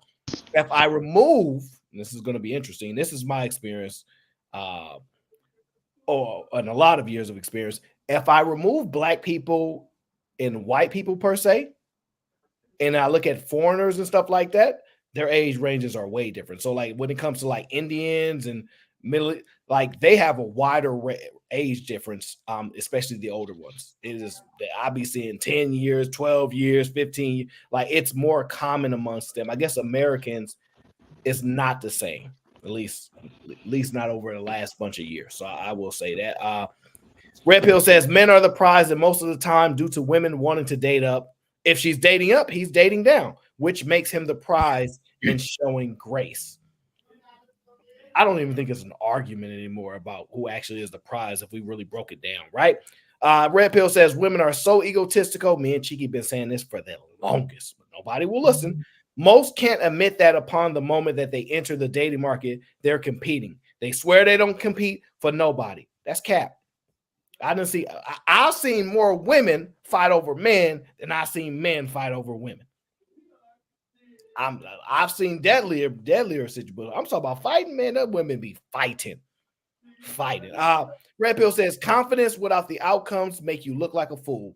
Women just have to learn to accept reality. Fake confidence is delusion and pathetic. Well, this is what me and real quick, I'm sorry, but this is what me and Sherrod were saying. Like, if you know that you would that bitch or whatever, if you know you would 10 out of 10, why do you feel the need to fight and fight over for a high quality man? Why do you feel the need to do that? Just go get another one if you really have that confidence to do it. That's what I'm saying, though. Yeah. It's like, that's what I'm saying. It comes from like the shame and knowing deep down inside you really lack the ability. Well, it's actually, if you a 10, who are you comparing that against? Other women.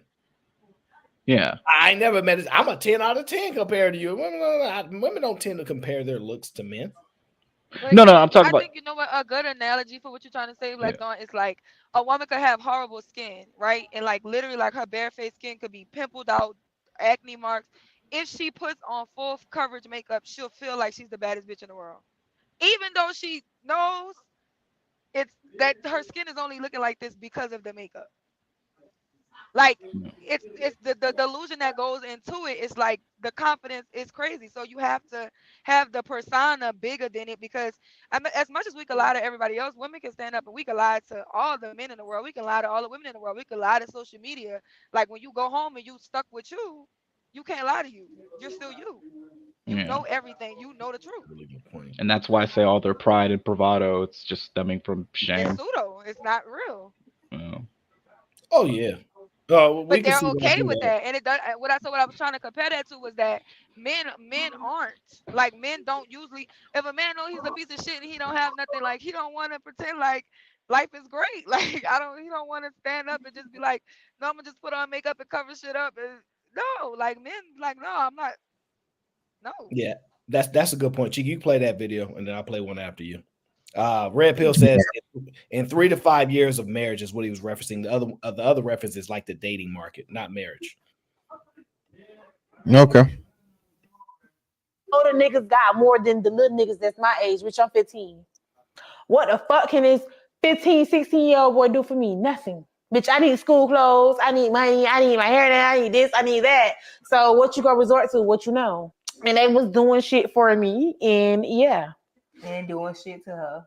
They weren't just giving me the money just because I want to give it to you, but they was molesting her.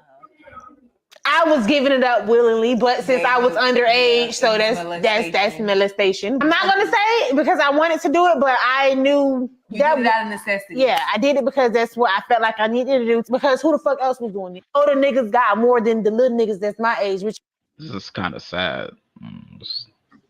Yeah, but again, what I want to talk about is the agency. Like she said, I did it and I wanted to. I'm like, again, I think what we got to start doing is when people say things, take it at face value. Because I don't know, you can't make any excuse. She's explaining the logic behind her decision making. She's saying, I knew what I was doing. She said, I wanted to do it. And I'm like, no, there's no prefrontal cortex needed for this. She knows exactly what she's doing. Well, this is odd. This is where I would somewhat disagree a little bit. Like at that age, you don't really have agency. Like, you know what I mean? What do you mean by that? You don't have agency. Yeah. At 16, she said she was like fucking with that older man because she needed like clothes and all that other shit for school, whatever. Mm-hmm. She don't have agency at that age. When you're 16, no one has agency. Okay, so when you say agency, what do you mean by that? And that's just for the viewing audience to have a Right. So you do not have the ability to make that level of decision for yourself because you lack the experience and you lack the mental fortitude to actually understand the decisions that you make and the consequences that come with them. So there's no way you can have that. I can assign agency to that person if they can't even comprehend the choices that they're making at the time when they made the choice. That's why I do not assign agency to a 16-year-old. It's just not going to happen. Are 16-year-olds able of committing a crime and being sent to jail and having adult consequences, like adult sentencing? Yes, they're capable of it. Because O is in the chat room, and O can why? Yeah, so certain decisions like killing somebody, I think most people would understand. Even some children would even understand. Like that's a no-no. Yeah, but see, when you make that argument. Go ahead, Chicky, you got it. Yeah. So the thing is, which one do you think is more drastic, sex or murder? Are they on the same level? I'm about to hit a hot take, aren't I? I'm about to do a hot take. I think so. So hear me out, right?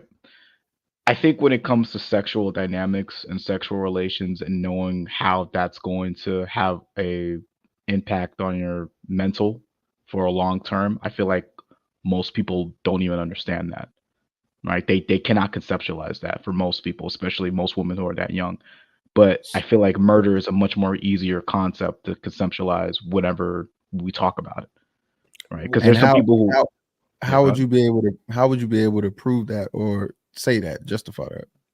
So in my opinion, so the fact that casual sex is such like a celebrated thing, right? Or something that's just so commonplace, well, people don't really realize that having an enormous amount of casual sex does have an effect on you, especially when it comes to like getting into serious long-term relationships. Most people don't even understand that aspect. That's a light. That's a light answer. I don't know. Yeah, I don't. Yeah, was that not good enough? I don't. Okay. I don't think so because it's not really exploring how somebody can rationalize one thing, be charged with another thing because of it affects because of the effects of their actions on someone else, but they can't understand an action that's been done to them that they wanted, right? Like, so does that mean when it comes to sex within people their own age range or whatever, is that wrong? That's a good question. Because honestly, if I have my child, I would not tell them to have sex up until like they're adults, right? Well, I didn't ask. If no. Yeah, I'm getting to that. Yeah. Okay, I would say it's wrong. Yeah. And that's where the confusion is set in because most people wouldn't agree. Oh, okay. Yeah, I'd say having. Yeah, go ahead. No, sorry. Yeah, because most people would say no, that's not wrong. They're both the same age. That this, that, and the third.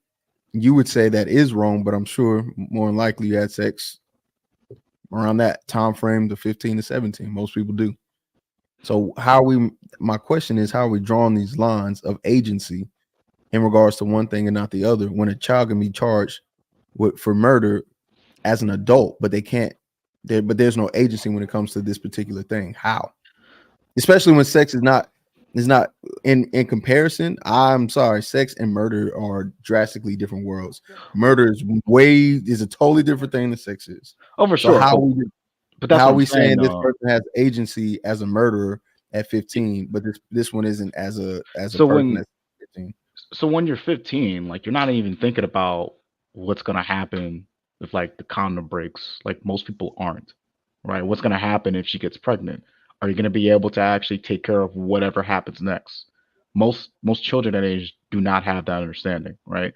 But when it comes to murder or taking somebody out permanently, most people do understand. Like, oh shit, well, this person's gone forever. So why do they do it then? What, kill somebody? Yeah. I have no idea. So see, the problem is it's hard for you to quantify that because There are people that are literally in prison that have remorse. Say, I wish I did not do that. I didn't know what I was thinking. I was not in my right mind. You know, I was they blacked out. I would, yeah. Yeah, but they get different sentences, don't they? Like, do they not? Like, is it not at different degrees of murder? Yeah, there are different Yeah. degrees of it, right? Right. But the point being is that when you speak to people, oh man, that's 20 years ago. I'm nothing like who I was then. I wasn't thinking clearly. I don't believe a 15-year-old or a 16-year-old, you can make that argument that they have the mental understanding of life to understand that decision, but something that does not remove a life, something that is celebrated, done all the time, and all these things, they have better decision making on. It's kind of weird. So let me ask you this: do you think the 15 to 16-year-old has more knowledge of the consequences behind sex than they do over murder? Yeah. It's not even knowledge, it's agency. Again, the conversation is on agency. Sorry. Yeah. The conversation is on agency and not knowledge. Well, you have to have about the sex. It's about the sex with an adult. Like she's saying in the video that she's having sex with adult men so that she can get things. But that's entrapment at best, right? Like that's entrapment if you know that you're underage and you're sleeping with an adult. Why isn't there no consequences for them? If you're willing to say, okay, I'm willingly having sex with this man, even though I'm a child, and that it's illegal. Like, why isn't that just as problematic? That's a good question. Because she's saying that I know women like that in real life. It's like, and all girls aren't necessarily that honest though about their age. They'll be dealing with a grown up and they're not being honest about being 15 and 16. Especially if they're having sex, they're developed, they can look 18, 19 like nothing. So it's like, to me, it's like, did they have all the tools and the knowledge and wherewithal to make that decision, right? That's where I get there. But again, you're saying, do they have the tools, the wherewithal, and knowledge to make that decision? But if you were saying it's due to age, then that means that children 15, 16 shouldn't be charged as adults because it's due to their age. They don't have the same agency, knowledge, or whatever the case may be. Well, okay, so that's where I disagree, though, because I do believe that teenagers who are 15 to 16, they do know what murder is. Right. So if they do know what murder is, why isn't sex education just enough for you to go, you know what? They do know what sex is. Literally, you be having those big posters of blue waffles on the wall, and yeah, you know what I'm saying. Yeah. I So remember they used to be scarring and us. then mind you, they do sex ed in middle school, not in high school. So if you're saying they do have agency and they know because they just know, then let's use that same standard to go, they got sex education, so they know what sex is, they should have it.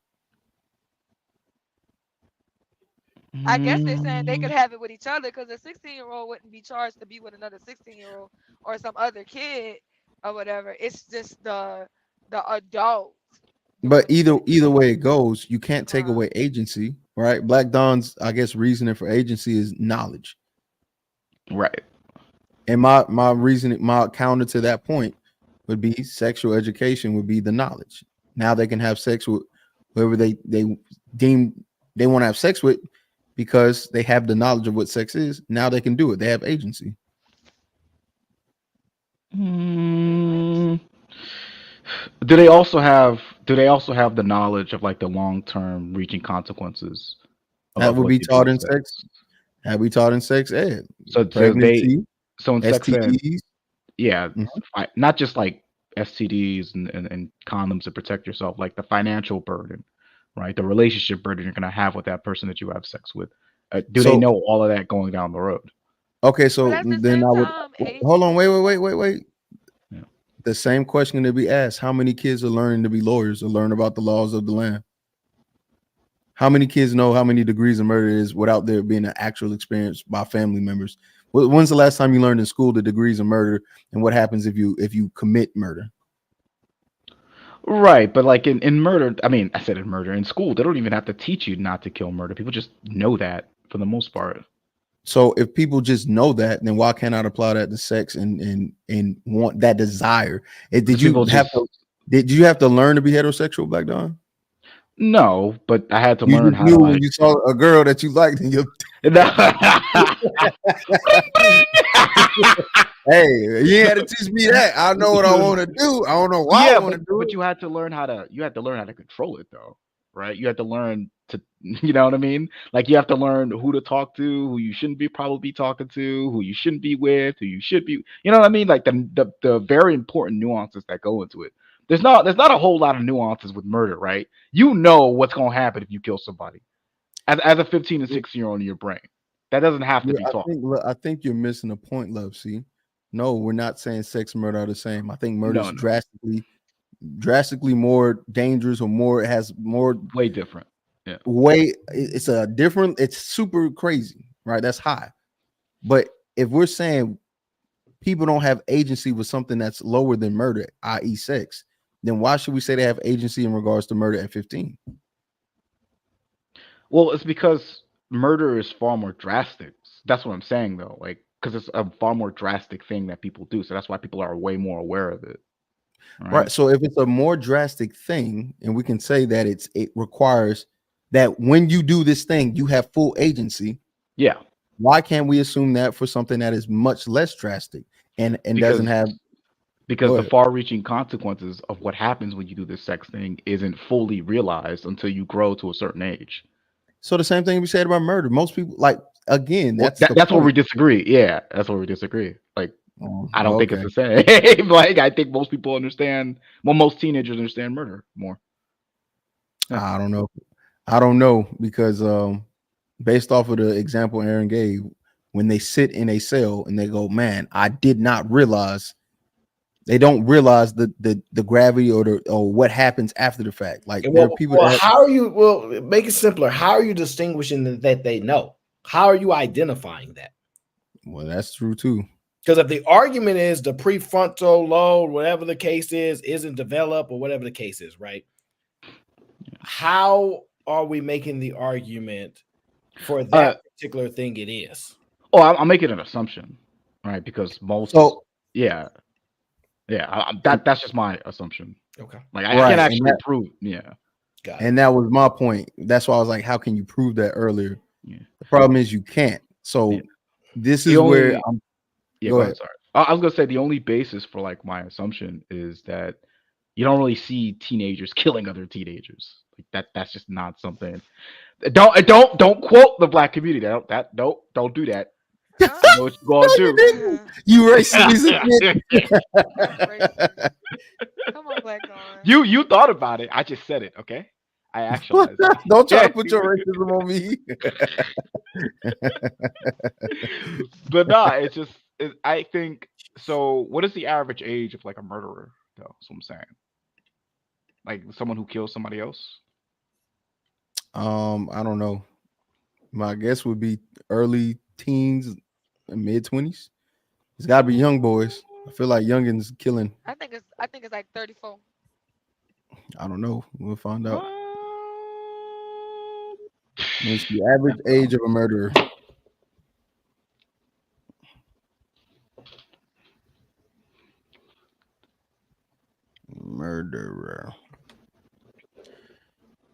Murdering by age. Age right.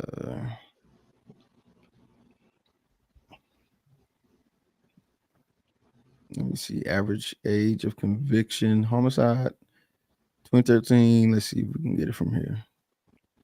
Oh, I'm not downloading that. No, never mind. It's definitely between somewhere 18 and 29, though. But I don't think it's 15 to 16. I think that's like I wouldn't say that. Yeah, I don't think that the average. I don't think that most 15 and 16-year-olds, or they would consist of that. So I agree to that. But we'll just agree to that. There's no need to look it up. But go ahead. Yeah. But that was just my point, though. Like I just feel like the consequences of murder is more ingrained in young in 15 to 6-year-old minds than sex is. That's my thing.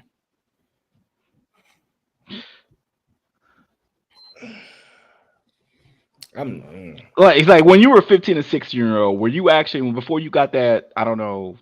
Oh, I asked other people in the chat, so I don't think, because Sheik is still a virgin. I don't know what age Aaron lost his virginity. But that's because, like, see, that's my point, yeah, though. Yeah. My Like, point like, is, I didn't do something because I do have agency. So my choice most of people not doing don't. something. Yeah. What I'm saying is, my choice of not doing something shows agency, but my choice of also doing something is a different version of showing it as well. That's why if somebody tells me I did it for this reason, this is what I wanted, and they have an understanding of their experience and they're able to process it, I'm not going to then try to tell them that's wrong, and then I can't explain to them why it's wrong. Well, it's wrong because of the power dynamic. Well, I didn't feel like that was the case for me. How am I supposed to tell that person that they're wrong if that's not how they feel? Because this is all based on feeling and not factual anything, because it's hard to prove that. True. I don't know. Like, so if we're so again, right, if we're saying that's true, we're dealing with some type of metaphysical dynamic that we just never address, and we got to just deal with because the law say so or somebody says so, but no one's actually thought beyond the point of it's wrong for this reason. If somebody tells me, hey, for example, somebody told me you can't participate in this conversation for this ever reason, blah blah blah, and then I go, hey, I can because I understand this and I've been able to do this since I was younger. How can you then say I'm not prepared to do something, or I don't have the agency to do so when I know that I do? So there's another conversation I want to have, but I don't want to have it again because it causes problems. So I'm just You're right, Black Dawn. I'm not. Yeah, Sharon knows wrong. So I'm not doing that. I got you. Yeah, because but we're dealing with the idea of agency is what is mainly it. Yeah, I ain't gonna hold you. We also got to deal with the fact that Lauren Mack sent a super chat, so we got to do that. But at some point, we do got to end the show. But I think it'd be a good time to do it now. Damn. Oh shit. I'm laid back because I was in the back of the chat. Yeah, you want to sleep? Oh, you was awake? We thought you was asleep. Yo, fucking lie. Hold on. You was in that bitch dead. Good old Fight Club days. But guys, thank you for tuning in for almost 4.5 hours. Hey, we hitting the limit, man. Look, we don't do. Y'all not gonna have us up here all day. I go outside. Lauren Mack says, "Are we compared the impulse to have sex and deletion like the urge?" No, we were talking about agency and how do you determine who and what has agency? Like, what makes you the determiner of that, right? If you're saying in one instance a 15-year-old kid has agency and must be charged as an adult because he committed an adult action, how then can you say in this other action that doesn't count? The problem is you can't do it, and most people can't do it, and I don't think most people have thought about why that exists or why it does, because every time you do, people view you in whatever way they want to. It doesn't even have to be about sex. We can talk about drugs. Why can't I do drugs? I have the agency. I know you can tell me everything about it, and I go, let me do this drug because I want to do it. So are we saying if a 15-year-old get caught with a case of 20 ounces or 20, not even 20 ounces, a pound of weed, 3 pounds of weed, like he moving like a drug lord, we're gonna say he don't deserve to get charged like an adult, although we do know he will, because that's how the law works, because it's showing he has agency in this moment. But we won't in this way. No, it's not gonna work. Agency applies in all ways, but we need to take a new approach, especially now that we have the information age. And I think that most people's intellect as a human race has increased significantly, and I think science has already showed that the human race's IQ points have increased. I think it was 10-15 points in the last 200 years, something like that, which is extremely high. It's pretty high. I mean, I gotta get the points right, but I think I'll look it up. So what I'm saying is intellect, the IQ test and how we've measured it, it's shown that the overall human population has increased in intelligence, which means we now have to view what agency means in the 21st century. Because if we don't, we are limiting what we think and how other people think and how young people operate and think as well. And if we continue to do that, we're going to build up rebellious people. The reason why I know that is because I see it. Don't tell me I can't do something when I know I can do it. And I know what I'm doing.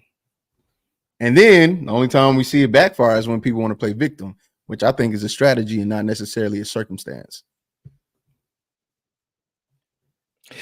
Mr. Thomas says, this is why I think that argument is BS.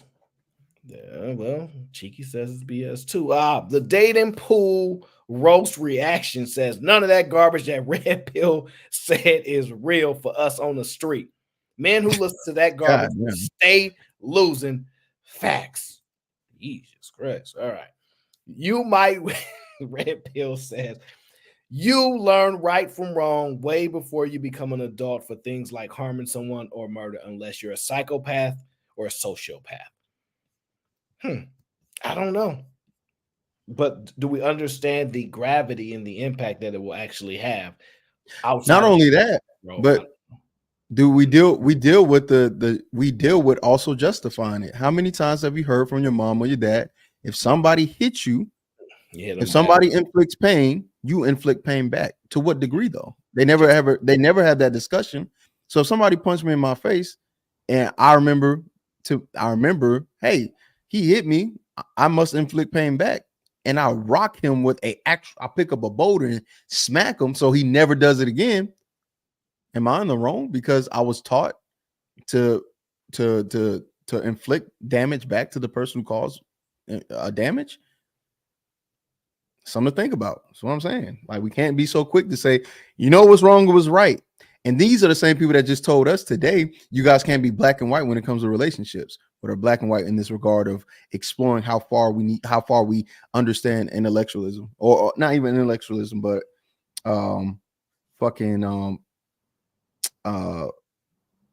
what's it called? Agency.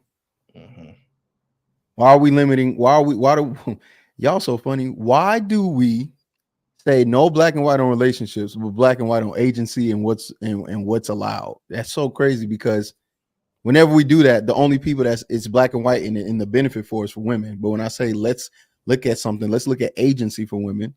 Now, we don't want to do that because you know what's right and what's wrong. No. Let's take a look at it.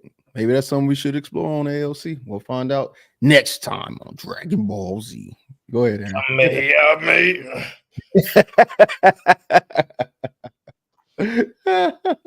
Keep that same energy. Yeah, we're going to play for that.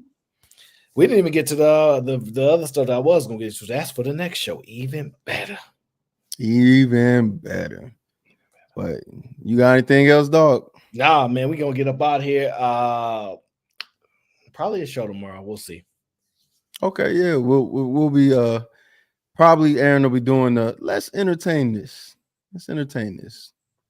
But as of now, it's the end of A.O.C. Sick of these niggas. Hire some help. Get rid of these niggas. Sick of these niggas. Hire some help. Sick of these niggas. Hire some help. Hire some help. Sick of these niggas. Hire some help.